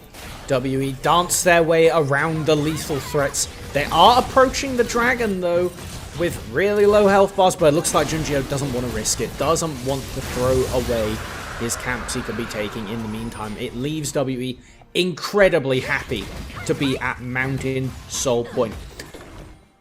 That was kind of wild.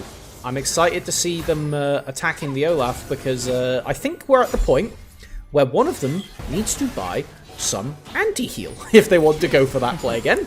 Because killing the Olaf before the fight is a good strategy if you can kill the Olaf! I know, it took forever with 3 members on him. Can you imagine if all of JDG was collected around this Olaf? It would have been a much better fight for them. WE's support and... oh no, that's rubbish. Monkey and Cube do a really good job to zone out the rest of JDG as the team eventually kills Xiaoshu. But it was really an eventually type thing. This was actually pretty fancy from Cube to go in at the last second, gets the numbers advantage, barely lives, and off the back of his mid bot lane, keeps Hongq from chasing further. Does secure Dragon, does secure a gold lead, but it is incredibly, incredibly minor, especially with Xiaoshu being allowed to free hit this bot tower. The gold continuing to swing back and forth. Karis and Monkey going to get some plates top, but Xiaoshu continuing to stack gold in his own right down bottom. Can be that easy turret picked up, another whole wave. Xiaoshu continuing to keep JDG in this ball game. A minute left until that Baron ends up spawning. Neither side does a great job of clearing it easily, so really waiting until that next dragon. Mountain Soul will be available for Team WE in just over 3 minutes time. This is another one of those games where I hate to see the Proto Belt on Karis. If this was a Shadow Flame, if this was even better, a stopwatch, then you can avoid the Olaf ult entirely. It means if Xiaoshu commits to hitting Syndra, you tap stopwatch and you can outwait the Olaf ult, come back out of it, throw your abilities, kill the guy, and job's done. Rocket Belt is a lot more dangerous to play with. It gives you some more flexibility for dodging Kiana routes, for dodging Leona ults, that kind of thing. But it does mean you are stunted on the damage, and again, I'm going to keep saying it, if Xiaoshu gets too tanky for WE to burst through, and it is burst because they have MF and Syndra, the game is effectively over for them. Like, they will have to play the team fight of their lives to be able to play against that. Looks like they are not willing to make that risk right now. At least until there's a major objective to fight for, right? No reason to just flip the game at this point, especially when you're still waiting for some major item completions to come through. Cube just has his Muramana upgraded. You also see now the Collector in the hands of About. Once you get that Dead Man's Plate for Monkey, maybe that extra movement speed could help him get across the map a little bit better, as we are still dead even in gold at 20 minutes into this game. Winner gets their first series victory of split number 3. Loser has to be in a very difficult to comprehend spot. 0-2 for either of these squads in the Group Ascent standings would not be something that they'd like to see. Most definitely not, especially with AL now going to 2-0 on the standings. These three teams, not just because they all have red logos, all feel like they're kind of in that clump for fighting for 3rd to 5th place. They should be the ones that, outside of what we expect TES and BLG to be able to do, again, expect being the key word there, these three teams need to be the ones that are fighting each other for the higher placements and should be beating the teams that promoted from Nirvana at the end of the day. We'll have to see if that actually holds true. Given how intensive the schedule is, it's incredibly likely we see teams anywhere on the standing dropping teams to anyone else, because it's just so hard to prep against everybody and be ready for everybody in such a short period of time. Which is why wins like this become very important. The game score, the match score, the head-to-head, in terms of those final spots at the World Championship. Both WE and JDG want to end up getting there. Still a lot of work to be done. We have the Dragon spawning in 30 seconds. Dredgeline connects onto Vampire, but he immediately goes in with the Solar Flare, not finding a stun on anybody just yet. Keeper's Verdict already sends away Junja, and that means WE have a numbers advantage for now. Xiaoshu dashes forward with the Ragnarok. He's at half HP, still doing a boatload of damage, but he's not able to continue hitting just yet. Junja re-arrives to the fight, finds the big Supreme display of talent, but Karis, with a huge Scout of the Week, will take the raid boss down. Xiaoshu's out, so is Junja. It's a 3-0 for WE. And the Dragon finally appears as the reward. Baron also on the table potentially after, but WE facing down a mountain of a fight, and they take it right by the soul at the end of that one. Expertly done to try and force the fight before Xiaoshu could get into combat range, and let's see how it happened. It's once again Aha on the Nautilus, finding the pick. Monkey insta-channeling the ultimate, knowing anybody I evict here is a good thing.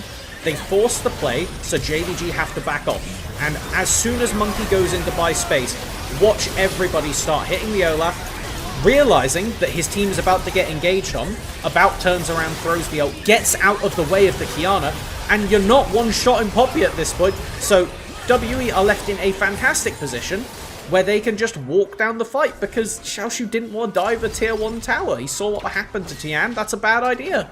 A little bit later in the game this time around, but yep, the result would have been similar. you'd imagine. As, yeah, Xiaoshu, we kind of have been chalking him up as being a big problem for WE to deal with, but shout out to WE. They acknowledged the issue, and they decided to come up with a very strong solution to it, which is just be able to run away from the Olaf, time out the ultimate, and then you can re-engage Karis with a huge combo, scatter the weak into the unleashed power to take down Xiaoshu, and once that happened, the fight fully belonged to Team WE. Unfortunately, the escaping a wild bear angle doesn't really work because you don't just have to be faster than the slowest guy, you all need to be faster than the Olaf or he will keep the ult going. Another fight could be breaking out as a teleport flank is available now for Xiaoshu. Already crowd control issued on to Arha. It will be the first kill going down. Xiaoshu flashes forward, does not land the undertow until the ultimate has expired, but it's already numbers advantage in the hands of JDG. Looking to get back into this game number 3. A big scatter lands, but it's only onto Vampire. They should be able to take the enemy support down. Both supports out of the picture as it's a 4v4 across the map. Once again, no Ragnarok available for Xiaoshu, so WE still feeling like they can push the pace with another wave crashing into the mid-tier 2. And with teleports invested right now, it leaves JDG in a really awkward spot where they would love to go and punch that Slash. Oh my Monkey, God. oh, he finds the stun! The heroic charge God. is heroic as the name suggests. 80 carry for JDG down, and WE will make their way towards the Baron. We gotta be flashing those Gala. That can't happen. That is so bad. WE securing this Baron is going to, I say secure, they want to fight. Oh, they think they're that on Vision. Yeah, they thought that maybe weren't on Vision. WE should just back away, take the Baron down. It's 18 seconds on Gala now, though, so maybe they don't feel confident enough, so they will end up backing and just going for the reset. WE playing things out smooth, making sure they do not do anything too over-aggressive. Ha, good joke. And I think the Vision game from JDG is actually keeping them really in a good position. I think if the wards were not in a good spot, this game could be looking a lot different for them. They truly had a situation there where it was a bit of a soul read on WE, knowing that, wait a minute, why would they start a Baron when they can fight us? That is truly the instincts of WE, is fight if you can fight. And normally that works, but in this instance, I think they really should have just gone to the Baron and forced JDG to approach and then get the turn. You have Syndra, you have MF, it's really hard to run into you. But now, we're in a neutral state. We got to keep an eye on the summoners, because Xiaoshu, without the flash, has to basically run through MF with an IE and through the Syndra, who now has the Scent Magic Pen. So we do have to be really scared. He's getting close to the mini Rabadons. Steadfast Presence cancels the Zenith Blade from Vampire. I don't think he really wanted to go in anyway for anything more than just a little bit of poke. Arha and the rest of WE pushing into JDG's jungle, looking to try to clear out as much vision as they can to make sure that they have no idea when they could potentially start the Baron, and that when is right now. JDG gonna have to respond sooner rather than later, as it's already melting to about 5,000 HP. In goes Xiaoshu, pops the Ragnarok, still gonna be invulnerable, but it's once again timed out. WE timing out the ulti beautifully before making their way right back over to the Baron pit. The curtain call only going to block out a little bit of damage. Karis! Behind him, Karis one-shots Gala, who once again is out of position, and it will this time mean the Baron goes WE's way. Curtains closed by Karis. That was a crazy walk at the end there. I was shocked that they went back to hitting the Baron, but the Syndra lurking in the shadows, that vision control we were just talking about that had kept JDG in the fight, losing it is what loses them the Baron. I think it was a fine ult to start from Gala to pressure them, but it was just a really good response from the Syndra to punish the fact that he stayed there without his team. Now, Elder Dragon up in 50. The Baron used to secure a tier 2 tower, but the extra stats on all 5 members, crazy work. And this is... He's just right on a ward. Oh, wow. And he does it from the full max range, flashes forward for the combo at the end. Gala just wasn't ready for them being in range, just expertly done. It does mean there's a no flash Syndra though. We do have to watch that because the Elder fight will be pretty much game deciding at this point. I know we had JDG go to 3 Elder Dragons yesterday, but surely. Uh-oh, Monkey. Oh, he just face checks 4 members of JDG. Oh, that could not happen for Team WE. No, Big kill goes JDG's way. Poppy, jungle, out of the fight for the next 40 seconds, and the Elder Dragon is about to spawn. WE are met with disaster at the absolute worst time. I just can't believe it. This is going to have to be miraculous from WE to force out. I mean, at the end of the day, Junjie is a squishy champion. If Karis gets a hold of him, he can knock him out of the game. Taken very low as well. W still have a lot of damage, and they still have the Mountain Soul. Karis playing very aggressively, knowing they have to have something happen here. Stun lands on the Honk Q, forces him to flash away. Supreme Display of Talent going to cancel a lot of the ultimate coming out from About, as the Dragon's already at 4,000 HP. Junji's gonna have to try to get into the pit to steal this one away. About already takes one. He's gonna still box out the rest of JDG. About is popping off, and WE gonna hold the line. Xiaoshu has one last opportunity to claim the Elder Dragon. He's gonna look to try to execute Karis as well, but the rest of Team WE don't care about the Olaf. They only care about the Nexus and their first series win of Split 3 of 2026. They did it without their captain. If that is not a statement way for WE to win, I don't know what is. The rest of the team knows how they want to approach it. They play to stall the fight, to get their chip damage down, but Vampire wants to try and hold them at arm's length. I don't think he's got a chance. Just still 10 seconds on Gala. Nexus now exposed. Not going to happen. WE took 8 series to win, 1 in Split 2. Just going to take the second to get up to an even series score this time around in Split 3. They might be the real deal, folks. They might be the real deal. That was an incredible way to end up winning, and my goodness, what a series we had between these two. I think between what we saw from JDG and AL and what we see now from JDG and WE, very excited to see WEAL. I think this little trio is going to be some of the best games to watch in the entire split.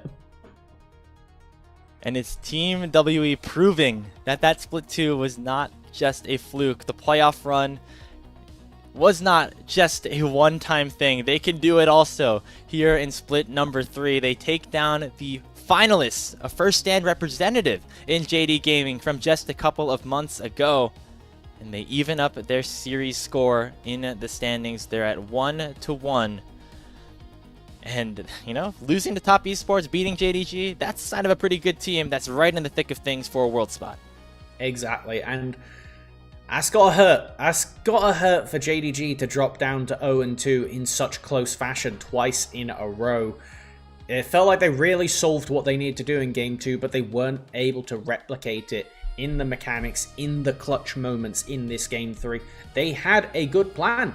I don't think that their plan was flawed. I think having the Olaf as that last pick was excellent, and it could have done work, but they just weren't able to control the vision, to save the teleports and let that Olaf go for the flanks, to work with the Olaf to facilitate him. That thing that Gala did on the Jhin in the game they won against AL was a lot of facilitating. It was enabling people with those deadly flourishes to have the rest of his team pop off, and it just didn't happen today. It just did not happen. Just mistakes that can't happen in decisive games like that from players that, frankly, have done much better in higher pressure spots, right? Gala has been at a number of high-level tournaments, has won MSIs. You know, that shouldn't be happening from a player like him to get caught out like that with the curtain call. Just a very bad sequence of events there that led to JD Gaming losing this series, and it must be heartbreaking for them. Have back-to-back very close game number 3s be decided by the slimmest of margins after it felt like they were in good positions to succeed. Absolutely, but we got to turn it over. We got to start talking about WE again, because that was great. Karis had a really solid Syndra game, managed to pretty much win the Baron interaction with that Syndra flash to kill Gala. So every tails there's a heads on the coin, and WE, they very, very happy. I still think the fact that they managed to execute on that game-ending Elder Dragon fight And despite being numbers down, despite having an Olaf in the game who could just run at them at any moment, they played patiently, they didn't let the engage happen, they utilized their poke, and they didn't feel pressured.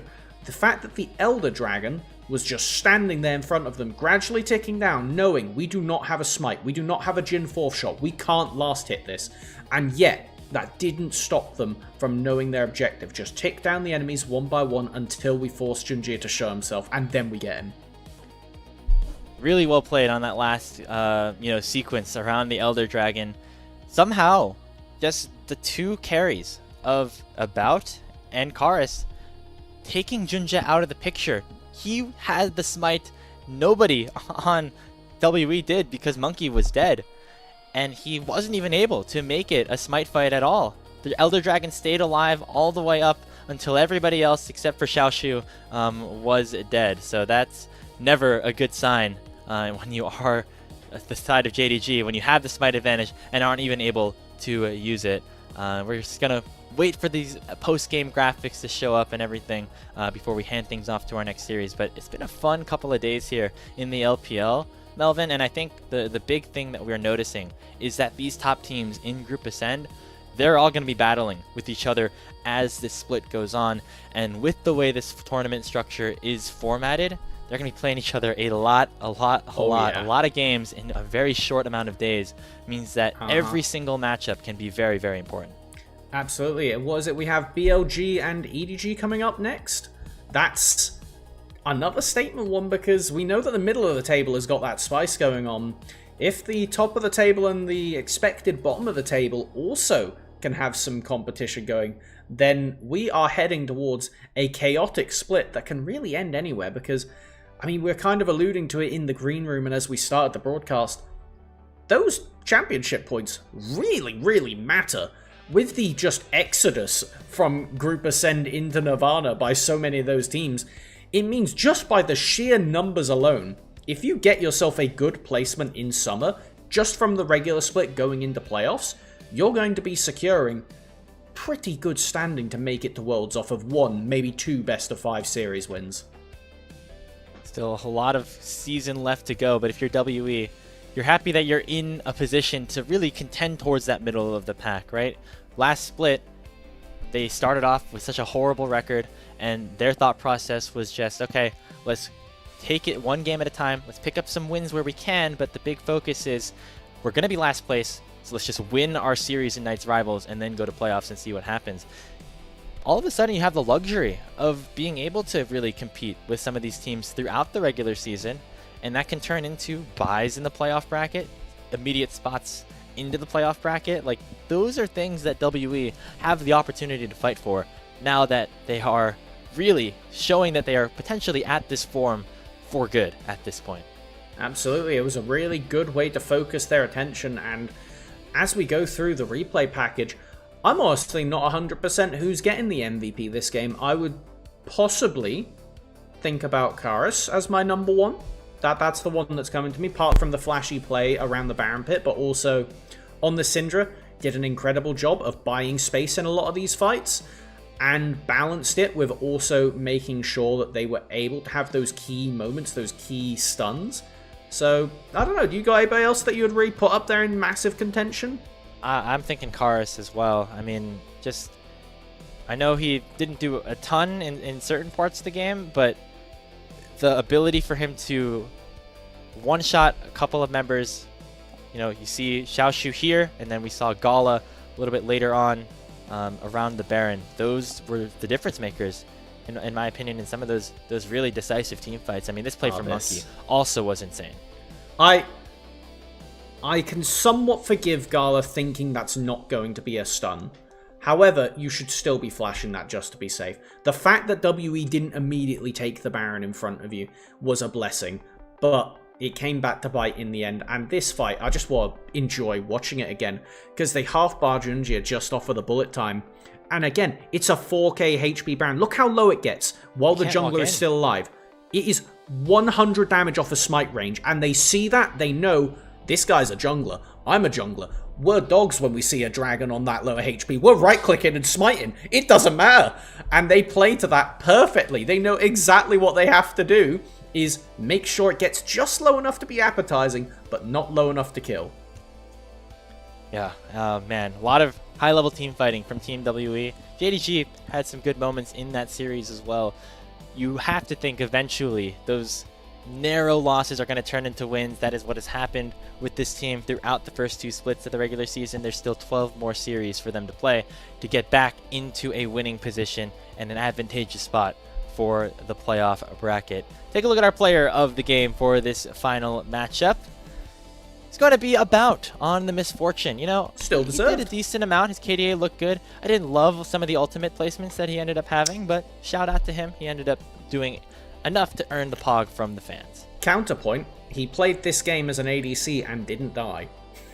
When you think about the Leona, the Ahri, even the Jhin to facilitate, the Kiana and the Olaf, quietly did a lot of damage in these fights. Definitely had some questionable ults, I do agree, but the fact that he remained deathless and was still able to pump out big numbers on the damage charts, you know what? I'll take it back, yeah. I think him and Karis both equally deserved, and I don't think it's a shame that it went that way, because playing in a mobile ADC in a game like this, terrifying experience. Terrifying experience. You know what? You're right. Shout out to About and shout out to Team WE, who end up taking a 2-1 series win over JD Gaming to get their first series win in the regular season in Group Ascend here in the LPL. We got one more best of 3 upcoming. So it looks like Monkey did win our player of the series overall. I think well deserved, specifically for that Trundle game. The Trundle game, yeah. One more series here today to wrap up our triple header here on LPL English. It'll be your defending champions BLG going up against the former Nirvana representative in EDG. We'll have Mazel and Alk on that call right after this.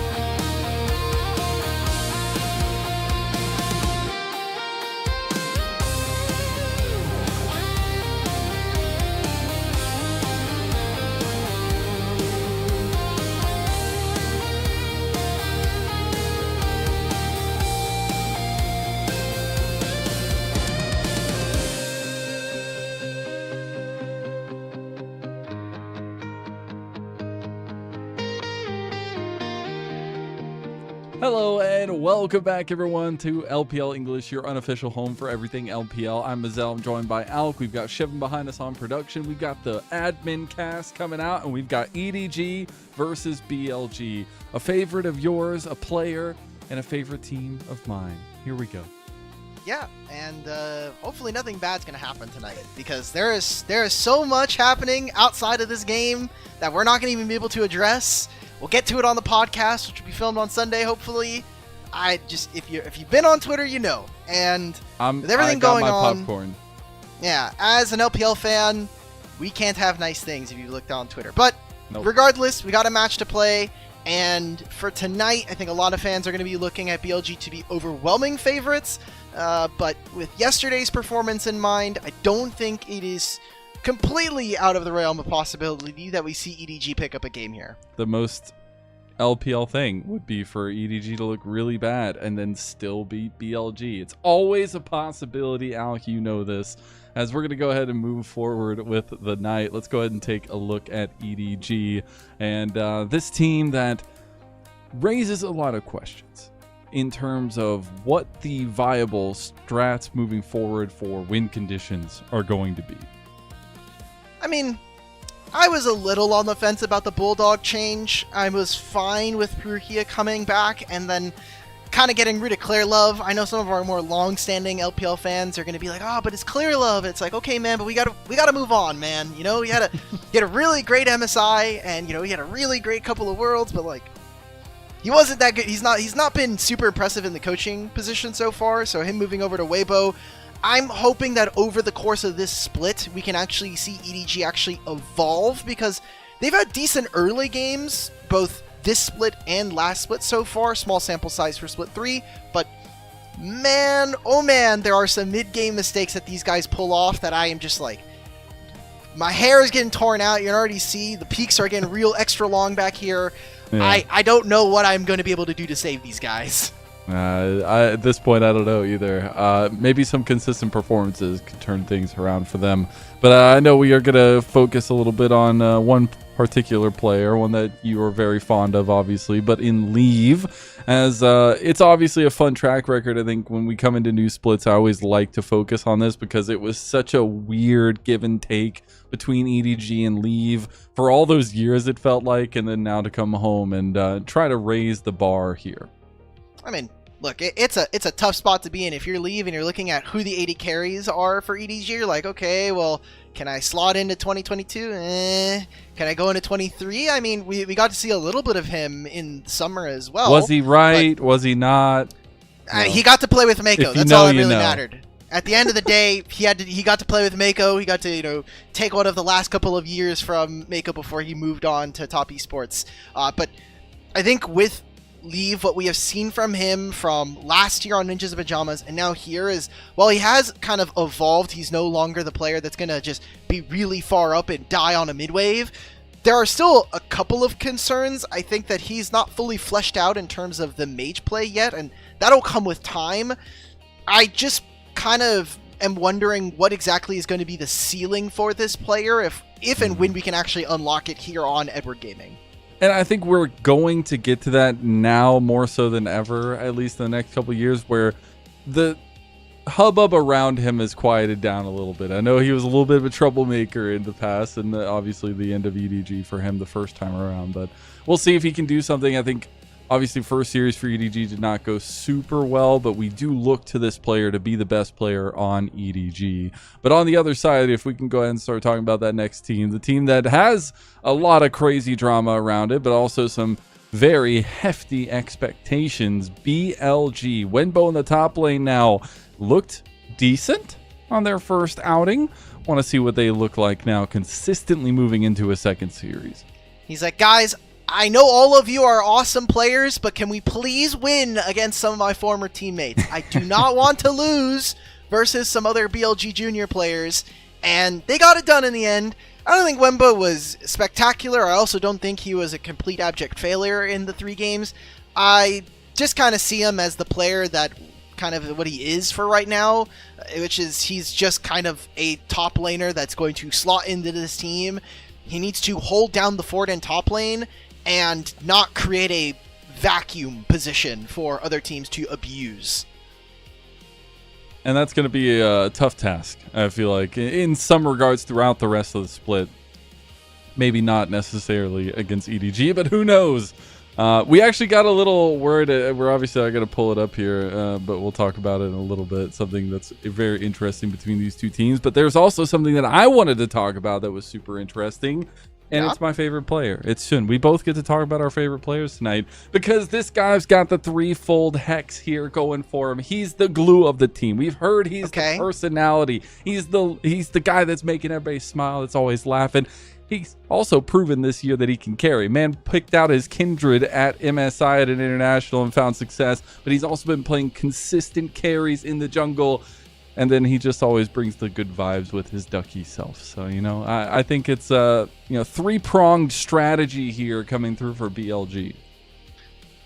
Now, how do we relate this to the gameplay? How do we Because get he's Shun the glue of the team. He carries games and he smiles all the time. Those are three things that happen in game. Is he the one carrying games, or is it because he has the best LPL mid laner in recent history?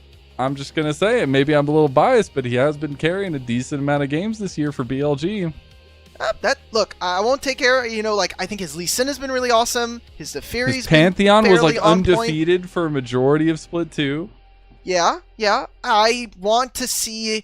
I don't want to necessarily say I want to see more from Shun, but I kind of want to see a little bit of him being able to properly direct a game, because there's been a lot of times where they just play the triangle on mid. You play Shun and On in the mid lane. You're having all these roaming supports. I think I would really like to see him maybe take a bit of a step forward, more into a Kanavi-esque role, where we actually get to see him pull those big carries out on multiple different games. But he's been good. He's been all right. But the decision-making tree gets a lot easier now that he doesn't have Ben in top lane right now. So who knows? Maybe I look at Wembo and he's down 1,500 gold in all three of the matchups last night. They're yelling in the comms. Come on. I guess I gotta go top.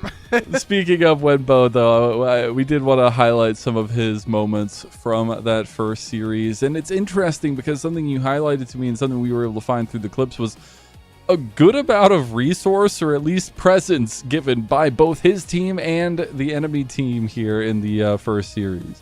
Especially in solo lanes, it is just super prevalent anytime we see substitutions come in that teams are just going to attack that player, especially if they think that they are a weaker version or potentially someone who just doesn't have the same pedigree as a player like Bin. So I think it was very clear that we saw from Thunder Talk, they made sure that they were able to get Keshi some good matchups, and I also just think that the BLG have not properly played around top lane for most of the year. I think that the narrative after first stand was that we're playing On and we're putting multiple people here, but even in some of those games we saw that Bin and the rest of BLG weren't really able to snowball it. It was give Bin a lead and then let him play on side lanes by himself. He's going to win one-on-ones, or he's going to put a lot of pressure on the map. Wembo I don't really see doing much of that, and I felt like in their game last night versus Thunder Talk, it was mostly, we're here to protect the Rumble, but neither Rumble nor did the rest of the actual draft actually lend them to succeed. And that's why we saw, I think, Thunder Talk take a really, really strong game to win out against this guy. Yeah. It was really interesting to see how they were willing to go through the pick structure and draft as well with Winbow in mind. And now I'm wondering what that looks like even going into EDG in a different task, or maybe if they are going to try to kind of keep that same way that they approach that top lane matchup. It's going to be very interesting, especially against maybe a little bit more of a journeyman top laner there for EDG as well. So it's going to be curious. But we actually, what I was foreshadowing to earlier, got a little bit of a shout out from the official broadcast. My God, the match record between these two organizations over the last couple of years is one-sided. Would you like to go over it out? Yeah, I mean, the thing I had even before we actually got this graphic, because I did my own digging. The last time EDG won a single game versus BLG is summer of 2023, week 2, and guess what? Leave was still on this team. It was Ala, JDG, Fofo, Leave, and Mako. For BLG, it is basically all of the same characters you still know, but Yagao was in the mid lane still. So 23 was actually a very good year for us, and in the LPL, maybe not towards the end of the year, but whatever. it's just really funny that you have to go all the way back to find a single game win. Series win, that's even a little bit further than that. Mm-hmm. But here we get to see EDG walk it out. Xiaohao obviously with a big smile on his face. I still am always heartfelt when I get to see this jungle top lane combined. I know it hasn't maybe been the most successful since their time on AL all that time ago. But it's crazy to see. They are still kind of some of the pillars of EDG. But this BLG team, my God, how do you focus on the games? How do you keep your mindset intact? There's so much around this team, and we are only just at the start of the regular season here for Split 3.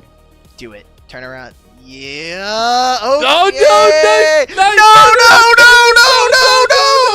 no. How did we mess this up?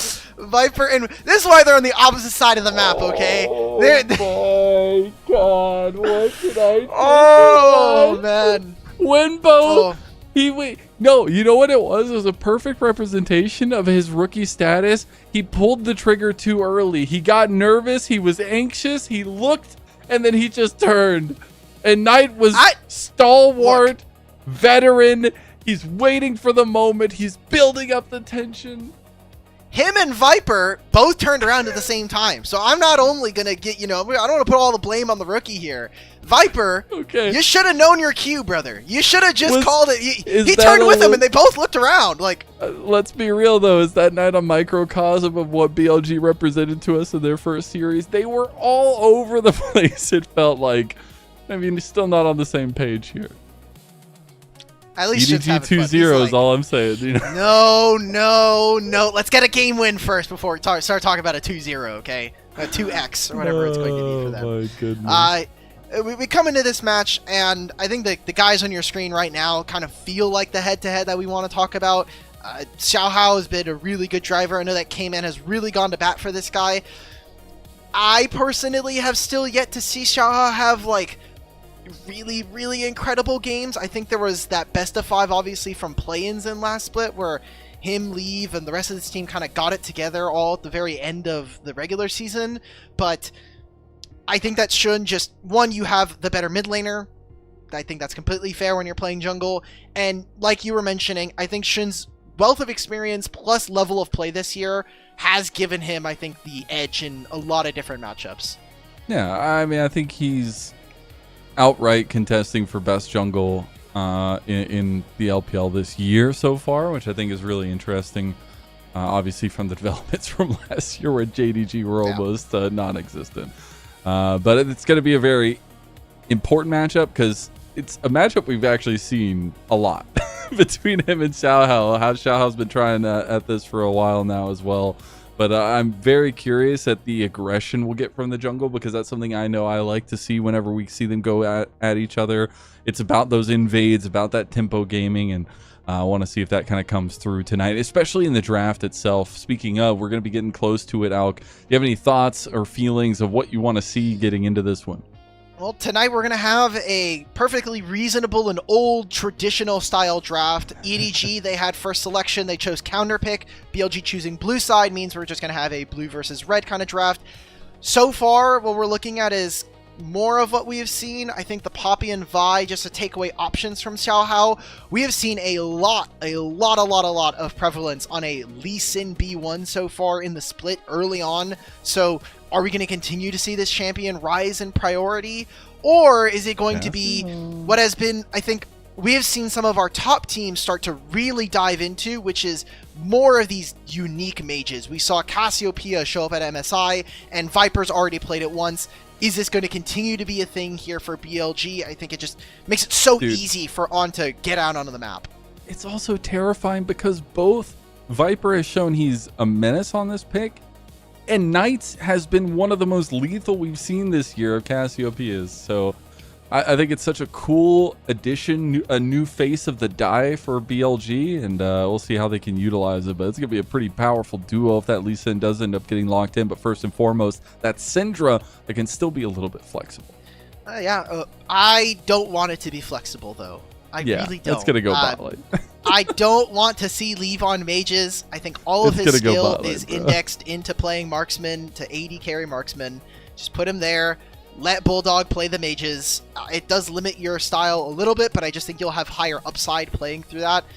This mid jungle is very, very difficult to play against if you don't have ways of being able to move around. So I am expecting Cassiopeia to move down in the bottom lane, and then Knight probably is going to wait to see what the support matchup is before we get his champion.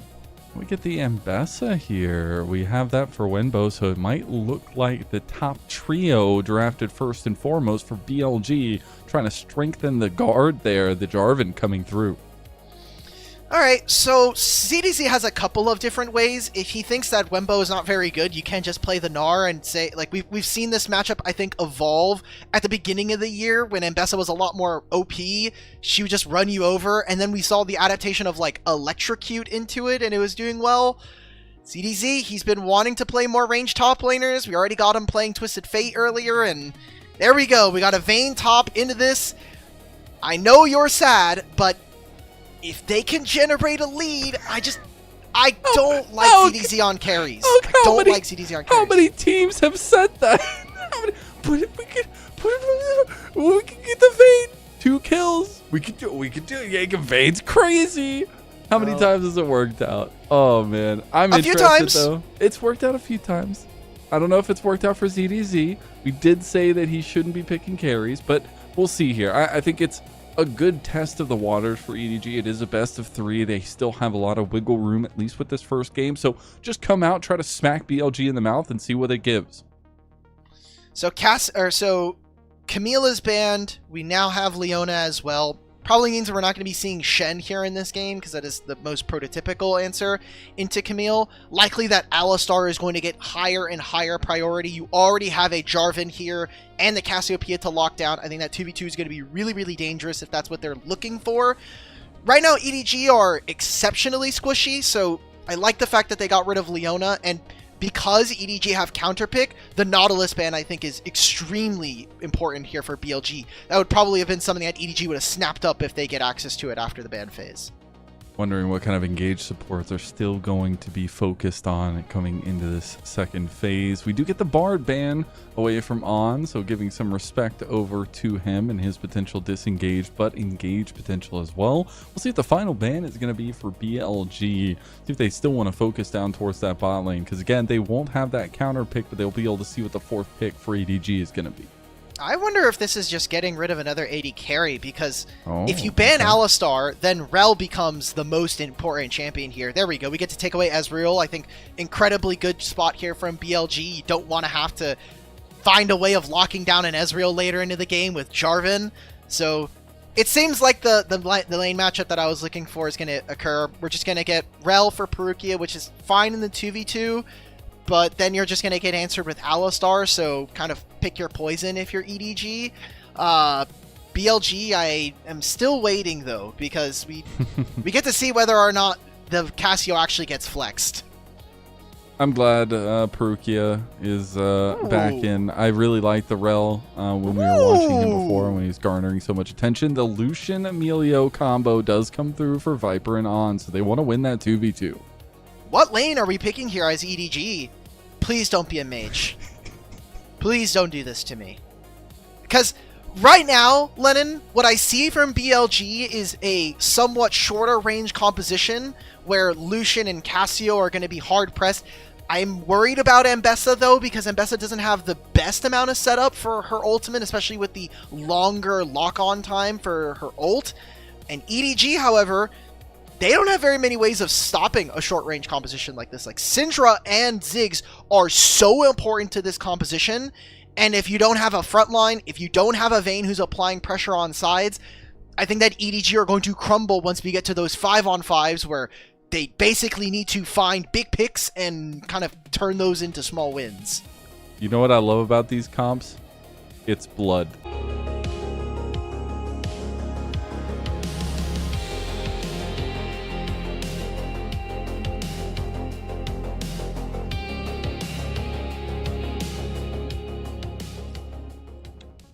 The draft was too powerful.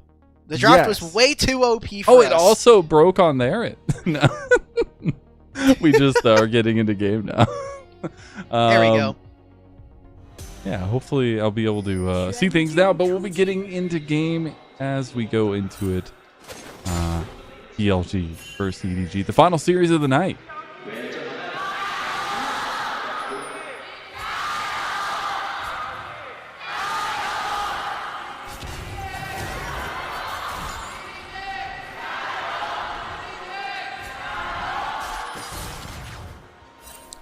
So glad that we got our stuff together, man. I was worried because some of the gyos. I did. That was good. That was so cool. I liked it. I loved it. The BLG gyro is still very loud. EDG not too shabby. We're gonna get hot and heavy down in this bot lane 2v2, but this is kind of what BLG want. I mean, obviously they're trying to go off of some level spikes and item spikes, but keeping pressure down in bot lane is going to behoove whichever team can take advantage of it, because both junglers are going to be pathing down that way out. Oh man, I'm a little sad now though, because they had a good wave state. If they were to hit level 2, Ziggs is going to be completely fine with farming underneath his turret. It means that Lucian and Melio won't really be able to abuse their level 2, which they're going to get first here on the wave. Kind of sucks for them just because it means it's going to crash, but it does mean that afterwards wave is going to be on their side, and hopefully Ziggs will push it if you are a BLG fan right now. You see the junglers are already pathing bot lane. Lee Sin's taking an early reset to get a longsword. Shun's ignoring that. He's going for all 6 camps, and then if they can play for a bot lane dive, or if they can hopefully get leave to move over the halfway point, then they're going to be feeling really good. Getting that heal as well, very, very important if they're looking for more.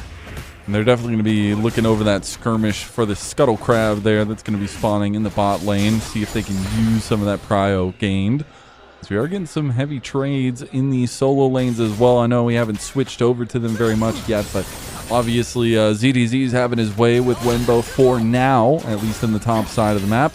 And there's some pretty back and forth moments between Knight and Bulldog. Can he get this one? Okay, no, that's fine.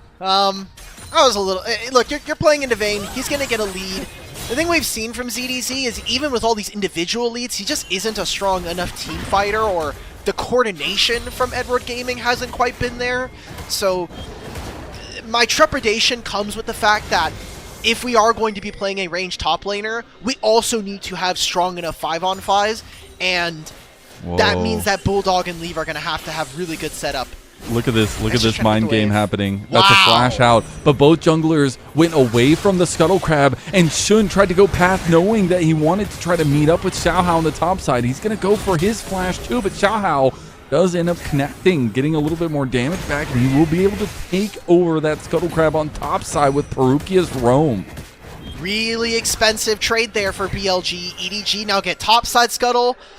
Likely that Xiaohao is just going to ignore the bottom side Scuttle. It's Emilio. You're essentially attached to the hip with this Lucian, especially early on, and you're playing against the Ziggs. So Ziggs is just farming away, gets to throw 900 range bombs, kill the entire minion wave, and collect his bounty there. That's a good job already here for EDG. It's not a kill, but it's going to feel like a kill's worth of pressure. And a massive roam timer from Perukia. I think that's the biggest thing about that, is loving to see not only him back in the saddle, literally with the Rel, but also being able to connect, right? He was the difference in the bodies up in that top side of the map. So we'll see now as things get kind of reset to the moment. We'll be getting closer and closer to level 6s, but that's where I want to ask a little bit more about that proactivity we want to see. Both teams want to find that snowball, and we have a dragon coming up in 35 seconds. It's gonna be interesting. I do feel like BLG will have a stronger dragon take. Mages just early on don't have the cooldowns to rep for an actual objective fight. But if we're gonna take a 5-on-5, and I'm looking at the enemy team, as Edward Gaming, I'm saying they have no flash on Jarvan or on Cassio. They should walk into us. And as a small side note, we'll see how it gets used in this game, but Perukia, because he's playing into Emilio, actually decides to go for the unsealed spellbook, so he'll have access to things like Exhaust, which they can have 2 of them this fight. They could also have the Smite as well, which would be really, really powerful if they want to start up this dragon. So how he uses this, I think he's been really, really good on engaged champions prior, so this just gives more options and potentially a better edge here for EDG. You can tell Wenbo's kind of feeling himself up here as well, trying to put some pressure on ZDZ now that he has hit that level 6 mark. Does have some decent all-in pressure. Exhaust always at the ready for ZDZ. Some very ships in the night moments coming through from the junglers here. Just a little bit of poking and prodding here or there, but really waiting to these ultimates to get the fights kicked off. The engages that can come through from both of them are going to be ramping up, at least in intensity. We see On trying to actually, he got the stop there, but Knight just walks in and Xiaohao was waiting for him. Power truly is unleashed. Bulldog, first blood for EDG. He walked a long ways. He didn't want to walk into the brush from the lane, so he goes all the way behind his turret, walks in through the blue buff, and walks into that lane. Unfortunate for him that there's a Lee Sin waiting for him, and because he still doesn't have flash, BLG end up losing their mid laner. So good punish, I think, from EDG to get first blood gold, and it goes on to the Syndra.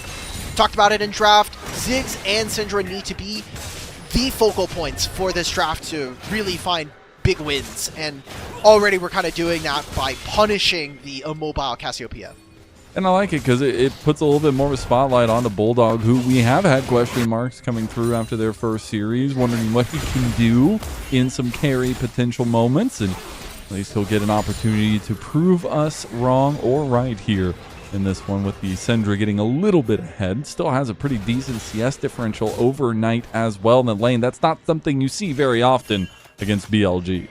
For sure. Knight is a superb laner, and to see him down 700 gold, it's a little question mark. Every game, it doesn't matter if BLG are losing, I look at mid lane and he usually has a lead. I'm like, okay, you know, that feels like home. It's comfortable. Almost. It's home. Yeah. It's a cozy meal. We already have the cozy campfire in bot lane, so we don't need both. And the Ultra Mega Fire Cake, but then there's 2 cakes in this game. So where do we really want to cut the line here, Alk?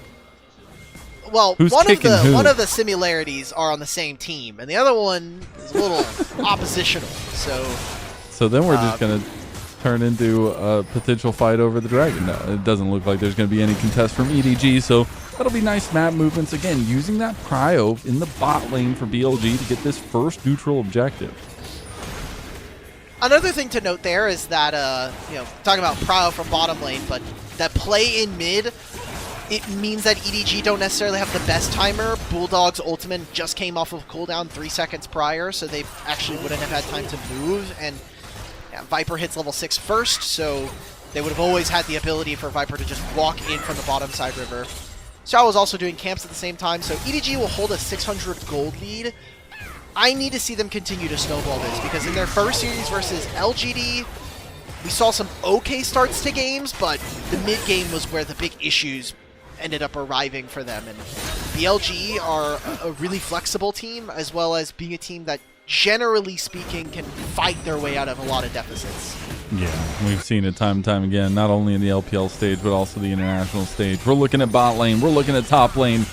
The Grubbies have been started up by EDG, but Leave doesn't have Satchel, and now he's being collapsed on. The Mega Inferno Bomb will be used, but here comes the Flag and Drag. Xun just holding, waiting. Leave has no mana. There's no escape here, and they're just going to pounce a nice little dunk from Xun, and that's going to be 1-1 now for BLG and EDG. There we go. The ward's going to spot Xiaohao and Perukia sitting on top side. That was all 3 grubs. Nice. Knight says you cannot do this, but he's going to have a teammate coming right over. Those Twin Fangs do not sink deep enough into Bulldog. Perukia able to dissuade the further engage. TP to the top side coming through from That's a full turret. Wait a minute. Turret.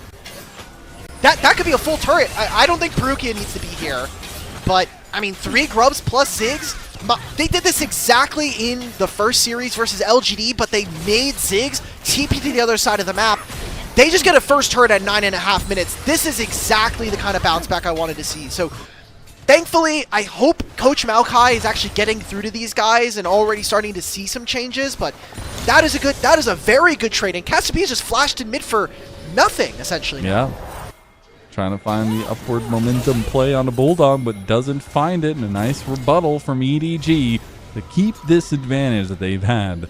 Now, that advantage is small for now, but I'm sure it'll pick up if things continue to snowball. Next thing I really want to talk about is that items are starting to get completed. We have that Sundered Sky for Xiaohao. It's going to up the ante in some of these fights for him, but the Essence Reaver, a big spike for the Lucian and bot lane for Viper.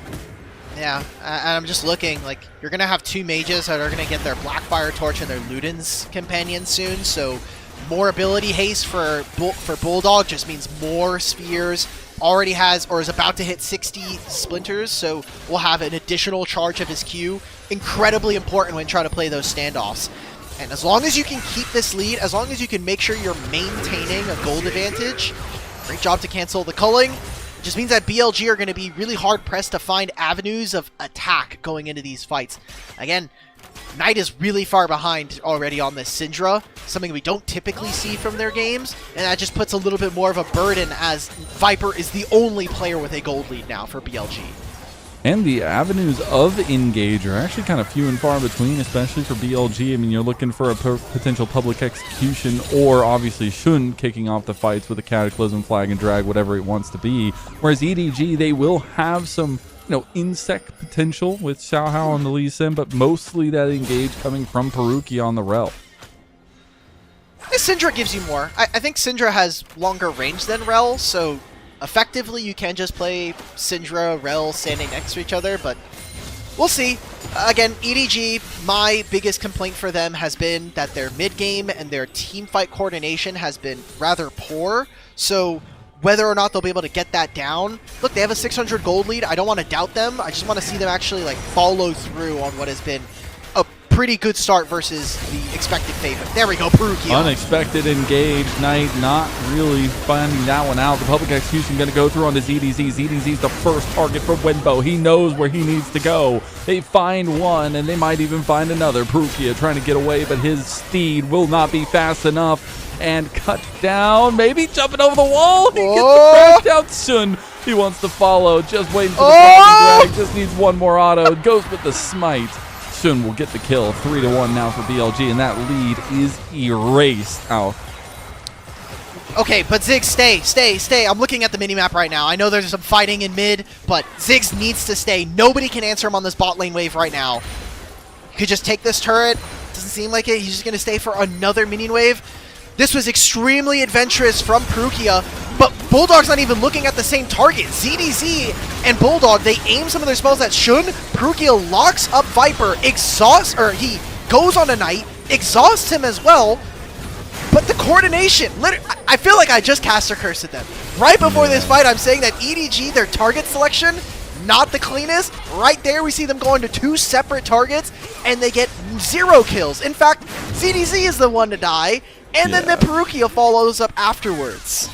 And ZDZ put himself in such a difficult position there as well. He just got dunked and public executed right off the bat of the fight. And that's a situation where we were kind of foreshadowing too through the trap, saying, maybe this isn't the avenue ZDZ needs to take, but still got a lot of wiggle room here to maybe make some plays. Dragon is the focal point of EDG right now. They will start it up. BLG, they're in the neighborhood.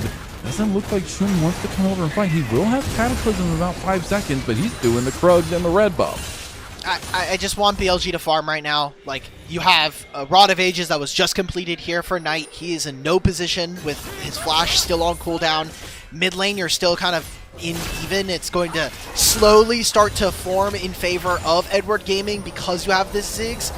At any point, he could just delete the minion wave and make it very easy for them to walk into Fog of War. So they use this timer instead to just go on side lanes. BLG will pick up gold by going for plates on the top lane. They can find this pick onto ZDZ. It makes the game extremely easy for Billy. So right now, Edward Gaming, just protect him. Xiaohao's even leaning towards him. Perukia is making sure that Syndra is going to be really safe. If BLG can't break this, then I think Edward Gaming, you feel extremely safe about your gold lead right now.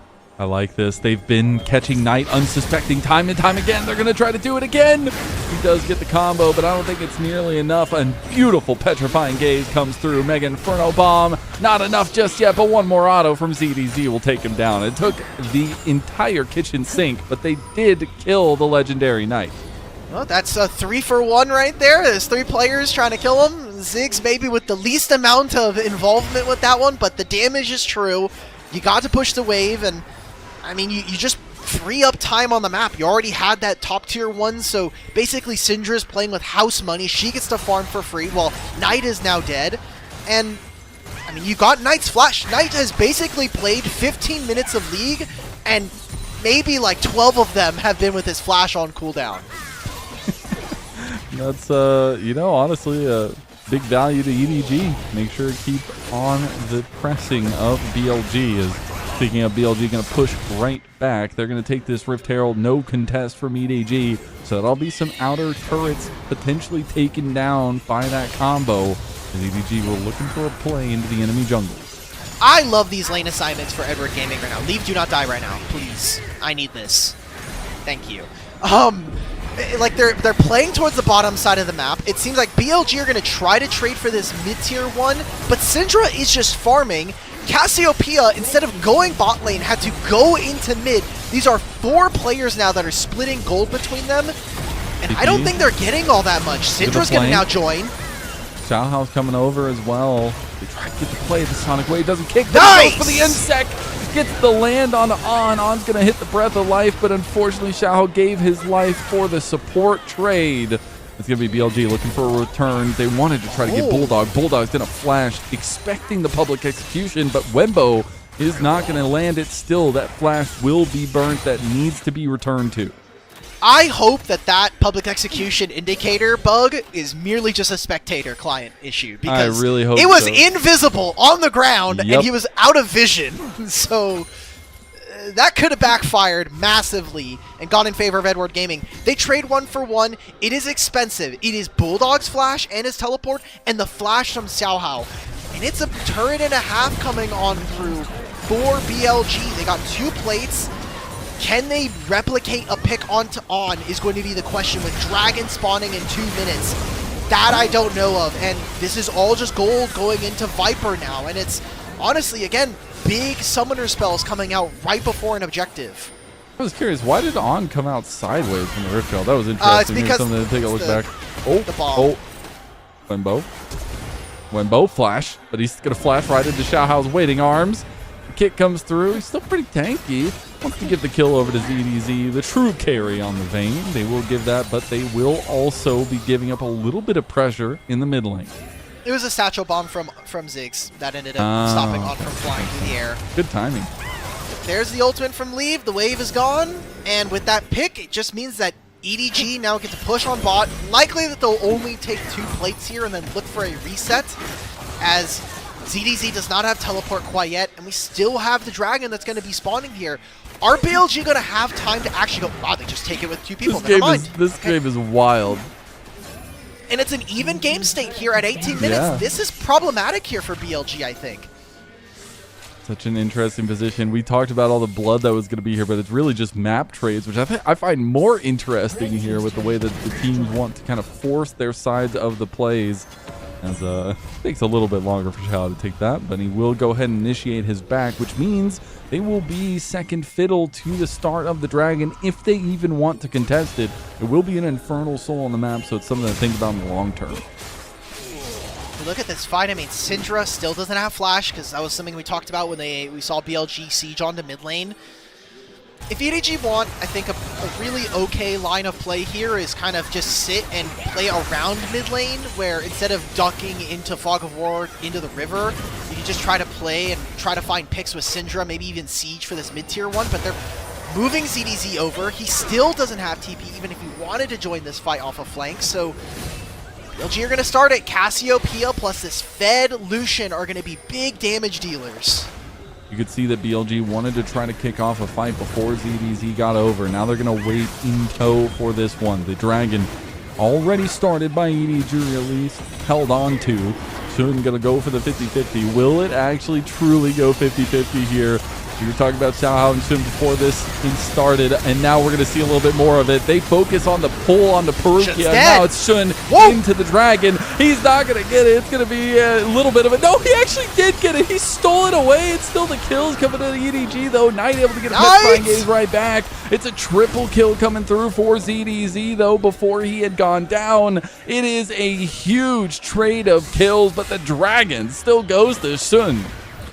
Very huge win for BLG, grabbing the Dragon. 3 kills, however, makes it a bit dicey, right? Like, you got the Dragon, yes, but a lot of kills going over to ZDZ. It now kind of puts him as the important character, as maybe the impetus for whether or not EDG will be able to find a win. He's now up 2,000 gold on this Vayne, and getting a lot of HP, crazy. I think, from the experimental Hexplate. We look back at this fight, Perugia this brother died instantaneously, and this is all in the name of just stopping BLG from walking forward here. I was really impressed with what ZDZ and what Bulldog were able to accomplish in this fight as the Syndra, but Shun living with Sundered Sky is one of the very many reasons that we're seeing this item get nerfed next patch. I can't believe you got this fight. The indicator for who got the dragon came up so late. That was so funny. But hey, they're able to get that one going for themselves at least. But EDG, they are working with a bit of a topsy-turvy map state here, right? That huge advantage for ZDZ, but Viper starting to get pretty far ahead as well himself. Viper's had a lead for most of this game. It's tough to play Lucian into Syndra and Ziggs and Lee Sin. You need every spell to be taken out of the rotation first. Plus you have the Melio who can help with that, but still, it's a tough ask. We said the short range of BLG is going to make some of these fights much more difficult, and now EDG are looking with 2 items on both of their carries bottom lane. ZDZ as well as repping this, and he's playing safe on the side lane. I think EDG are playing the map a lot smarter than their opponents, whereas BLG I think are going for smaller trades, getting gold for themselves first, and are having to play in a really awkward game state where Knight is behind for the first time in what feels like forever. They're trying to still play around him. You can see Shun was hovering that side. They're playing very heavily into the mid lane to be able to get the tier 2 here, sacrificing a little bit of their tier 2 in the side lane though.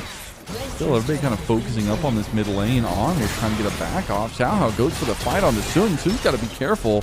Gonna flag and drag his way out. Almost loses half of his health there. And still, the response finally comes in the top side, but damage is done. Bulldog got a lot. Bulldog got 4 plates.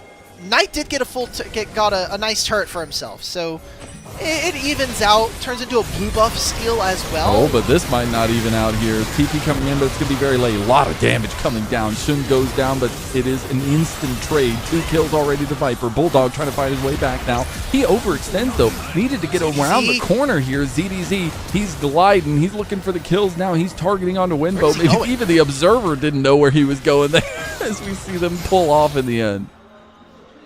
All right, 2 for 1. I'm like kind of ambivalent towards it. It is, again, expensive here for EDG. You're a minute and a half before this next dragon, and some spells that, yes, they'll be up, but I just don't know if the gold is worth it there. You end up giving over, I think, some position to be able to put down wards. I've got to say, Lennon, I still am not super excited about the prospect of having to play on 5-on-5 as EDG's composition. I think relying on a player like ZDZ is kind of hit or miss, and Leave is very, very far behind on this Ziggs now. Yeah. Okay, it's kind of like the scales here between the two. Which side of the map can get more fed? Which carry can have more impact in these fights? Sub 1 minute for the next dragon. It will be soul point on an Infernal Soul for BLG. So let's start looking at some of the tools available, and more specifically, the 3.5 items that Viper is rocking. It's not going to get a reset in here. We're seeing pings on the Baron. If Knight just sits in mid, they can kind of bait and go for either which one. When you have a Cassiopeia and a 3.5... Oh my! Bulldog, he just barely overextends, and BLG try to lay the trap down and pull it on him. They do get his flash out, which is big ahead of this fight. Yeah, I mean, flash for Shun as well. Bulldog can TP in, and then EDG can try to play to reclaim, but there's no, like, extreme threat on the map right now. I look on both side lanes, they're even. BLG as well, this would be soul point for them if they can get it, but the game is even right now, and Viper is going to have to play walking into this team. Shun won the 50-50 smite fight last time around in the chaos of the fight. He looks to do so again. They are focusing on the dragon split. now. Half health. Here are 5 members of EDG right in front of the dragon. Bulldog getting baited over the side here. Shun just needs to wait this one out. He's going to be the focus now. Xiaohao tries to go on the back line. Public execution goes through. It's going to be a bit of a wonky setup for BLG as they try to retreat. The dragon goes over to EDG, and now they're losing the team fight as the scaling options for EDG have come online. A beautiful Tetra engage right back from Knight. He gets 1 back onto ZDZ, but I don't know if he can find more. It's going to be Bulldog using the belt to go forward with power unleashed, but can't find it. Xiaohao will, though, as he kicks on in the face. What an insane fight coming in from EDG. A great one coming in from ZDZ and the rest of this team. I mean, we were kind of questioning, and I didn't like BLG's positioning going into that fight. We had Wenbo and Knight sitting behind the Dragon Pit. Viper, On, and Shun are playing both in and on the bottom side of the river, just way too far out. Bulldog putting pressure onto Knight just means that BLG don't have a coherent team fight going into this. Look at this. He can't walk, Knight can't walk up because there's bombs. Ziggs and Syndra are putting pressure, and then this like 4-on-4 on the other side. Wembo's not able to stop Xiaohao. The damage has already been done here. Shun getting trapped by Perukia just means that EDG get the dragon, and they can go for a longer chase onto them. And this shutdown on, or this kill onto Viper, so important for EDG. And I'm just going to say, I mean, Knight trying to go for the big hero moment, but just not there for his team when they needed him. Trying to go for the big flank, cool, petrifying gaze play, but if you don't have your main carry or one of the pieces to the puzzle at least, it's going to be a lot more difficult to take those fights when they are all 5 strong single targeting. They just play too shallow in the river. Like, they're playing on their side of the river. They needed to take control of Banana Brush. I understand why Knight, once he walks into river, it's like, okay, do I really want to walk into potentially Lee Sin, Rel? That sounds really, really scary. We're getting Ziggs to teleport into mid. He didn't really push the bottom lane wave, but EDG are just looking for anything. That's heal out from Perukia. The Rocket Belt is now down for Bulldog. Is there a potential that BLG are trying to get spicy and go for a Baron? I don't think the game is in that critical of a spot quite yet. Yeah, I think they're just trying to poke and prod on the EDG, see if they can force out any mistakes, because you know that's something BLG loves to prey on, is just finding out the side lane, finding anybody overextending and pouncing straight onto them. We're looking at item spikes now as a little bit of setup before these next fights come along. We've got pretty good amount of 3 item spikes for a majority of members as EDG go ahead and check the Baron play with that Mega Inferno Bomb. Whoa, Knight just ulted! What? Okay. The observers toggled vision and we're like, well, no one needed smiling. to see that Look one. at the smirk. There we go. Wait a minute. EDG are backing. They don't do know. They just do it because they just checked it and they don't have any Look at blue the vision. wards. They had nothing. Wow, No they saw way. Leave and Lee Sin resetting Oh on my vision God. there. BLG, they held control of mid. They put down wards. They fade back into Fog of War, and EDG just think, okay, they're going to just show up on mid, or some of them are recalling. They're moving in between lanes. A masterful gambit coming in, a heist from Billy Gaming, but is this Baron going to be what actually puts them in the lead for this game? Gold is now even. It's 2 dragons apiece, and we've got the next one spawning in a minute 40. It's mostly a stopgap measure. Knight is gritting, bro. He's like, it does not matter. I just ulted like that. It's insane that they just got away from that. Might not have to start calling it a T1 Baron, but maybe a BLG Baron when we see it here in the LPL at this point. Great decision making from BLG and using the information that they had at their disposal after they saw the Mega Inferno Bomb come through as the check. They knew there weren't any other resources to kind of follow that through. But now it's about how they use this ahead of that dragon that you were talking about. Get these lanes pushing, force some pressure onto EDG. Look at where On is standing right now. He's basically being a mobile ward. He already has control with this ward that's preventing vision. Syndra sitting with now a jungler in her back pocket. You also see the Fey Light being activated here for EDG. Trying to look for something. And then you're just going to be able to hold Knight. Oh, they got the pick. Xiaohao's just dead. It's going to be a big trade, though. Knight going low, but not going to go down. Perukia will, though, and it's 2 quick kills from BLG. Honestly, you blink and you'll miss it, and EDG are missing a couple of their members. Dude, Knight just made the hero play. He literally just flashed from Fog of War onto 2 members, gets the ultimate down, and that basically just turned the entire game. You're 20 seconds before this dragon spawns. You're going to take another turret here with this Baron, and they can just move. They find the ult! Oh my Leave is God! dead! Leave going down even further into the hole, almost 4,000 gold down, and this is why you cannot sleep on BLG. You might think you're in the lead, you might think you're in control, but at any moment, Big League Gaming can come out and take a bite.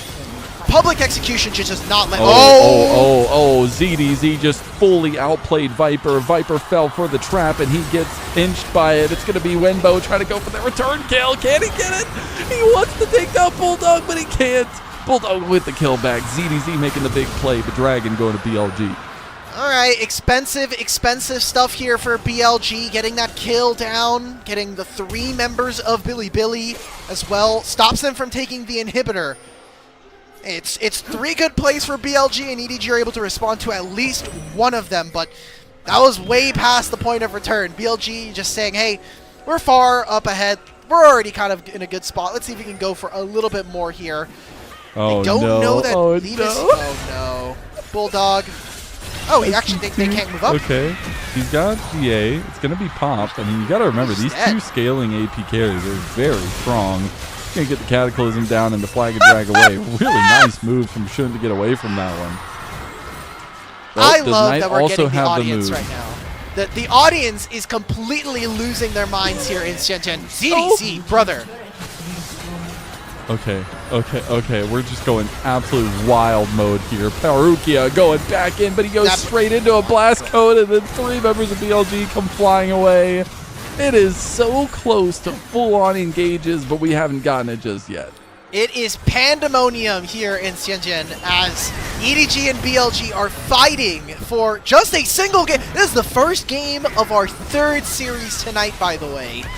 And it would be historic. EDG have been able to fight back after what has been a very strange early start to split number 3. No objectives to play for. If EDG were able to win this, it would be their first game win versus Billy in 3 years. And that's the wildest thing to think about is with the amount of teams, amount of games, obviously they haven't played as much as some others because of the difference in the groups, but it's cool to see the matchup once again and see that EDG are actually giving a little bit of a run for their money here, but they've got to find a way to close this one out if they want to try to get back into it. Very dead even game, but BLG on the precipice of that Infernal Soul. That's going to be huge. We're also getting further along to these full item builds, something really crucial to think about when we take a look forward. All right. I'm looking at BLG's spot here. You have control of the top side. You have very shallow vision in your red side jungle. Seems like EDG are going to want to try to respond. Shun can just get out. Bulldog, I like the use of the Rocket Belt. Just means you're playing really, really safe. We're walking into what is potentially another sneaky Baron, right? With BLG, this Cassiopeia just deletes this objective. And GA for Viper. We saw that last time he died. He actually bought this item, so has had it for the last 2 minutes. That's actually really massive, especially if Xiao Hao wants to try to go for a big pick onto Viper. Viper is a major piece to the carry setup for PLG here. Everybody's just so tense. A little bit of anxiety growing between these 2 teams. EDG just holding as 5, trying to use their damage potential here. They have to be very careful about the engages. We even talked about this on the podcast, right? We were like, oh, you know, if I'm BLG and I look at my first 3 matches, it's like, okay, I'm playing against TT and EDG for my first 2 games. And I was like, Gebetto, are we doing prep sheets for them or are we doing one for our AL series? And we both shook on it. We're saying, okay, we'll take care of business versus Thunder Talk and EDG, but maybe some of that prep needed. Wenbo just decides to send it. He just goes 1v4 and immediately regrets his decision.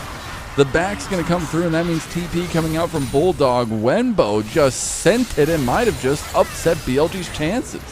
There is a teleport. There's Baron up. EDG don't have the most consistent DPS, but with the Vayne, maybe some of that is assuaged. It's a 4-on-5 a minute before the dragon spawns. And now it's Mikhail's down.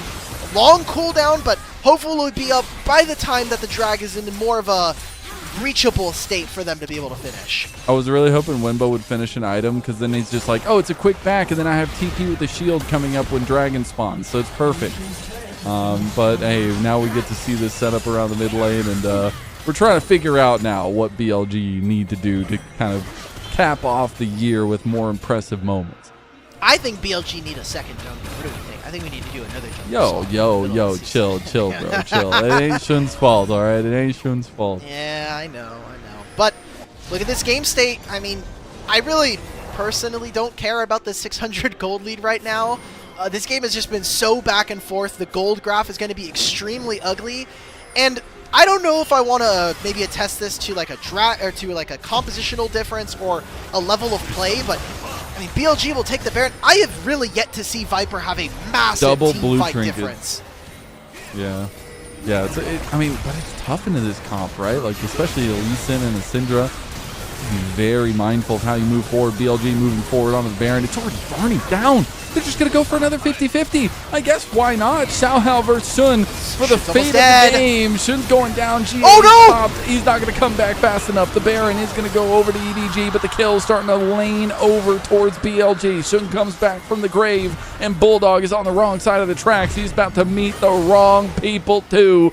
The Ultra Mega Fire Kick goes a little bit wide there. It's not the easiest thing to land, just like Lee Sin, but On will try to get another one down, and Shun will send the standard from above to get the kills back. The Baron still in the hands of EDG. They got a couple of them out at least. BLG are just desperate now at this point. That's all that this game state reads to me right now. We were seeing Wembo not being able to really set up. They're going to try to long chase onto ZDZ. He has flash if he needs it. Oh, he just says, bring it, bro. Oh! He just takes him down, looking for the 1 and 2. He's going to find it. ZDZ said, come again, bro. They're winning everywhere. Lennon, they're doing it every single lane. Viper's GA is down, and they can even chase this Lucian plus Melio. Xiaohao's going to be able to back off. He just won a 1v2 versus the solo lanes of Billy Gaming. They got the Dragon during that Baron. They even stole the Baron while at it, and they have 3 grubs. As long as they can distract them, they might just be able to end the game. They might be able to. They're pushing right now. There's pings already coming down. EDG looking for the finishing touches here. Maybe some of that miscommunication in the initial setup from BLG might just be reigning true. You said it couldn't happen, but EDG, they're going to finish it strong. Game 1 to Edward Gaming. No way, and it comes through the most unlikely of heroes. I gave a lot of slack to ZDZ saying, I don't think that you're the guy to pull out the Vayne and win.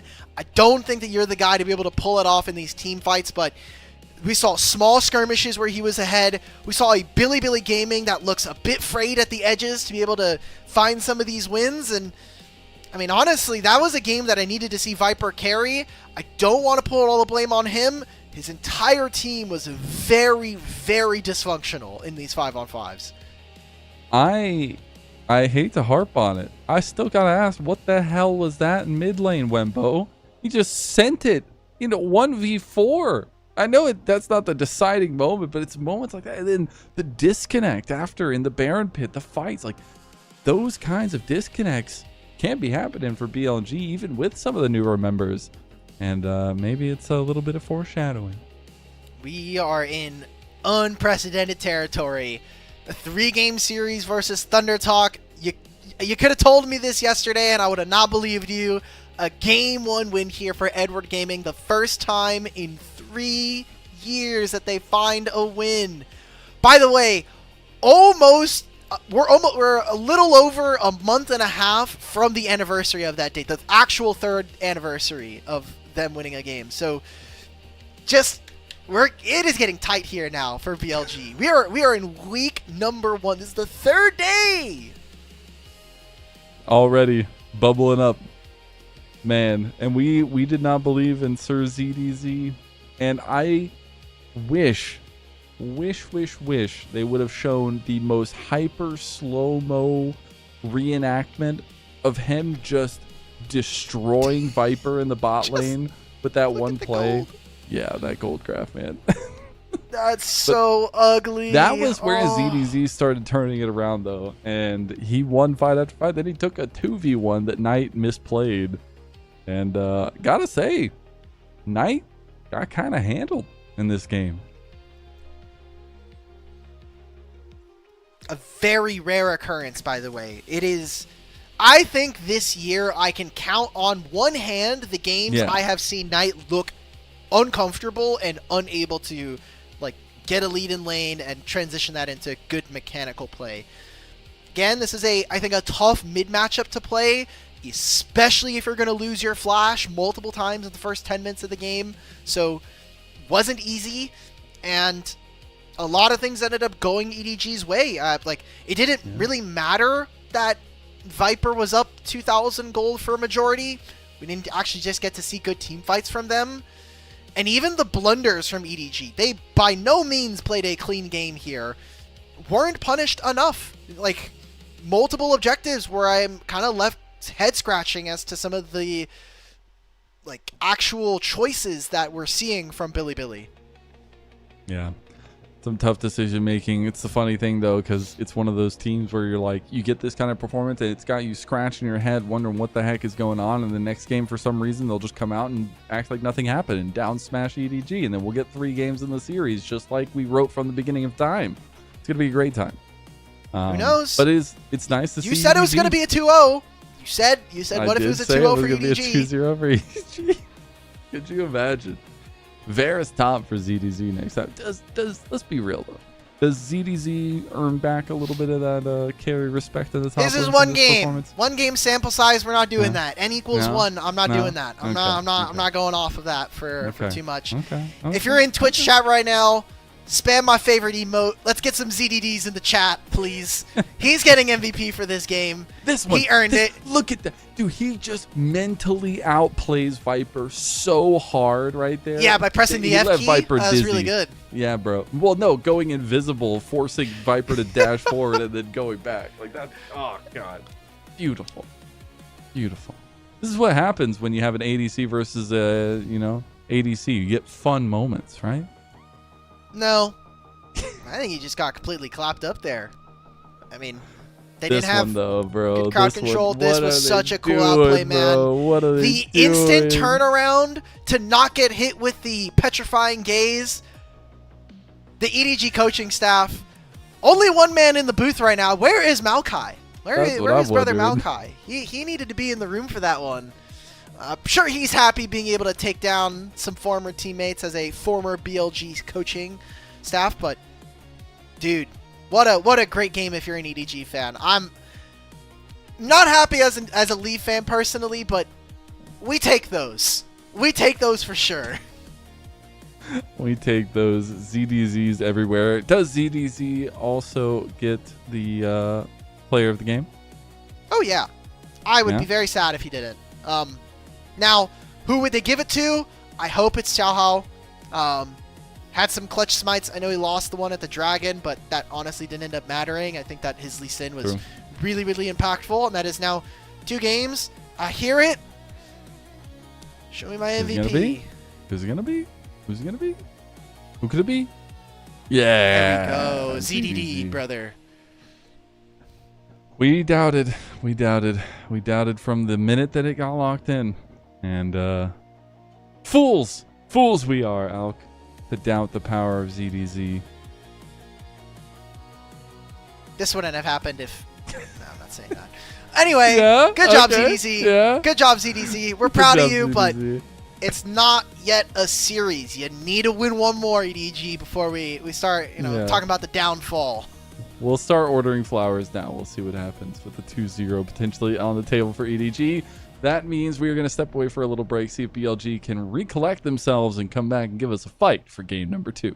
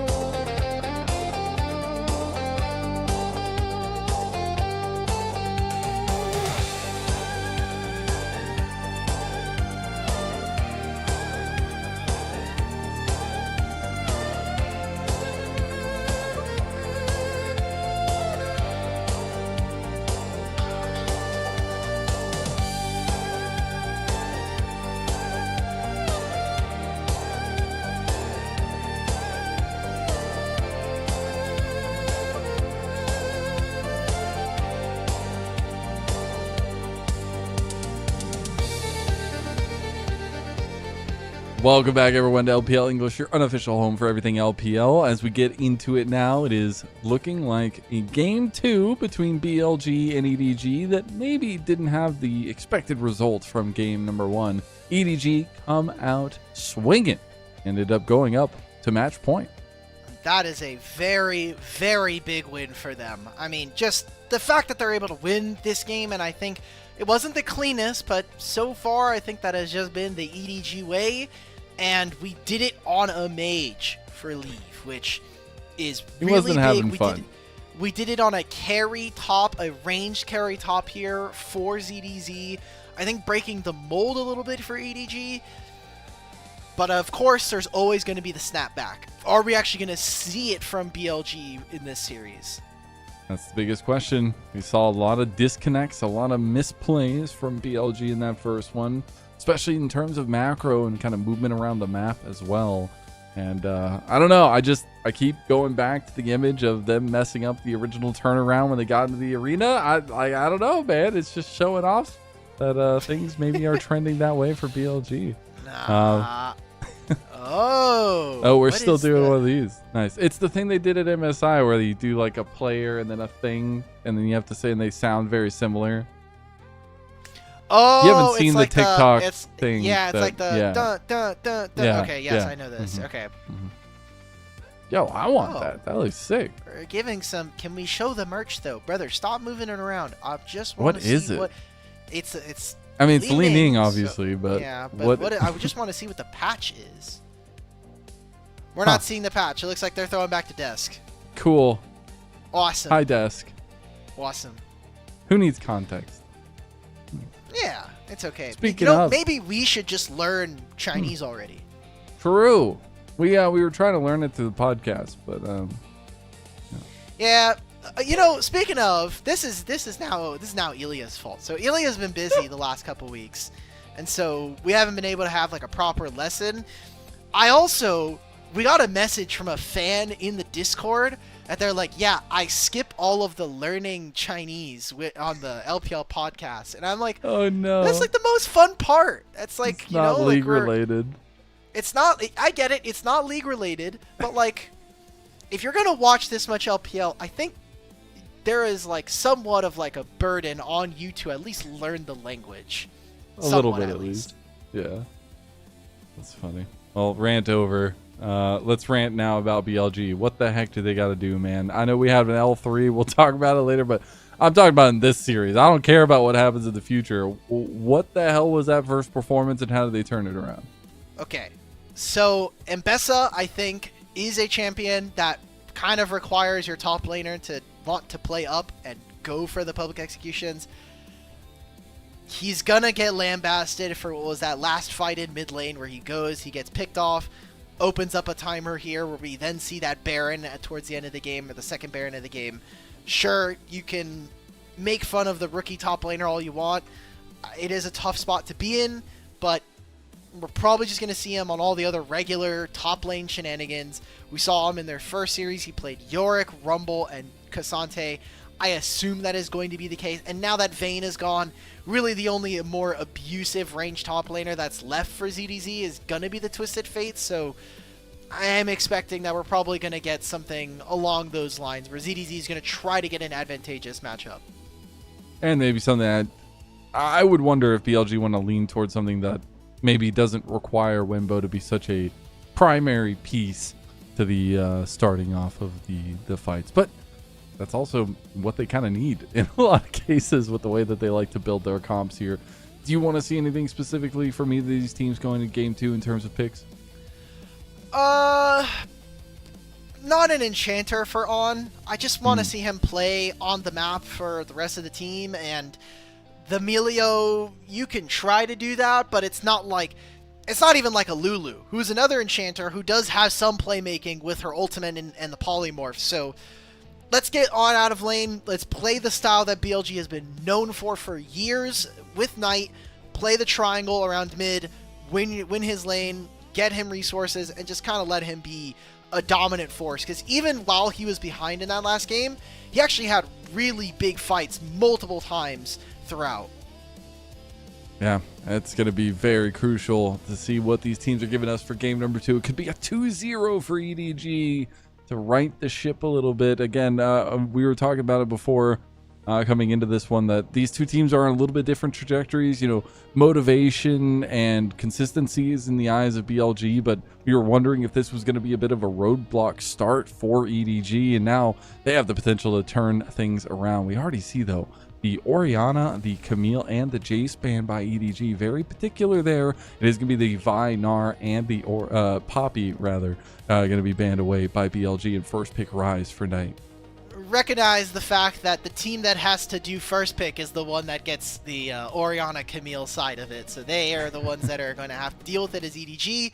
Getting the Rise, we saw Knight have the highest individual kill game so far of the split on the Rise versus Thundertalk in their game 1. It was still a bit of a messy game, but this champion is extremely good as the game goes on. The higher the actual in-game timer, the ability to roam, and it looks like EDG are going to try to match that by just having a Rumble who is probably going to do well into almost every lane that Wembo has, and technically a flex of Taliyah to bottom lane if they really need it, but I'm expecting that this is going to be something where Bulldog really wants to impact the game early. Yeah, and get connected at least with Xiaohao and the rest of the team. We saw that kind of pay off really well. They were consistently grouped as 5 last game and found some good decisions there. The Bard coming through for On. Obviously, you shouldn't having a wonderful time laughing and guffawing about the potential lock-in of the Nefiri. But the lock cover here, obviously interesting, but feel like it is EDG that want to shore up their team-wide comp right now. I think you just need to take this, because if you go into the second phase of bans and you are Taliyah, Rumble, X with no lockdown, you are never getting any kind of fights. Taliyah needs something to help set her up for the seismic shove and Rumble equalizer, so I think this is a smart pick. It still allows them to play that 3-on-3 or 2-on-2 on mid with support there, so I really like that EDG were able to snap that one up. BLG, I think this game can be really strange for them because they have a lot of map movements with Rise and with Bard, but if a similar thing like last game happens where Rise is behind, the damage can start to feel like it's not really going to push anybody over the edge. So making sure that we're playing the 3-on-3 in mid is going to be really, really important for me. We do get the classic Viper Ezreal. I know he's very versed on the champ, but very good as well. So maybe trying to bring some more consistency to that bot side, not have that burst damage that the Lucian was bringing and wasn't able to really pay off with. But in the second phase, we do see the Sivir ban, so some consistent AD carries being targeted towards Aleve, as well as some top lane matchups towards Wenbo. The Cassante that he liked in that first series, gone. All right, Nefiri as well kind of speaks to me that we're probably going to be looking for a couple of our regular standard junglers. I mean, with Vi taken,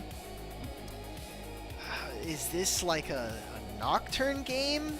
You could attack side lanes into the Rise. You can stop him from being able to move. You suddenly have timers on other sides of the lane. Just getting rid of 80 carries. I like the Sivir ban. I think right now what BLG are kind of worried about is just massive wave clear that's going to make it very difficult to match when you're playing an Ezreal or even a Rise. I do like the Trundle ban here, just potentially taking away some also carry potential, I guess, from Xiaohao.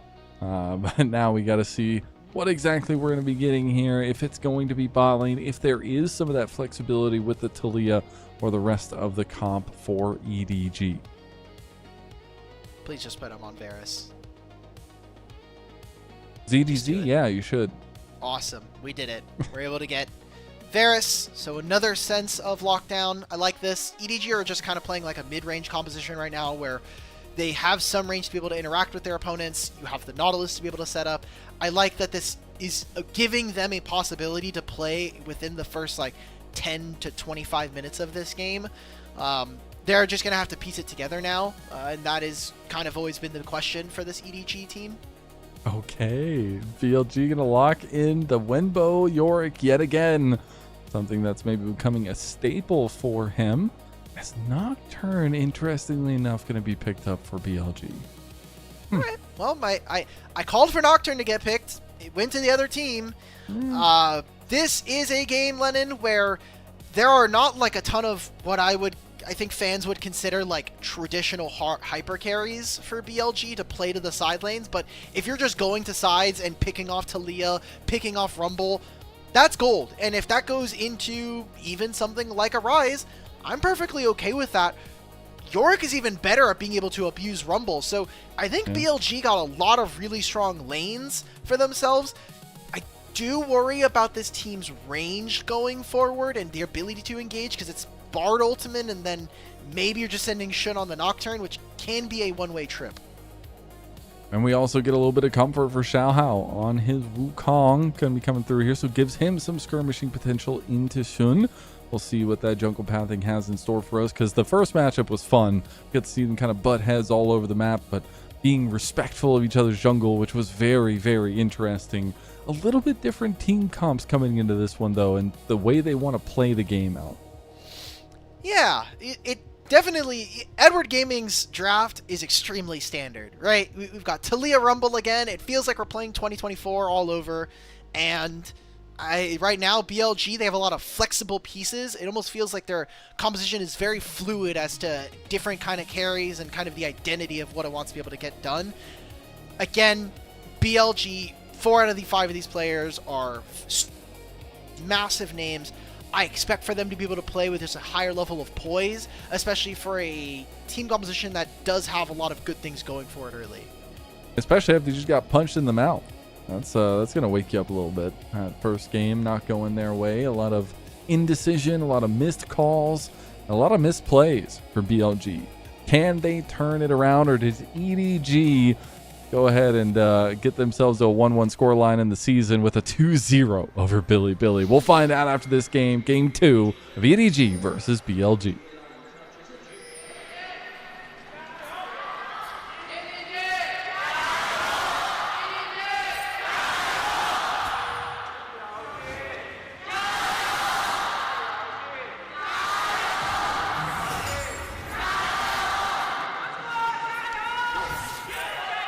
Seems like we've lost a little bit of the crowd.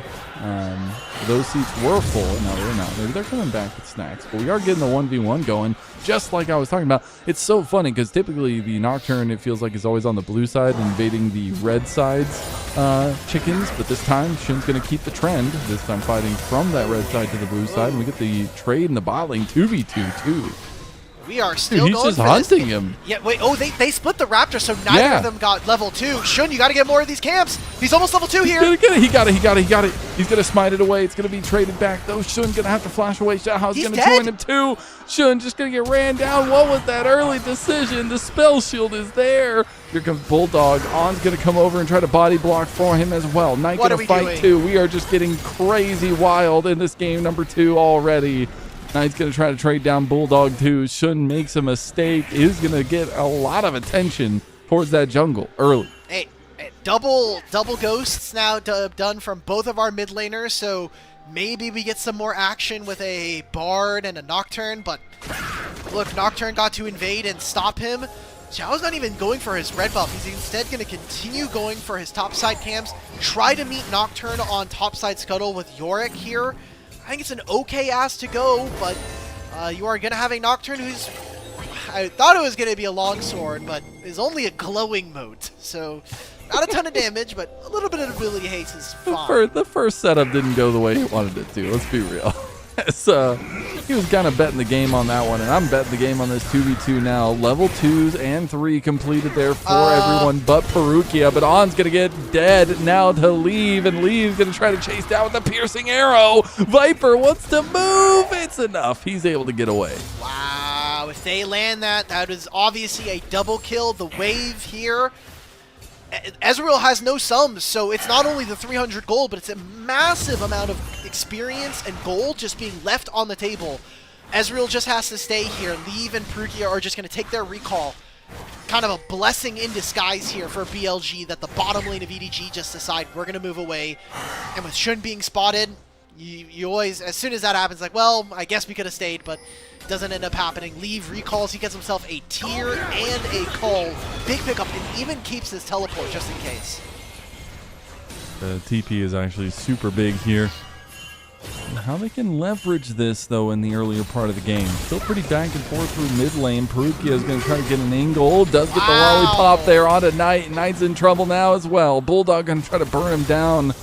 Did have a little bit of damage with the Airy, but it's not going to be enough just yet. Knight holds his flash, too.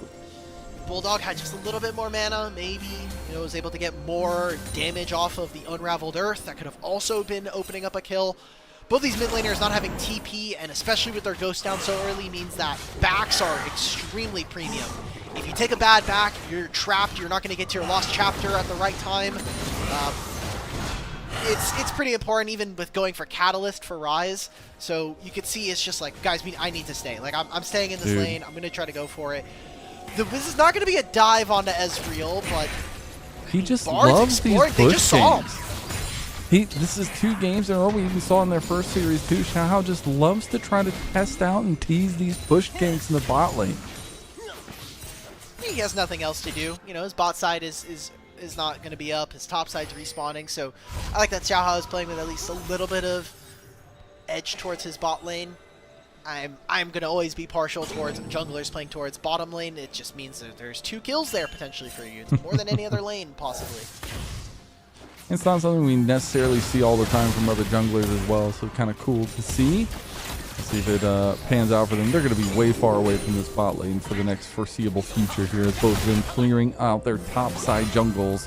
We do have the dragon up already. We saw some heavy prevalence around that neutral objective earlier on into the game in game number 1. This time going to take a bit of a back seat in the early game. I like this from Perukia.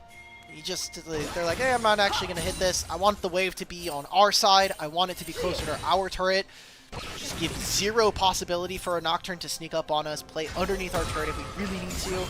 And if the worst case scenario happens here for EDG in their bottom lane, Leaf can just teleport after he takes recall. So good job from them. It'll keep them within a small gold lead, and more importantly now, allows for Leaf and Perukia to kind of separate and hopefully match Bard, who hasn't got very much done, but always the potential. I see some activity coming through now as McShove does actually connect. It's a decent amount of damage on to Knight. On will be spotted out, but a lot of movement up towards this top side. That's not even where the objective is, but we're about to get a 3v3 kicking off here. Shun's here, and it is going to be a rumble. Both level TP, the grubs aren't even spawned yet. We're just going to fisticuffs. Shun gets caught in the middle of everything. The tidal wave sweeps over him as EDG go 2-0 to lead up game 2. This is exactly what we wanted from this composition from EDG. Use the Weaver's Wall to get more aggressive, and hey, I said if worse comes to worse, you can use Leave Teleport, but I wasn't expecting him to go for a top side scuttle here, which, by the way, still goes over to Shun. You're going to lose out if you are BLG. That was a very good play from them. Getting the kill onto the Wukong gets him closer to his Trinity Force. And, by the way, I know you mentioned that the Grubs were in spawn, but you're going to now have an advantage, an actionable advantage, going into those Grubs spawning in a minute's time. See how they utilize that as well. If we do potentially get the neutral objective trade that we don't actually see very often these days, it feels like, with both objectives being up at the same time. A little movement from Perukia trying to collapse on a Knight. Knight gets hit by another seismic shove. Perukia was thinking about it. They didn't have vision on where Shun was going to be, so a little bit hesitant to take that engage. Oh, this is good.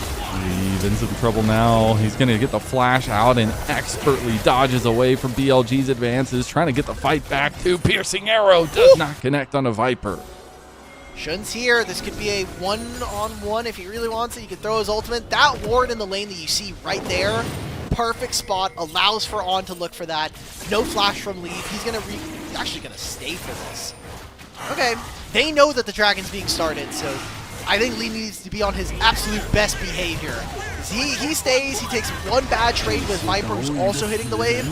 That's going to be a Nocturne ulting you. That might be the first kill going over to BLG. Gotta give some props, though, for Leave across these 2 games. A lot of mechanical outplays, even in the face of 1v2 situations. You'll love to see these kinds of moments from a star player for EDG that we were talking so much about coming into the series. It's been so nice to see Leave just really grow and mature as a player. many series last year I saw where this guy just solo lost them the game. I'm sure a lot of folks were not happy, myself included, about that game 2 versus LGD, but he's really showing up so far, and it's very early on in the split, but I want to see this guy succeed. He's been really awesome. Okay. And now he's going to get jumped on. Unfortunate there, Caster Curse coming through. We just wanted to spit some narrative on Leave, and he gets punished for it, but kind of saw that coming. At least Shun hovering towards bot lane a lot this early part of the game. We do get the payoff. It was going to end up being those objective trades, though, as we saw those grubs go over, too. He should have just recalled, man. Like, after the dragon got taken, just recall. I know that your support is sitting in the Raptor pit, but that should be your warning. That should be, hey, I need to get out of this lane right now and hoover on over, get my resources back. Oh well. First kill going over to BLG. Not all that concerned right now. I am interested to see what Leave is going for. It seems like he is doing the Static Shiv Muramana build that got kind of propped up after the changes to Static Shiv earlier this year. Interesting. Personally, I really like this item. I think it makes his... It's been a very good replacement for Blade of the Ruined King. I think it's been super fun. It's been able to enable some different champs and builds that I think are really cool. As On going to try to enable another champ in top side. It's going to be a little bit of focus towards Winbow. Funnily enough, we were talking in the pre-show about how, for some reason, sometimes BLG do like to commit resources up here to Winbow in the at least now one series before this one that we had seen from them. We'll be On that gets singed a bit from ZDZ's advances, and we'll have to back away. Yeah. Worst comes to worst, hey, ZDZ uses the equalizer, and you consider that a very big win. You got a lot of vision down. You got control of the Phaelite. You put one. You know that Perukia is now on this side of the map. But very expertly, EDG have their own vision planted to try to get around this spot and make it uncomfortable. I mean, Shun does have an ult coming up in 5 seconds. Absolutely needs to stay, but right now I think BLG, they want to reset. They want to open up on the bottom side of the map. If Leave teleports, if they know that someone is going to be showing up on the bottom side of the map, they can use Rise, who's already leading, but they're all putting every egg into the basket. Go top side. They have the 3 grubs. Let's take a turret. They did this last game as well. They did it with the Ziggs towards topside. This is starting to get a playbook style for EDG as they find the pick on a Wimbo too. The Maiden watches the Sire go down and goes down right there with him. That'll be a big trade in favor of EDG. A little bit of pressure from Viper on the bot side. Doesn't even need a Ziggs this time. Last game it was a 9.5 minute first turret for them. This time, double TP top lane, take the first turret of the game. It'll be traded. Viper will get himself the first turret for BLG. I think this is a great trade. And look at where Leave is now. He's continuing to stay. There's the Rise World. Realm Warp into the Paranoia. Leave sticking around way too long. Will unfortunately be given to the Wolves of BLG. The question is, who's going to get the kill? It looks like they're going to give it over to Knight. Part of me wants to be mad for Leave that he did that play and he ends up dying for the wave. He got himself a turret plate, and that is a Realm Warp plus a Nocturne ultimate that is not going to be available. The Nocturne ult, yes, but that is not a Realm Warp that will be available for the Dragon. So that is as much BLG or EDG cope you're going to get from me for that one. Yeah, just not be there. Just a little slap on the wrist there needed for Leave. I hate to say it, but that's also something we've seen from Leave in the past. I know we were saying we're getting away from that and evolving from that, but starting to bubble up in these crucial moments. It's Dragon on the horizon, 30 seconds out. Supportal combat coming through. Perukia is going to be at a level advantage over On, but we'll have a little bit more help from Shun on the back end of it from BLG. You can tell they really want to put presence around this neutral objective. So we're going into this next fight, and if I am merely just nameplates off looking at inventories, I really like EDG's comp right now. You have Trinity Force completed, Static Shiv is going to give you team-wide AoE. Oh, the double engage! Bar just gets caught! They were looking for a paranoia play onto the transitioning moment from Bulldog. They do get him, but they left on out to dry, and now the Dragon will go to EDG. They have no bottom lane wave to play for.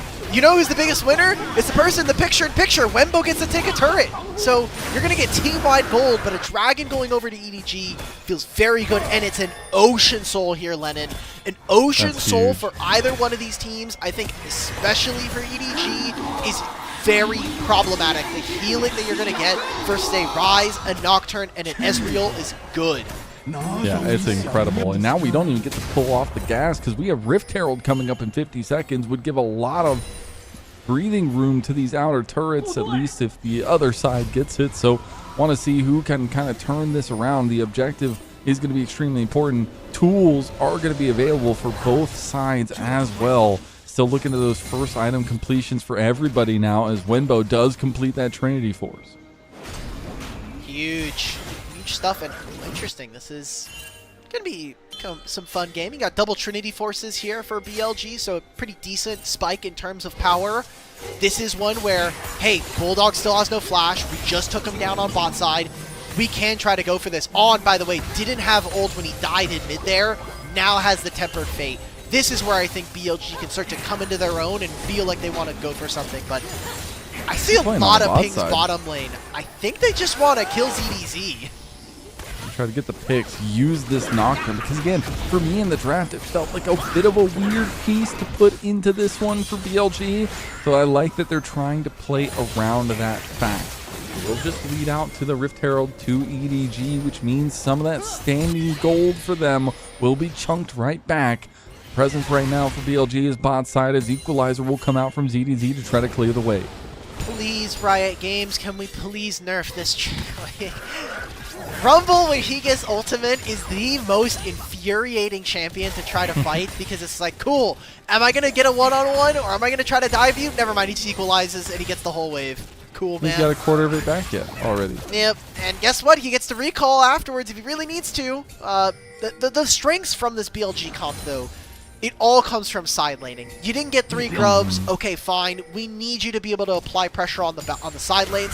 I think it's really smart that we're seeing now Knight take over this top lane matchup, but if at any point we see EDG able to answer, they kill off the Rise or they make him recall, they get the York, they force him to recall, then you're now looking at, hey, we don't have a gold advantage, we don't have an item advantage, and now we are a team that is slightly weaker in team fights or don't have as robust tools. That is where it gets tricky for this team. Oh, Lee flashes. He decides that it's worth it to go ahead and get away from that engage, just in case the follow-through was going to be there. Shun was definitely in line with the paranoia if he needed it. That's what I want to see. Anytime Tempered Fate is up, one of these 2 champions named, 3 champions, honestly, named Talia, Varus, or Rumble need to lose their flash. Or their life, but if you're a BLG fan, you're going to take the flash, because that might turn into 300 gold later down the line. Oh, Leave is just getting chunked. That's going to be Viper getting the Arcane Shift out away from the Chains of Corruption of Leave, and Leave's going to have to back off this. Respect to Viper. He just walked up, he's like, I'm getting this plate. You've got Crystalline Overgrowth. I don't care. Leaf has Teleport. He's not going to use a minute and a half before the Dragon. Personally speaking, I would like us to just teleport in. He's going for Dusk and Dawn second. Okay, so this is an AP. Okay. This is also static shit that got what's up with him nerfed, building by the this way. kind of stuff? Like, he loves to do these weird, wacky builds, man, I swear. Okay. I remember his don't know Jinx how I build feel was about super this. weird. Yeah, he's the hubris and Phantom Dancer Jhin player. He was one of our most prolific AP Kaisa players before. So the problem I have with him going Dusk and Dawn is that now you have a lot of magic damage on this team who is already magic damage skewed from the solo lanes. Also, Static Shiv got nerfed on the AP ratios so that it's a little less impactful, and the damage that Varus gets from AP is from his Blight stacks. You just do massive amounts of max HP damage, but you gotta get 3 stacks, and I mean, the Dust and Gone gets you to that, and hey, the HP is pretty nice when you're playing into Nocturne and the Rise, so We'll end up seeing some contest over vision on the bot side. They almost got the play on a Bulldog there, but able to put down the control ward and saw what was coming. It's all in front of the Dragon, though, as EDG losing out on the side lane matchup. Now, that is really tough for EDG because they have to find a way to win out in this fight potentially. They could give it. It's still early Dragons, but they're going to use the Rift Herald mid to try to break down the outer turret. Oh, he's just going to tempered fade it. Now Xiaohao has to get away. Chance of Corruption going to come through. Good damage on. Bulldog finds the kill onto him, which means now it would be a 4v5. But look at the side lanes. This is what BLG wanted. They're just playing towards their win condition. ZDZ's in some trouble. Meanwhile, Knight's going to catch Bulldog in the side.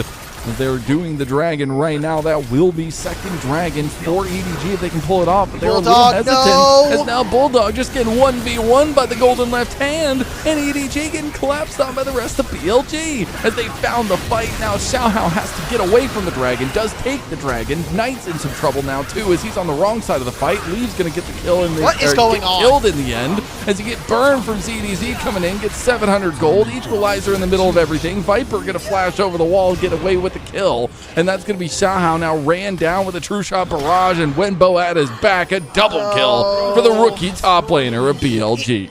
EDG just lose their minds. They were winning in this trade, man. You've got to pick onto the Bard in mid. You transition that into starting the Dragon. Bulldog, all you have to do is not die to the Rise. If you just are able to survive there, you stop any potential. You're actually pulling Rise away from hitting this turret, and we saw that Wembo was taking the top tier 2. That could have been a big win for EDG, but they get picked around the Dragon. BLG then suffocate them and just win out on the fight. That's gold going into their pockets. The best part about this for EDG is the fact that they got the Dragon, but everything else I feel like is a very big win here for BLG, who now go up to 3,000 gold. Yeah, it's so hard to come back from in these kinds of situations as well, and a beautiful denial from On. I'm actually glad that they fixed this. We're not going to even be able to catch this. This is another fight around blue buff. Oh, they are going to get the pick here too. Shun going for the kill, goes over deep, goes down. Xiaohao doesn't even get sniped. Meanwhile, they're trying to collapse on a Lee. Lee's in some trouble now by himself. The rest of the team coming back around. Viper getting the outplay. Viper getting outplayed. No, he gets the kill. It's going to return right back, and now the engage goes on to On. On's going to be in trouble now, too. Perukia wanted to go for the engage, but now they've got a double seismic shove coming through from Bulldog, but it's not enough. Wenbo will get the kill, and he's scaling to infinity. EDG, please, we gotta take our wins, and then that's it. Move away. We don't have to keep going for these long plays here. As BLG are fine, they're saying, okay, look, we got some of these plays. Specifically, the people that have bounties on BLG did not die. Viper stays alive for most of this fight. Shun just overextends, and also this Weaver's Wall from Bulldog is incredible. Stops Knight from being able to walk forward, and the other half of this play, Leave loses his flash again, but that's Tempered Fate, and he is just buying so much time. Look at the fancy feet dodging with so many Mystic shots from Viper. And able to still help get the kill in the end. He does fall though, and it's a lot of damage down from EDG, and they did just get caught a little bit out here. Perukia trying to go for the re-engage on. Now we come back into it, and it feels like the fighting just never stops. They're being pulled apart. If EDG, if they just got the one kill and then moved away, this could have been so much better for them. But now they're in the exact same spot they were before during the Dragon fight, on top of the fact that now Leaf doesn't have flash. So just more things that BLG could look to try to punish them. Side lanes are still going to be an issue, as, I mean, this Rise is 3 items here. Didn't go for the actualizer on third. Side lane. This is something that they haven't been able to pull off as much, but something that is lethal nonetheless. It is BLG playing to side lanes. And now they've relieved pressure. Rise takes a bot lane tier 2. Fogs now and can realm warp anytime he wants going into this Baron. BLG, they have pressure from topside. They know this is a 4-on-5. This Baron is going over to them. Yeah, there's no way that EDG can contest. They're going to try to do so anyways. Xiaohao realizing it's desperation mode now. Dredge line does not connect from Perukia. Knight waiting in the wings, trying to get in there. Xiaohao trying to get in the pit. Xiaohao's going to kill Shun. There's no jungler for BLG in the pit. There's going to take down Xiaohao now. Now there's no jungler that's going to be left either as Bulldog flashes away. It's going to be Knight trying to chase him down with the Maiden here in tow. TP coming back. Baron was reset. It almost gets taken back, and now Viper's going down low. ZDZ burns him alive. DFT is a hell of a drug, and the equalizer from over top. There's a triple kill came through for Wenbo. Wenbo looking for a quadra. That's going to be a quadra kill for the rookie.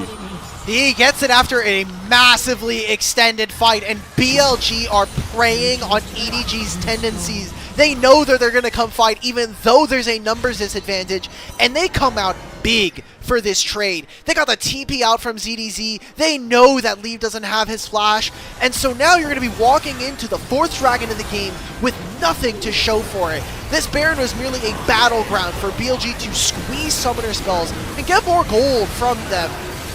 There's a fantastic flank coming in from Knight, and just more confusing decision-making from EDG. Bulldog flashes out of this plate, and then he's walking forward into this.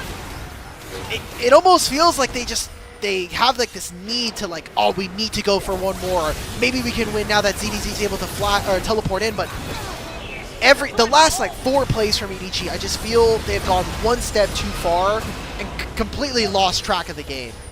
Let's be real, Wenbo taking full control of this game on the big pick Yorick. I mean, he's unkillable at this point on this champ. This is 2 series we've seen the Wenbo Yorick and him find success on the pick. Maybe this is staple for him, as it's going to be BLG getting caught. That's going to be flashes. Double-sided shove not going to be able to get there as the Arcane Shift came through. Temper Fate goes wide. EDG now turning tails and running. They need to reset the lines here. ZDZ doesn't have Equalizer for 2 more seconds, and now they're losing frontline bodies as Peruki has gone down. Bulldog dodging out of a Mystic Shot. It's going to be firing shots from Leave. He gets one back. Now ZDZ looking for more kills. 2 kills came through for Viper, but Knight's going to go down now too, and Xiaohao looking to clean up the kills. Wenbo, the only one left for BLG.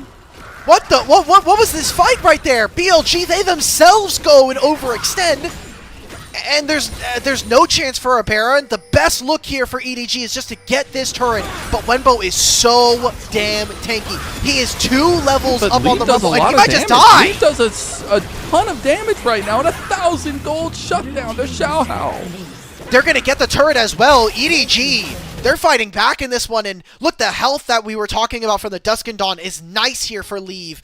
Huge win for them. I was so confused. I was wondering if this Yorick was going to be powerful enough, but Yorick has been untouched for most of this fight. We're going to look at this again. What is the standing ground for this? Okay, so they're split. Viper's not here. Yorick's not in this fight. Where exactly does this turn here for EDG? Because a lot of this is a little split here from Billy. The Chains of Corruption gets a lot of damage down, and it seems like after they kill Perukia, after they try to go for this Bulldog play, Leave is able to... Oh, it's this Realm Warp. Bring Shun just a little bit too far.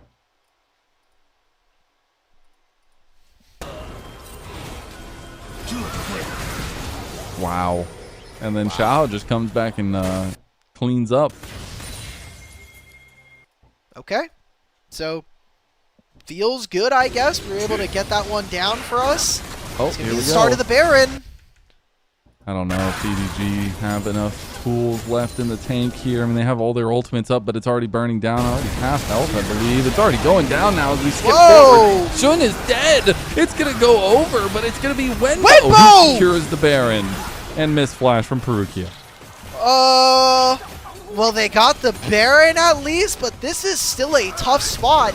Now that BLG, they don't have ways of being able to really kind of like force fights and be, most importantly, Leaded, because we're so late in the game, these turrets being taken, BLG, I think, did not press the issue at the right times when it came to the map, and are going to find themselves struggling to apply that same side lane pressure that we saw from them in the first parts of this game. They try to go for yet another Baron play. They try to catch their opponents off guard. The Weaver's Wall, what does this do? It cuts off Shun from being able to kill the Wukong. I mean, sure, 127 HP. That's it, dude. He is having a heck of a game right now for BLG, but the lead that was almost 7,000 at one point, it felt like, for BLG is down to 3. And we still have a lot of dragons to fight for. About 1 minute and 25 seconds for the next one. The biggest thing is we are starting to hit some major item spikes for both teams as well. What was this third item for Leave? Because I saw that he had a Caulfield's Warhammer. What is he doing? We're still in the They're team just not fight. going to bring it. They're just not going to Get bring me it out back of up. here! They're just not Show gonna bring it me! back up. Please, Show me the please, item! Please, please, please, please. Okay, The mob well, while minority we're is waiting, completed there. there is no flashes for EDG, jungle, top, and AD carry. But BLG just can't push. We're playing on 2 lanes. We're going to try to get this mid-tier 1 now, or mid-tier 2. That's going to be gone. They have some really big weapons as time goes on in this game. When you look at Ezreal and you look at Ryze, you know how much damage they can do later on, but it's been the mechanical execution of some of these fights. A little bit overextensions from both sides that have been punished. Muramana, Static Shiv, Terminus, Dude, Dusk and please, Dawn. somebody stop 10 this man stacks. from cooking, please. 10 stacks, Gluttonous Greaves. He is going to heal for a ton. I actually kind of want to see what he does when he auto attacks next, because the Static Shiv is going to proc his Glut Greaves, and then he's also going to get the Dusk and Dawn heal. That's going to be wild. But he has to be able to navigate the fights. It's been one of the hardest points as well. We see a little bit of collapse in mid lane, I believe. See a picture-in-picture going on here as unfortunately the feed is a little bit rough for me right now, as it does look like Dragon started up here by EDG. Oh, here we go. Is the ultimate? Oh my god. Wembo's teleporting in. Oh, wait, they get the kill early though here. Okay, that's going to be an immediate shutdown though. Wembo's way too big to handle, and now JDG is in the thick of things here by himself. Equalizer coming down onto 4. That's pretty big, but his health bar is not going to be pretty big any longer. BLG come out kings of that fight at least, and it'll be a really big setup for BLG moving forward as they continue to barrel up this lead. Look at how hard it is for EDG to get out of their base. Wembo, he takes the inhibitor, TPs into the play. Leave actually ends up teleporting out of the fight. And now it is going to be Ocean Soul Point. Billy. I want to say that they're at like a disadvantage, but I mean, Soul Point, 6,000 gold. It's just that this has been a very messy game by their standards. And I wanted to have somewhat of a conversation about BLG. It's like, they're coming off of a very deep MSI run. There's all of this speculation about the roster.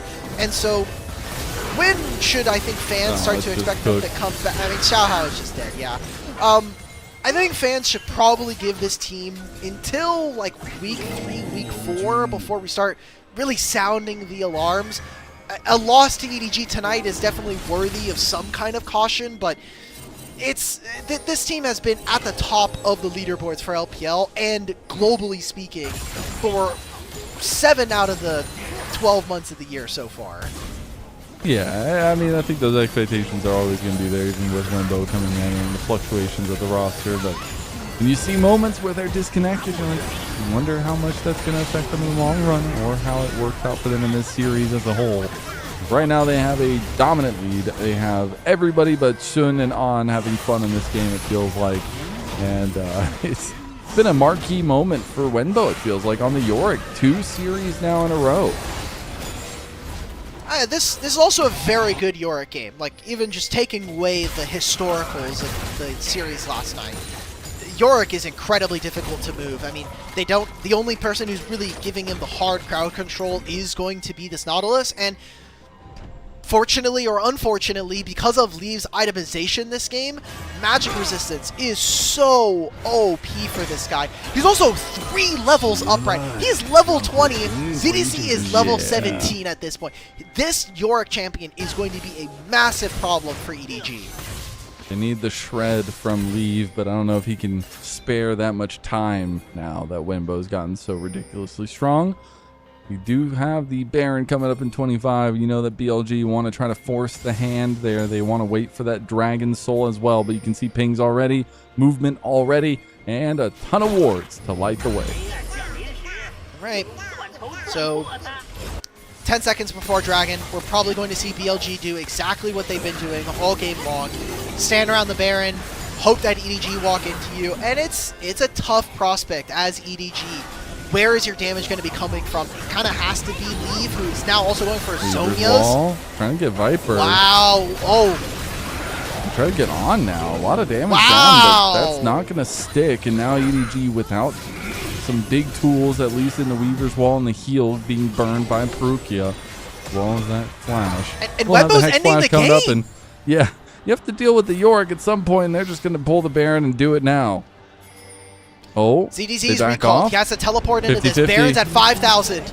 Oh, Temper Fate comes in on how they want to try to burn the Baron while he's gone. It's going to be enough. That's going to be the Baron gone. And now it's going to be Wenbo pushing in for the game while EDG get collapsed on by the other 4 members of BLG. One big hit onto him. Maybe they get the catch out there. Depth charge coming through. They have damage back. Shun's getting low, but Xiaohao finds the hit there. Wenbo's still trying to end the game. Is EDG going to have enough left to give? dead! And Wenbo gets the solo bolo, and Wenbo's going to finish the game. The Yorick comes from death itself and finds BLG a 1 game in this series. 1-1. We're going to 3. There we go. We are going to a 3rd game here in this series. BLG getting pushed to the brink here in this one, and at least giving the fans something to get excited for. I'm sure a lot of them are getting a little bit worried. Maybe some of the fans didn't want to go to Shenzhen. They said, oh, it's EDG. We'll be able to take care of business. No problem. Missing out on some banger games here in the 3rd day of the split.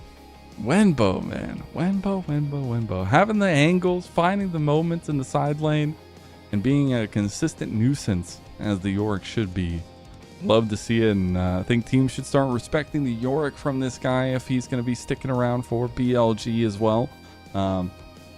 Besides that, some weird moments for BLG, but honestly, it's fine if it ends up like this. I mean, even in some of those weird moments, they still were like a ridiculous KDA and absolutely smashing the gold advantage. They did a good job of being able to play around sides. There were moments where I got a bit scared because I feel like I saw flashes of game 1 happening again where EDG win a team fight. I'm like, okay, but there is that lack of cleanliness I think that we've seen from Edward Gaming consistently. They just keep going for more and more. They keep overextending, trying to find one more fight, one more win, and that ended up backfiring for them pretty heavily. And then they weren't able to answer side lanes, which I know after the 25-minute mark I called out that, hey, BLG, the lanes are really long. They haven't been able to find a pick, but once they kind of slowed the game back down and made it so that EDG had to answer them, that's where I think we got to see BLG get right back into winning this game as a leading position. Yeah. Nocturne still felt awkward from the draft and was very awkward throughout that entire game. Shun was 0 kills. It was a tough game for the Nocturne. Maybe just trying to take it away or trying to fit it into the composition, but luckily the rest of the team was able to pick up a lot of that slack, which is really interesting in these kinds of moments because you wonder what Game 3 has in store for draft, especially for BLG. But some things to think about for EDG. Connections were okay for the most part. Some mistakes and overextensions leave really tough because so many good mechanical performances, but then also getting caught out a little bit, and especially that top lane play where he's just way overextended for one more wave, one more plate. Yeah, I don't blame him for that one. You know, What? he went for one more wave.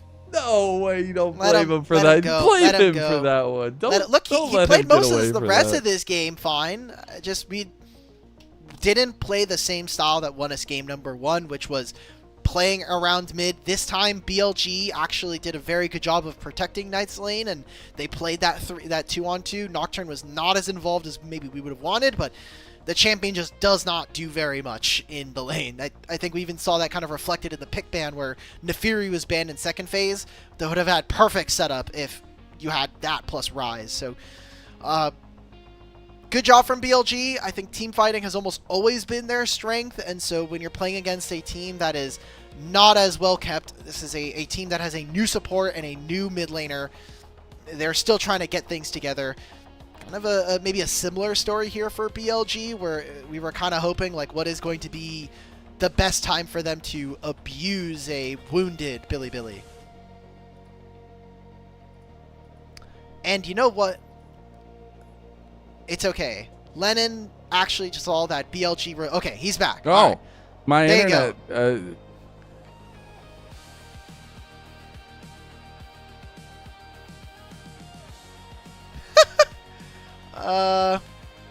I don't know how to follow that up. I won't lie. So, Spectrum, if you can let my casting partner please have internet for at least the next, like, I would say 45 minutes. If I could really be choosy, I would really ask for at least an hour. After that, you can send him back to the Dark Ages. Please. Oh, I don't know if you're going through on the video. There we go. Okay. All right, we got it. We're back. Thank you, Spectrum. Thank you. Anyways, Look at this backdoor from Wenbo, man. dude, crazy stuff. It's almost like he'd been doing that all game. He gets MVP 100% there, no doubt, right? Like, yeah, it's probably going to be him. The votes were already pretty heavily his way. I think it was like 60% already. I'm hoping that it's going to be for Wenbo. I think it'd be really cool for him in his second series that he gets an MVP for a game. Feel pretty nice for them to be able to pick it up. I won't lie though, Lennon, going to game 3 again does feel like, you know, we are seeing some worrying trends here for BLG. Again, MSI hangover plus a bunch of roster maneuvers going on at the start of the split. Not the best to be in. Plus aura loss. Plus aura loss at the very beginning from the intro. So just kick it down the can. Week 3 BLG will probably have this down and ready to go.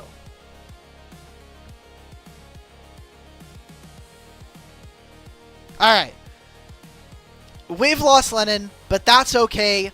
We're going to have time in a very short break here as we get ready for game number 3.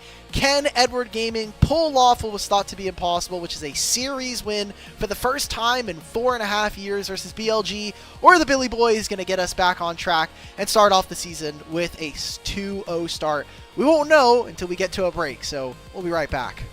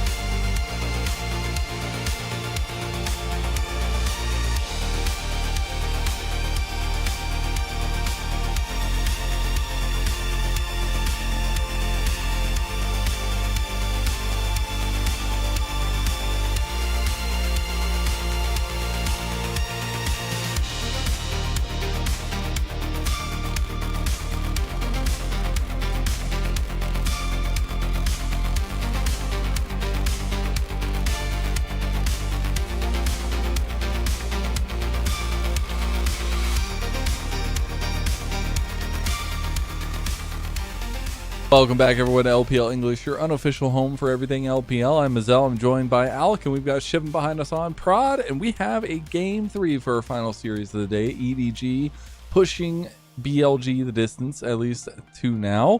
See what Game 3 has in store. Who knows? Maybe I Could be woke up anything. today and just decided that we were going to see a BLG 1-2 versus EDG. That is not on bingo cards. I mean, I myself predicted that it was going to be a BLG 2-0, and we're already here now, 2 games deep, and it's 1-1. Two very different Narratives, games. yeah, narratives going into this split very much in favor of BLG, obviously, but for teams like the LGDs, the teams that are outside the top 4 of the LPL, this is exactly the time when you need to take advantage of a BLG, because second round robin is not going to be kind to you guys. Highly likely that by the time that ends up occurring, you will just be facing a much stronger form of Billy.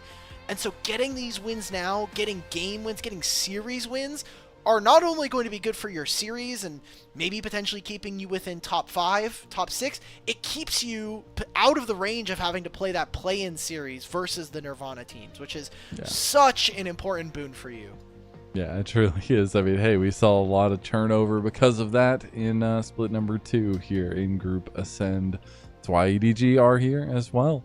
But a crazy game 1 for them to kind of take hold of that one, have that kind of control and be able to play through their win conditions. BLG shaky in game number 2, but still pretty handy lead for them for a majority of that game, and Wenbo popping off on the Yorick. Now we got to talk about those expectations and wants for game number 3 here, because there's a lot already taken off the board, first of all, and we've seen 2 very different game styles from both teams. And there's still so many mages left. I mean, I thought it was why you gotta incredible hurt me? to know that there are more than just the Mels and the Ziggs and Cassiopeias in bottom lane. I'm so happy that we're seeing things like Xerath, who for a long time should be getting played not just bot lane, but also in the mid lane. I just have been super excited to see more mages, just more flexibility, because I refuse to believe that out of 140 champions, up to 10 of them are good in each of our roles. It's just not possible, not mathematically possible from a balanced decision. I'm just writing up my heretical report of you really quick. Sorry. You can have, look, I actually am. Let me hit send. I am less happy that there are mages bottom lane if there is no way for you to play them at other lanes. We have seen Varus get tapered down because he has been way too abusive in top and bottom lane. Completely fine to me. Vayne obviously popping up in top lane is fine, but every time we have had like some version of marksman champions in mid lane, Riot comes in and immediately shoots them in the head. So Yes. if we're gonna have mages bot, we gotta allow for marksmen to be played in other roles. I am totally down with that as a trade. I'm also not down for that, but that's more Maybe personal not bias. Zeri mid. Zeri mid was Zeri mid was very wild. disgusting. I don't want to watch that. It was also really boring. But the Tristanas, the Corkis, fun. I'll I take. didn't like the Lucian mids. Xiaohu on Lucian mid still lives in my nightmares. Yeah, well, Knight also has the kill record for a single game on Lucian, so I'll does. you gotta take the good with the bad. True. Talking about that, though, going into game 3 here, we're getting close to that draft. And I think it's just important to kind of reiterate some of the facts. I think Shun had a disastrous game number 2. It was somebody we were really focusing on coming into this series as a whole, and his matchup in the Xiaohao. I'm very curious if they continue to try to give some resources, to carry resources over to Shun, or if he plays more of a facilitator role in this game number 3. It has been 3.5 years since EDG were able to win a series versus Billy. It would be incredible for them to be able to do it in this year where BLG have been de facto #1 team in the league. Yeah. We get into draft here and more of the same bans. It seems like EDG are the ones that are going to eat the Camille ban this time alongside Nefiri. If I'm right on pick ban here, EDG should have first pick. So what exactly are we looking for? Is it going to be another jungler? Would wonder. Because I do expect some of that jungle or at least solo lane presence in the first phase. We've seen that be kind of the trend so far in the series, but you wonder with some of the picks starting to whittle down with Fearless, what we end up getting. The Jace will be the final ban from BLG. Gnar plus Jace ban, and you already have... Okay. You don't have Cassante out, so Cassante is actually a really decent blind here and would be something Let's that go Ahri allows Cassante. for... You could Steal here away for the Knight. Ahri and then... Lot of options. It depends on what you want to go for, and you know that ZDZ is going to potentially start to pick up things like Twisted Fate. That's been something that both him and Bulldog have played. Seraphine opener? Are we just opening with Ashe alongside it, or is this going to be Seraphine plus X, like Seraphine plus jungle, potentially? Could be with Xin Could Seraphine bot lane for Viper. Could get a little wild with the flexibility here. As this is something that would be of interest for BLG in terms of trying to get a combination going with the Seraphine and finding something that kind of synergize as well. They're going to go back to when Ben was playing, I guess, and Winbow's going to take into his shoes as he goes with the Renekton. Kind of a sexy gambit, I think, coming Blind in from Renekton? BLG. Yeah, blind Renekton and saying, okay, ZDZ, are you going to play the range top laners? Because Varus and Vayne are already gone, and we got rid of Gnar plus Jace. It's going to be the Olaf answer, so we'll see if ZDZ can really Ragnarok it in the top lane. But you're going to be playing Olaf into Seraphine Renekton. I feel like that is a good matchup. We're getting Bulldog on lock. All right, I don't know. The last time we saw lock, which was for In Knight's hands, I didn't think that his team composition had enough damage, and here on a team that has a Vi and an Olaf, if this top lane matchup does not go your way, I think you're in a really, really dangerous spot. It's going to be the Akali answer here for Knight. Seems like, guys, you guys at home, you guys are not tapped in on the coffee. Because of that, Spectrum has decided that Mazel does not get to cast this game, which is okay. He actually really hates casting games, I've been told. Little birdie on in my ear. So, getting into second phase of bans, AD carry is going to be at a premium here. You're always worried as EDG. Okay, we're going to play against Ashe, Ashe plus Seraphine. I don't really want to have to deal with that. Likely that's going to be a ban. And we also have to think about what supports are going to be good that not only do well into things like Seraphine, but also are going to give us some answers to play around with our team. I do think Lulu needs to be thought of here for EDG. You have a Olaf, and you have all these different champions that are going to be running into you. I think Polymorph plus a Wild Growth is really, really impactful. Chat, I hope you're not mad at me. I'm here by myself. I mean, I guess I'm here with Shivam in the back pocket, but there's no way Shivam's turning on the mic for the show. I'm gonna take a sip from my chug jug. I'm gonna get up on my shields, and we're all gonna have a fun time in Tomato Town together. We're getting Kindred ban. A lot of focus. There's that Lulu ban that I asked for. I'm really happy. I've been doing really rather well on most of these draft predictions here. BLG, I mean, do you just... I don't know if you want to blind jungle first here. I guess it's not blind because you know, but who wants to get more resources? Is it going to be give Viper more information in the draft to let him pick a different AD carry? Or is it going to be, hey, let's give Shun, it seems like the Trundle. Great answer into both the Olaf and the Vi. I'm surprised I did not think about this earlier. And again, just the synergy on top of having Seraphine. Seraphine with all of these melees, giving her access to her Encore, having much more range. Feels very, very good here. So now EDG need to answer with both an AD carry that's going to be mobile enough to deal with the Trundle and the Akali running at them, and still have the damage to be able to get through all of that. So looking at Leaves Pool from this year, oh, we are playing Mel. Oh, we're playing Mel in the bottom lane. You know, it's always funny when I think about champs that have limited uses, like the Reflect or the Rebuttal from Mel is not going to have a ton of usage, but if you only have an Ashe ultimate on your team, then guess what? The one button that you have access to is not going to be useful. And there's now an Alistar on top of this. You're going to have an Olaf as well. Crowd control is very, very minimal in terms of its impact here in this game. So this is now a gambit. Does BLG still want to go for Ashe Seraphine, or are they going to pivot and instead just use this as Ashe or Seraphine plus a support champion? You're giving up a lot of priority and the ability to fight in lane to have a synergistic bot lane pick or a synergistic team fight later on.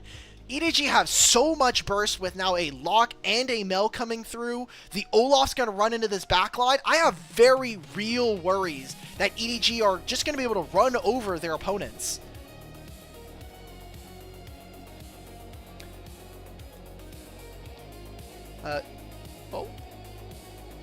Okay, it's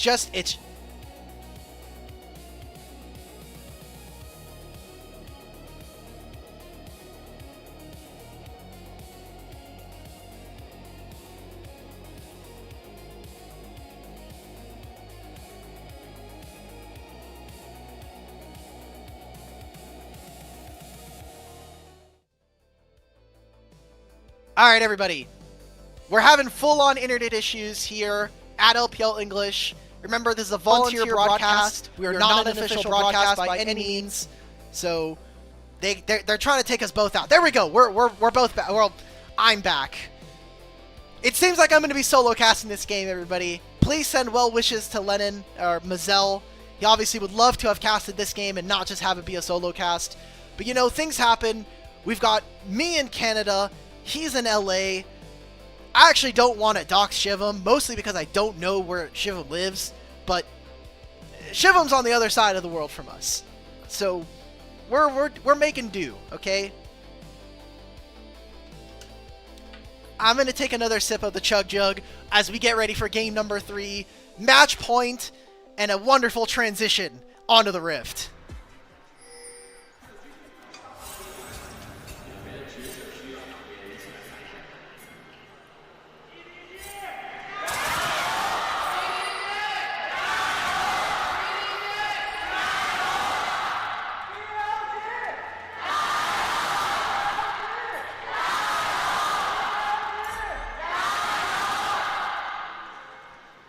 We're in Shenzhen for the week. 2 more days, and then we'll be leaving. We'll take a small break. We'll go over to Suzhou. If I am correct. Actually, I could just go and check our announcements tab. We'll be in Shanghai. We'll be in IG's arena for next week's games. New quirk for LPL Split 3. But really, jungle pathing going to be really, really important. And the draft bugged out for me, and because Parsec broke, I didn't even see that this was Xerath instead of the Rakan. Okay. Definitely changes the flavor of this game, but I think is actually worse in some aspects. Like, you'll have the damage, but now you're going to be playing Xerath, and you're going to be into both Olaf and a Vi. That sounds miserable in my mind to play, but we'll see if BLG can get around it at this point. Seeing some early trades. Second game of Lock here in the LPL. Does currently sit at 0-1, thanks to Thunder Talk last night giving Knight a loss. And we're seeing Trundle just skip camps. Shun could actually just find this kill. Wembo does have Flash, doesn't have Stun. He has no longer the Slice and Dice either. Might just be Shun looking for a single kill. Does the Flash out his EDC? Also the Exhaust. Can he walk him down with enough chomps? That's 2. Wembo could flash, looks for a stun, gets the Ruthless Predator, and that's going to be First Blood going over to Shun. Hi everybody. Is Rude actually tapped in? Am I joined by my... You've got a friend. Hello everybody. I'm going to be here to E-sub as best as possible. For the game number 3, I mean, this is what happens when we go... Is this game 8 of the day, right? Gank down on the bot side though. Perugia flash engage. Tries to lock down on another connection on the CC. Follows from Xiaohao the flash. There is no damage to come through, but a couple more autos should just sign seal and deliver the first kill back for EDG. This is awesome. We've had 4 play-by-plays today now with this. We're going to have you doing... I think this is your first play-by-play game for LPL, am I not mistaken? This split, I think we budgeted a couple of them in 2025. We've been teasing this one. This is one that we've been sitting on for a while. Yeah. Scheduling plus, I think Kelsey Moser just doesn't want you to play by play. Yeah, I don't know why. me. That's fine. Yep, true. We might see something top, but Peruki is coming.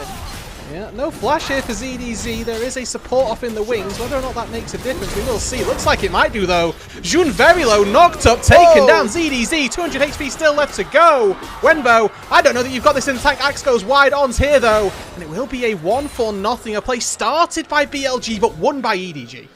It's getting a little bit dicey. I was really excited to see Trundle in this game, but if Olaf is going to get more resources and we could see BLG potentially fall, you know, this is a fantastic moment here as we get a little bit of time to say that. It's tense. It's tense. Go, go, go, go. We have 2 color casters here now. What do you Thanks, feel about Flash. this? Oh, come on, man. They're trying. 2 color casters means we don't get to talk about the game. That's what we need to True. know and need to remember.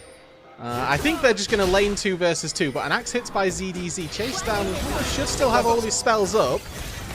Slices away. No dice there, and there should just be EDG crashing away. Okay, we're good. Alright. You were saying something. I was asking, what do you feel about this draft? I think if we took nameplates off, I really like this EDG draft. Yeah, I'm a fan of having sort of consistent-ish damage, and I think that the Xerath this game is the best source of that we've got. Knight flashing forward, though, immediately knocked up. There is a Shuriken ready to lay onto Perukia, goes into the stealth, finds one, dings level 6, actually. Tries to go forward, but doesn't even need the ulti. ZDZ gonna fall, uses the perfect execution. Oh, 1, the brutal killer takes a 2 for nothing. That is a very big win, and that could have been super dicey, because he goes with the Shuriken flip, he gets hit with the headbutt pulverize, and I was personally thinking, like, is this really going to be a play that they're looking for? Leaf's got to be careful, because if Viper kills this minion wave, he gets level 6, he could actually just stop and even potentially even get the kill or force a summoner spell out here. Leaf is going to stay, Peruki is coming, all solo experience thanks to On staying so much in the top lane. Yeah, and you'd think that Leave then would be that 6 as well. Just does tick over. W used to reflect the Q damage, and Summoner heal in an attempt to dodge away from the shocking of. Not going to be successful. Viper with some nice spells here to keep himself safe. But one of the things that I always look at, right, when we're looking at the compositions for these 2 teams is how many people does Olaf get to run at, and how many people does Olaf want, sort of, or are people going to run at him? And I feel like if there's 3 people that I'm running at, the Olaf is a good pick. If there's only 2, it could be better. Right, in this game, Knight, Jun, and Wenbo are all diving forward. I don't really care about the Olaf, so that's where I feel like that the power of this pick out on the top side, even though it did quite well to start off with, might not get as much as or that EDG are necessarily hoping for. Yeah, and the Trundle, right? Like I totally forgot that Trundle could have been an answer here, and it does make it a lot more difficult. I have been a massive Trundle stan. I just think that having point and click terrain generation is OP. Probably another reason why I really love playing Anivia. Just having that ability to not only stop people from moving, but also slow them. It creates a lot of problems when you are mostly a fairly short-range composition from EDG, sans the Mel. Knock-up lands, and there's a headbutt back, but I don't think that there's too much going on here, as On and Viper do just absorb a load of spells, and honestly, Peruki gets the worst end of things there out of everybody. So Dragon here. Dragon was taken for EDG, and it's about a 7. It's like a 650 mixed Dragon. It's also going to be a Cloud Dragon second. Bird of the Hurricane is going to go left, but what I was going to say is that the Dragons could actually be massively impactful. Like, imagine you're playing against this poke composition as EDG, and it's Ocean Soul or Mountain Soul in this game. It could be very, very difficult to deal with this comp. Certainly would. And I think that it's not a bad sign here, as it looks like the teams are quite happy, for the time being at least, throwing spells but not actually killing anybody. To remind people maybe of the history of these 2 teams, were you saying earlier 6.5 years, 8 years since EDG last beat BLG? I think if we just keep adding years, it's even funnier. It's actually been 15 years since they've beaten them in a festival. Actually, before League of Legends was even birthed, it was the last time EDG beat BLG. It was in StarCraft, actually. Yeah. The actual date is February of 2023. Ah, 2023, okay. So I'm just fully lying and saying way too many years, which is good fun. But that's the fun part, right? It's like we're on air, and the people in Twitch chat can get mad, but they can't stop us. True. And that's what you get for. This is why Kelsey's not put me on the play-by-play duty for a while. Only one of us are allowed to slander the teams at any time, and usually it's me. So it seems like we're positioning around these grubs. Okay. I didn't think we're allowed to be there. We're going immediately back onto Knight, who's still alive somehow, dashes away, has R2, has a shuriken. Here we go, baby. This is why your golden left hand is here to play. Lock not enough, triple kill for Knight. He lives! I can't believe he lives through that. And I was thinking that the locks and the execute on his ultimate was going to be enough there. He gets out of dodge. It's supposed to track you, but not enough damage coming in from EDG. So they not only win this fight, getting another 3 kills here for Knight, 5-0 on his Akali, but now you're 2,000 gold up, and you have 3 grubs as his BLG team. It's the old bait and switch by Knight, right? He played this champion yesterday, and Bulldog goes, wow, well, you know, Akali must be good. Knight's playing it. Bulldog takes it into the mid lane and then gets immediately slammed down by a 5-0 Akali. Now 1.5k up over his counterpart. It's not really like Bulldog's had a bad lane or a bad game thus far. Definitely more so that Knight is just absolutely styling on everyone. It's another signature champion, man. Like, Akali, I think of his Ahri as well. Always go back to his Ahri just because I think he was on like a 26 game win streak on the champion, and that was pre-Fearless. So he was just going absolutely sick on the champ, and he is now half a level up, and he's just going to continue to be a pretty big nuisance. Like, one of the things that EDG's comp doesn't do very well is lock targets up, especially with how much mobility he has. Viper flashes away from the Q, and that's actually going to be it for the dive. Supporting cast not particularly close either, so Viper 1v3, pretty deftly getting out of danger. Yeah, and that's a very big investment. We're going to go all the way back. Here is that Trundle Pillar, man. Stops him from being able to walk over this wall. So here's the lock ultimate. Look at how much health he has. 1 auto away from being terminated by the ultimate from Bulldog, but just was not enough. And he lives with 23 HP. Danny, right now, he's like, doesn't matter. We got lucky. Better lucky than good. So, stop the text chain for that 1 second. I gotta watch Knight here. Just a minute. That was, yeah, I mean, pretty impressive. And now EDG in recovery mode, crisis mode really on this top side, as Wembo is the focus of this 2 versus 1. Looks like somehow, someway, Knight's died in the mid lane. That's a massive shutdown for Bulldog, as Wembo does evade this top side gank. I assume we're gonna get a replay of that one, but Bulldog more than happy to receive that injection. Let's look at the spells here. There is no Vi ultimate. There is no Bulldog ultimate. I wonder what happened here. All right, he's like, guys, I could have just solo killed this guy, and his jungler's here. Okay. Yeah, you know, the odds of there being a Vi off in the wings, like immediately ready, waiting for that dive. Slim, but never zero, importantly. And Knight, unfortunately, pays the price of not having complete jungle vision. Does give over, I think it was 800 gold for Bulldog, and it feels like the bot side, that jungle support duo of BLG, sniffing around, trying to find a bit of priority on this dragon. First one of the game did go to EDG. And there's that Cloud, the Chemtech already taken, so those 2 higher priority dragons you were looking at earlier are very much on the board, even if BLG do take this one. Okay, so in the grand scheme of things, because Knight got solo killed there, he has Gunblade, he can just run him down, actually. Yeah, well, this is revenge. You don't have your turret, you don't have your jungler. Bulldog might have a lot of HP to regain, but Knight has got more than enough damage to cut all the way through it. That's 1. Can he now find a way out of there? Blastcone buys a bit of space, and ZDZ here, he's got flash, but no way of getting onto the Akali, who's trying to find a way out of danger. Leaf gets some damage down, and that is going to be a 1-for-1, but a massive commitment by EDG. Yeah, I was happy with the first death from Knight because it meant that EDG were never going to have time to go for the dragon. You see that Xiaohao's ultimate is just now coming off of cooldown, but Knight, by him getting the solo kill, he now opens up a spot where Leaf had to teleport for that play. He also dragged ZDZ over for a little bit. Same thing with some of their other teammates, so it actually ended up being more resources going over to BLG on top of them getting the objective. So really nice outplay, and this Akali is becoming extremely problematic for EDG to deal with.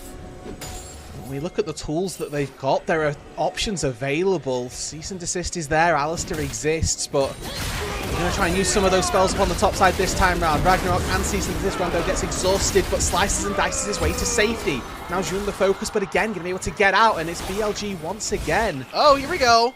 Getting away with murder on the top side as Viper finds the right of the Arcane. Doesn't really do too much with it. And again, lots of pretty colours, but nobody dies.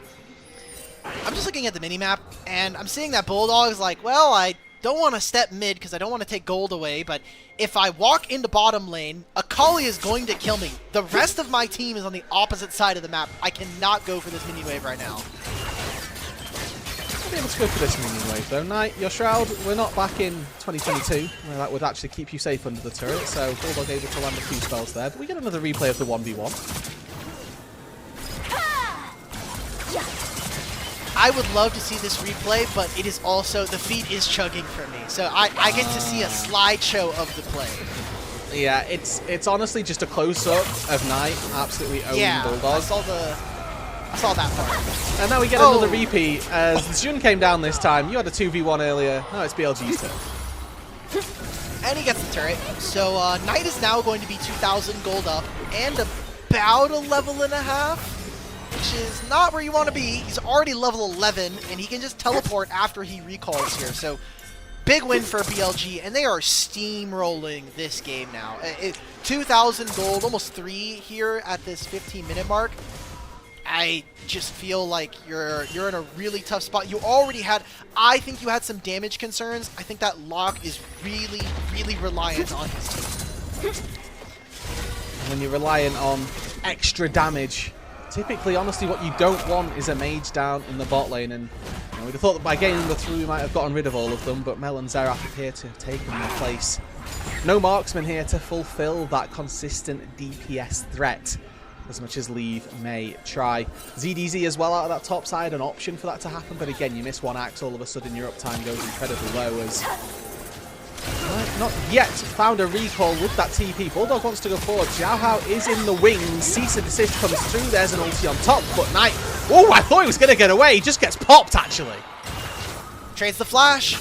Knight tries to use his shuriken. It's going to be a flash from Xiaohao to secure it alongside Bulldog's ult.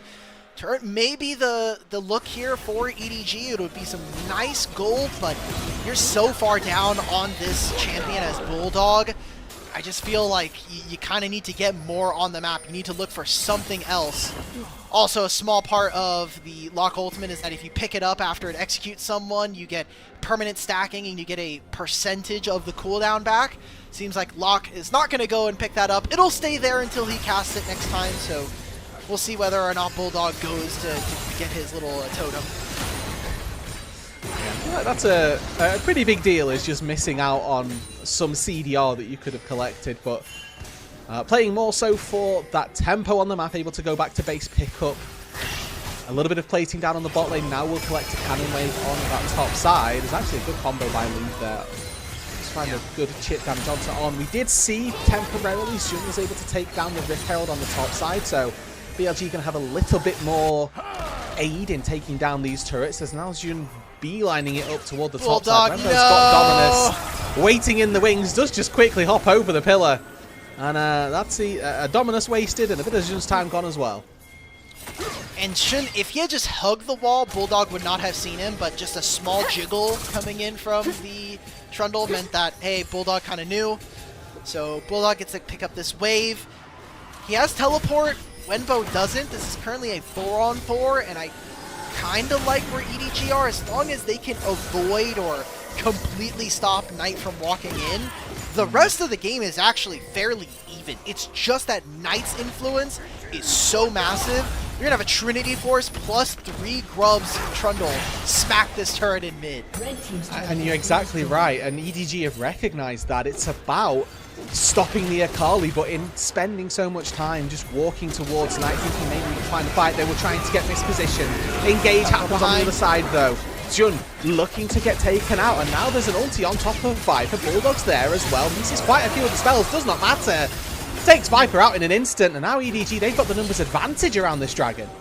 4-on-5, and there's some ults missing here, so even with the numbers, I'm looking at having Dominus up in 5 seconds with having his perfect execution come up. Flash on top of Leave here, he's caught out. Exhaust immediately onto Knight, he can't get it. 3-man encore from On. Roots up EDG as Knight about to go crazy, gets headbutted away though. Not actually able to do as much as we might have thought. It's only Perukia that falls. 4 people still standing, but I think BLG have laid claim to that dragon. That is a big win here for BLG. Being able to find a huge team fight after those huge ultimates. I mean, EDG, they spend so much time and resources catching Viper that it just means that they're not allowed to then contest for the dragon at the same time. So the gold lead doesn't move all that much. It does not budge, but it does go into some really big pockets. Just getting that gold onto Bulldog does kind of assuage some of the issues. I mean, Knight was up 2,000 gold. He's now kind of halved that thanks to that kill.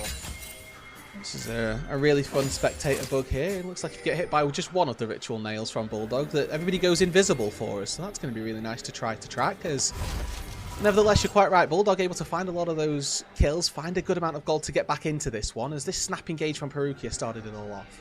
Yeah, this is great. I mean, you're using Exhaust. We did change targets halfway through, which if I'm ZDZ, I'm a little sad about, but my team got a kill.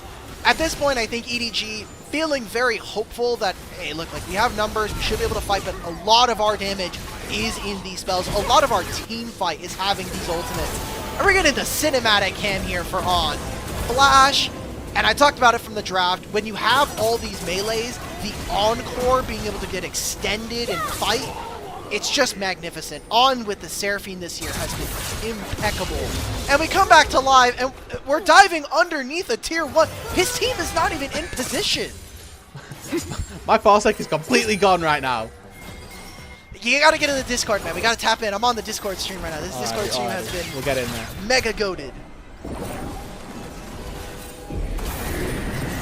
Anyway, we're summoning the Herald. Don't worry, I'm sure we're going to get a replay as to how the hell Xiaohao died. And Bulldog might be next. Knight is here. Shun is going to get in the Herald to take down this turret. Okay, Bulldog ends up living. And that's the good news. Is that the Lock stays alive. Still 3 deaths on the board already, so not a great start for him. But it's about it's about the impact in the late game, I feel like. If we've got to this stage, what is it that he can do after this? He could live. Okay, so what happened here? Okay. We're just going fishing. Okay, so we actually traded 1 for 1. Alright, fair play. Okay, so 3k gold lead for BLG, largely centralized on Knight in that mid lane. Throughout these entire fights, really does have to be eyes on the Akali to see how well Knight can execute in these, and honestly how well EDG are positioned to make that job really difficult for them. We highlighted earlier the Alistar Divide, really good at preventing and sort of locking down the Akali. But while all that is happening, they do have to be cautious of the fact that Viper on this Xerath has been farming up quite nicely. And looking to rinse and repeat once again. Follow-up not quite there though, shocking up Connect and buys some space, but Purgatory takes down Viper. Another time of him stepping up in the mid lane, and Xiaohao getting great value out of these Qs over the wall. I just want to like really quickly define what stepping up is, because he's literally in front of his mid-tier 1. And but he's done it 3 times! Yeah, yes. Vi has come out of the fog of war on his Raptors and killed him. That's gotta feel pretty bad. Look, I'll give you the first time, it's not stepping up. Maybe even the second time, where he was actually caught underneath his turret. That's not stepping up. Third time, though, we've got to learn from our mistakes. And when you're somebody of Viper's pedigree, we expect better. True, that's true. You know, I gotta say I'm a little sad about Bulldog's lock so far. Not only in the fact that he's gotten killed a couple of times here with Knight and the rest of BLG, but part of the Ultimate's like power budget is in the fact that the Ultimate can be picked up again. I actually got the numbers here. It is a 20% of the current CD that is taken off, and every time you pick it up for as many champions as you got executed, it increases the execute threshold. So you have to pick it up if you want it to have more impact later on in the game. We're playing a little bit of who knows who's here at the minute as Knight engages onto Bulldog. Perfect execution immediately called for, and immediately pop goes the lock, and that door has been broken wide open. That's 2,000. Is this just Baron on the cards here? They don't have the most consistent damage because they don't have a champion like Cassiopeia or they don't have a marksman. Their ability to actually snap turn onto Baron, not incredible. They need to win fights before they can start any kind of looks on any one of these objectives, whether that be up in the top side or in the bottom lane.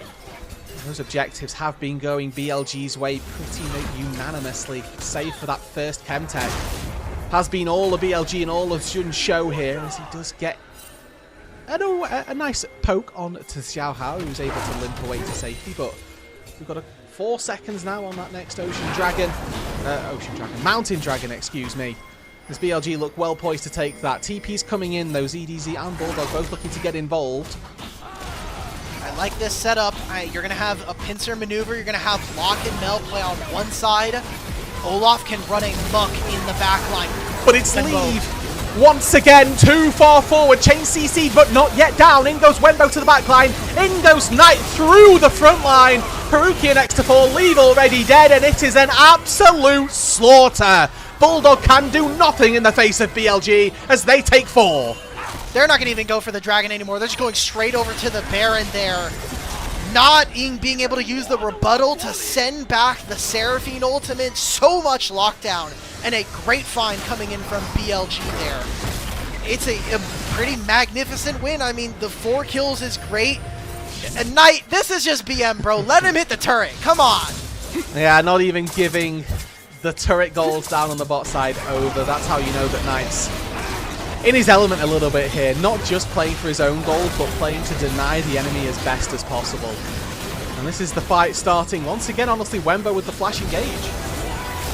This is incredible here. If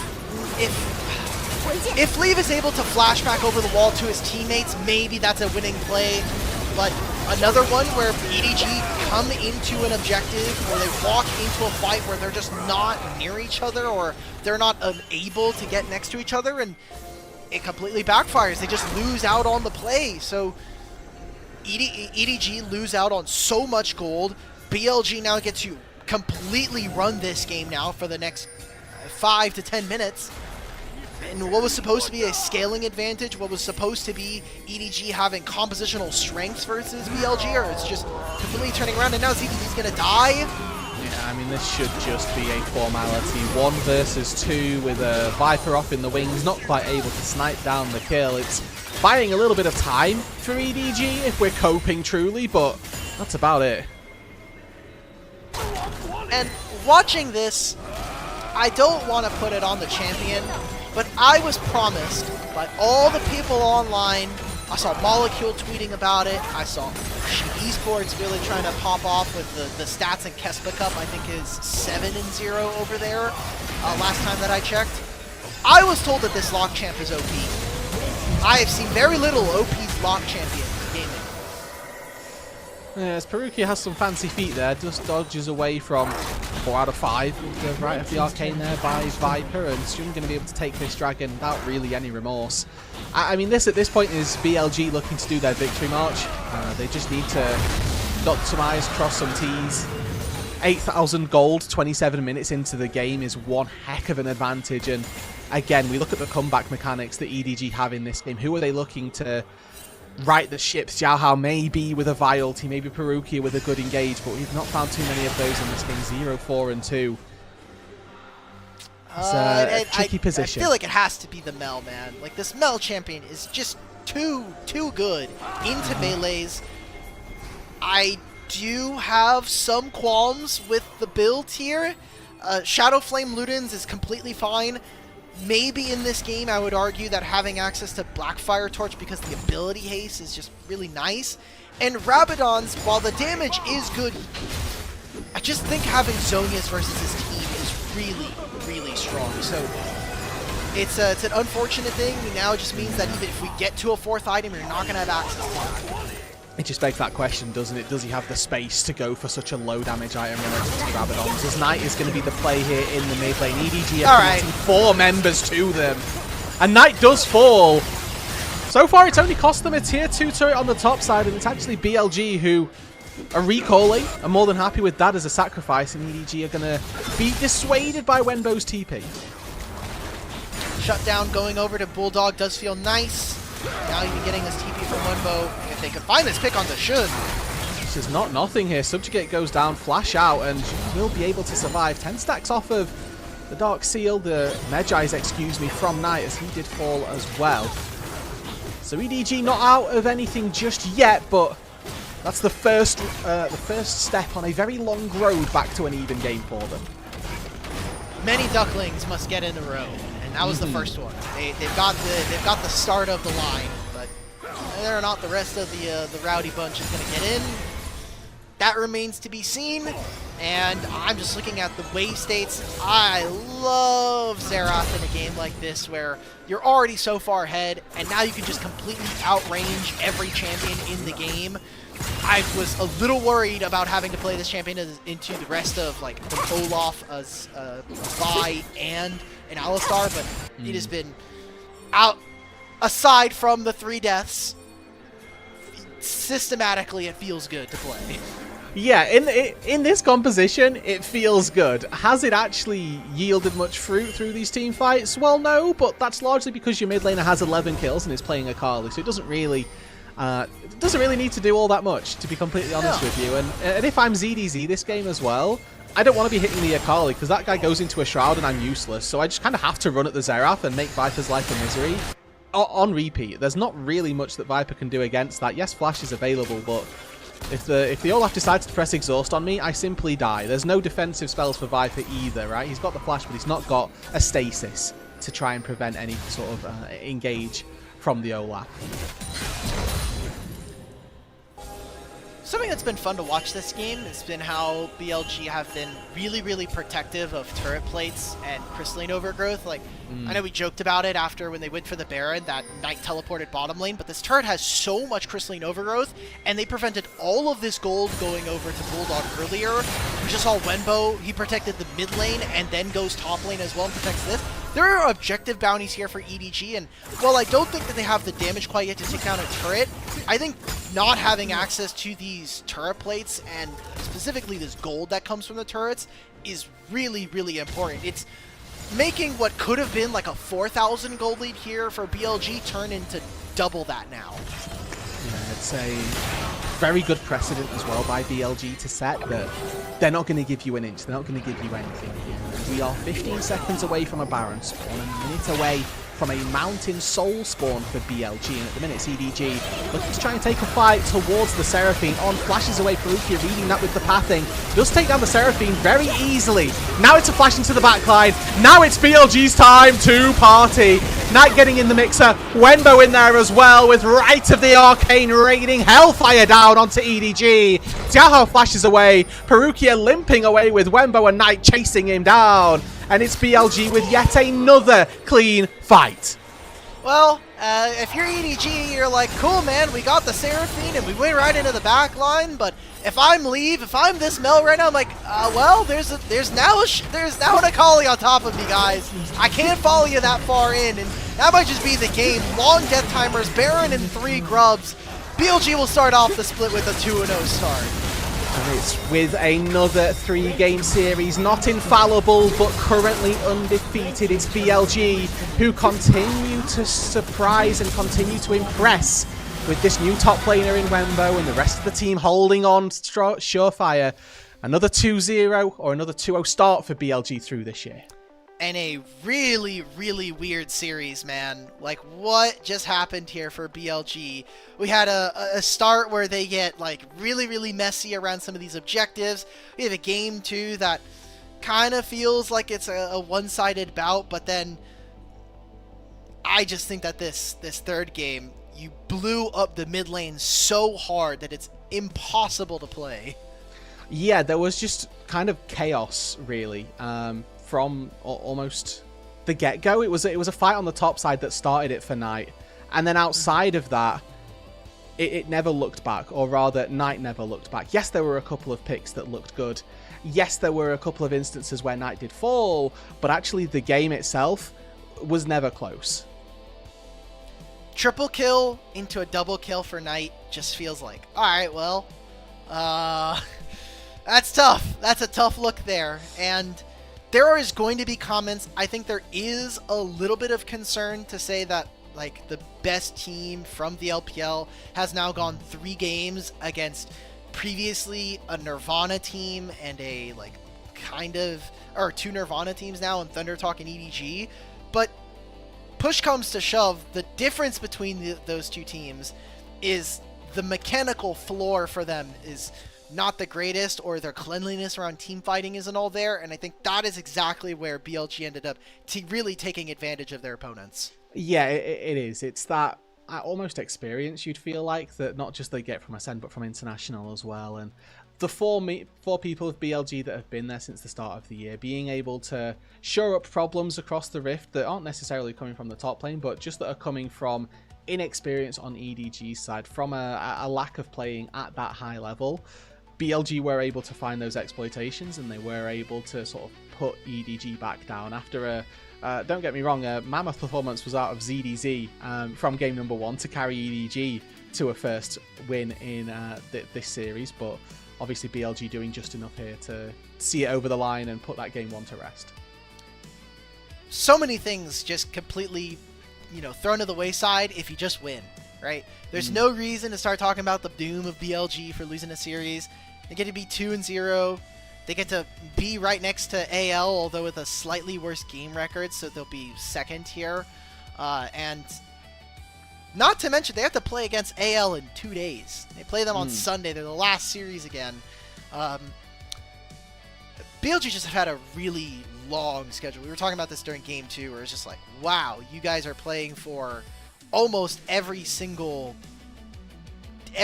game, or every single day of what is 7 months now. And it's tough. You're playing multiple best of 3s. You're playing a lot of best of 5s, especially internationally. I'm not surprised to see that it's taken this long for them to start shaking and moving, but I'm hoping that it'll fix itself. For my money, we can give BLG a little bit of time to not just shake off the cobwebs, but because they haven't really accumulated them, they just need like a couple of weeks to rest. Like, is that okay for them? And the start of a split is maybe the best that it gets in terms of time when you can do that, especially when you're playing against formerly Nirvana teams, right? They've got EDG and Thunder Talk, who on paper are not the strongest opponents. If you're going into a week where you're playing versus, like you said, an AL at the end of this week, yes, but if you're playing up against those big dogs of the LPL, maybe you want to put a bit more time into it. When you're looking at how actually the series or the schedule looks for BLG, maybe this week is a week where we can give them a little bit of leeway of, well, you've been playing League, like you say, for 7 months straight, have a little bit of a rest so that we don't completely burn and crash out. Hey, look, they're giving Bin the complete rest. He's just like chilling off. He's letting Wembo. There's talks of Hoya joining the team. There's talks of Hoya not even joining the team as of 2 hours ago apparently. And I'm looking at their schedule, considering the fact that JDG are now 0-2 in the split. If we're looking at BLG's schedule, they play AL on Sunday, they play LGD on Wednesday of next week, and then they play WE and JDG. They don't play Top Esports until the 8th of August. They might have like a quote-unquote a real matchup for a week and a half now. So like we say, start of the split, now's your time, okay? You're not playing until, you said they've got JDG later. And maybe now's the time to take a little bit of a back seat. Do you want to take a quick look at the standings, because we do have those updated standings before we close out the show for the day. Obviously 2-0 now for BLG. They go alongside Anyone's Legend, just a little bit behind in game score though. Good job, North America. I was going to say, I saw NA on also, the good job, North America. We can give them a shout out. Yeah, hurrah. I'm not surprised by the standings. I guess maybe the fact that JDG are 0-2 is probably the biggest shocker to me. Obviously, WE taking a pretty magnanimous win earlier today with a 2-1. But these are kind of about the standings that I expected. LGD at 4th is definitely surprising. if you pick up LGD and swap them with JDG, we'd go, that's perfect. That's like really chill. There are just those couple of outliers, though, you know. Yeah. And it still look, feels weird. Sorry, the IG and Weibo being in Nirvana, it still feels weird. That's all. Carry on. Yeah, you know what doesn't feel weird though? LNG being in Nirvana. You know that one feels just right. They can stay there. Yeah. We're good with that. Can you believe that Bulldog is the player that made it out? Bulldog is the player that gets out of Nirvana and not the rest of his team. And then there's also I'm still salty. 1XN is the one that's still in Nirvana out of that Thunder Talk Cross, like you know, from way back when. That's what feels. Oh, the one that pains you a little bit. Some post game stats here. I mean, we knew how this gold game had gone. It was an absolute slaughter, and Knight largely at the helm of it. But yeah, the standings there, painting a picture that you know, we're not too surprised by. I'd say in the LPL at the minute. No, and this was, I think, a good draft from Danny. A little questionable because they went with like the Seraphine first pick, and then they ended up pairing it later on with a Xerath. Didn't have synergy in the lane, but that kind of didn't matter when we came down to team fights. That was really, really cool. I don't know. I'm like, I see this game and I'm like, okay, how much deeper can we get from them? And we're going to see best of threes for the rest of the season, right? Like, I really doubt we're going to get that depth, but that just means that as long as the meta doesn't change too much between now and playoffs, bot lane is going to be really, really fun.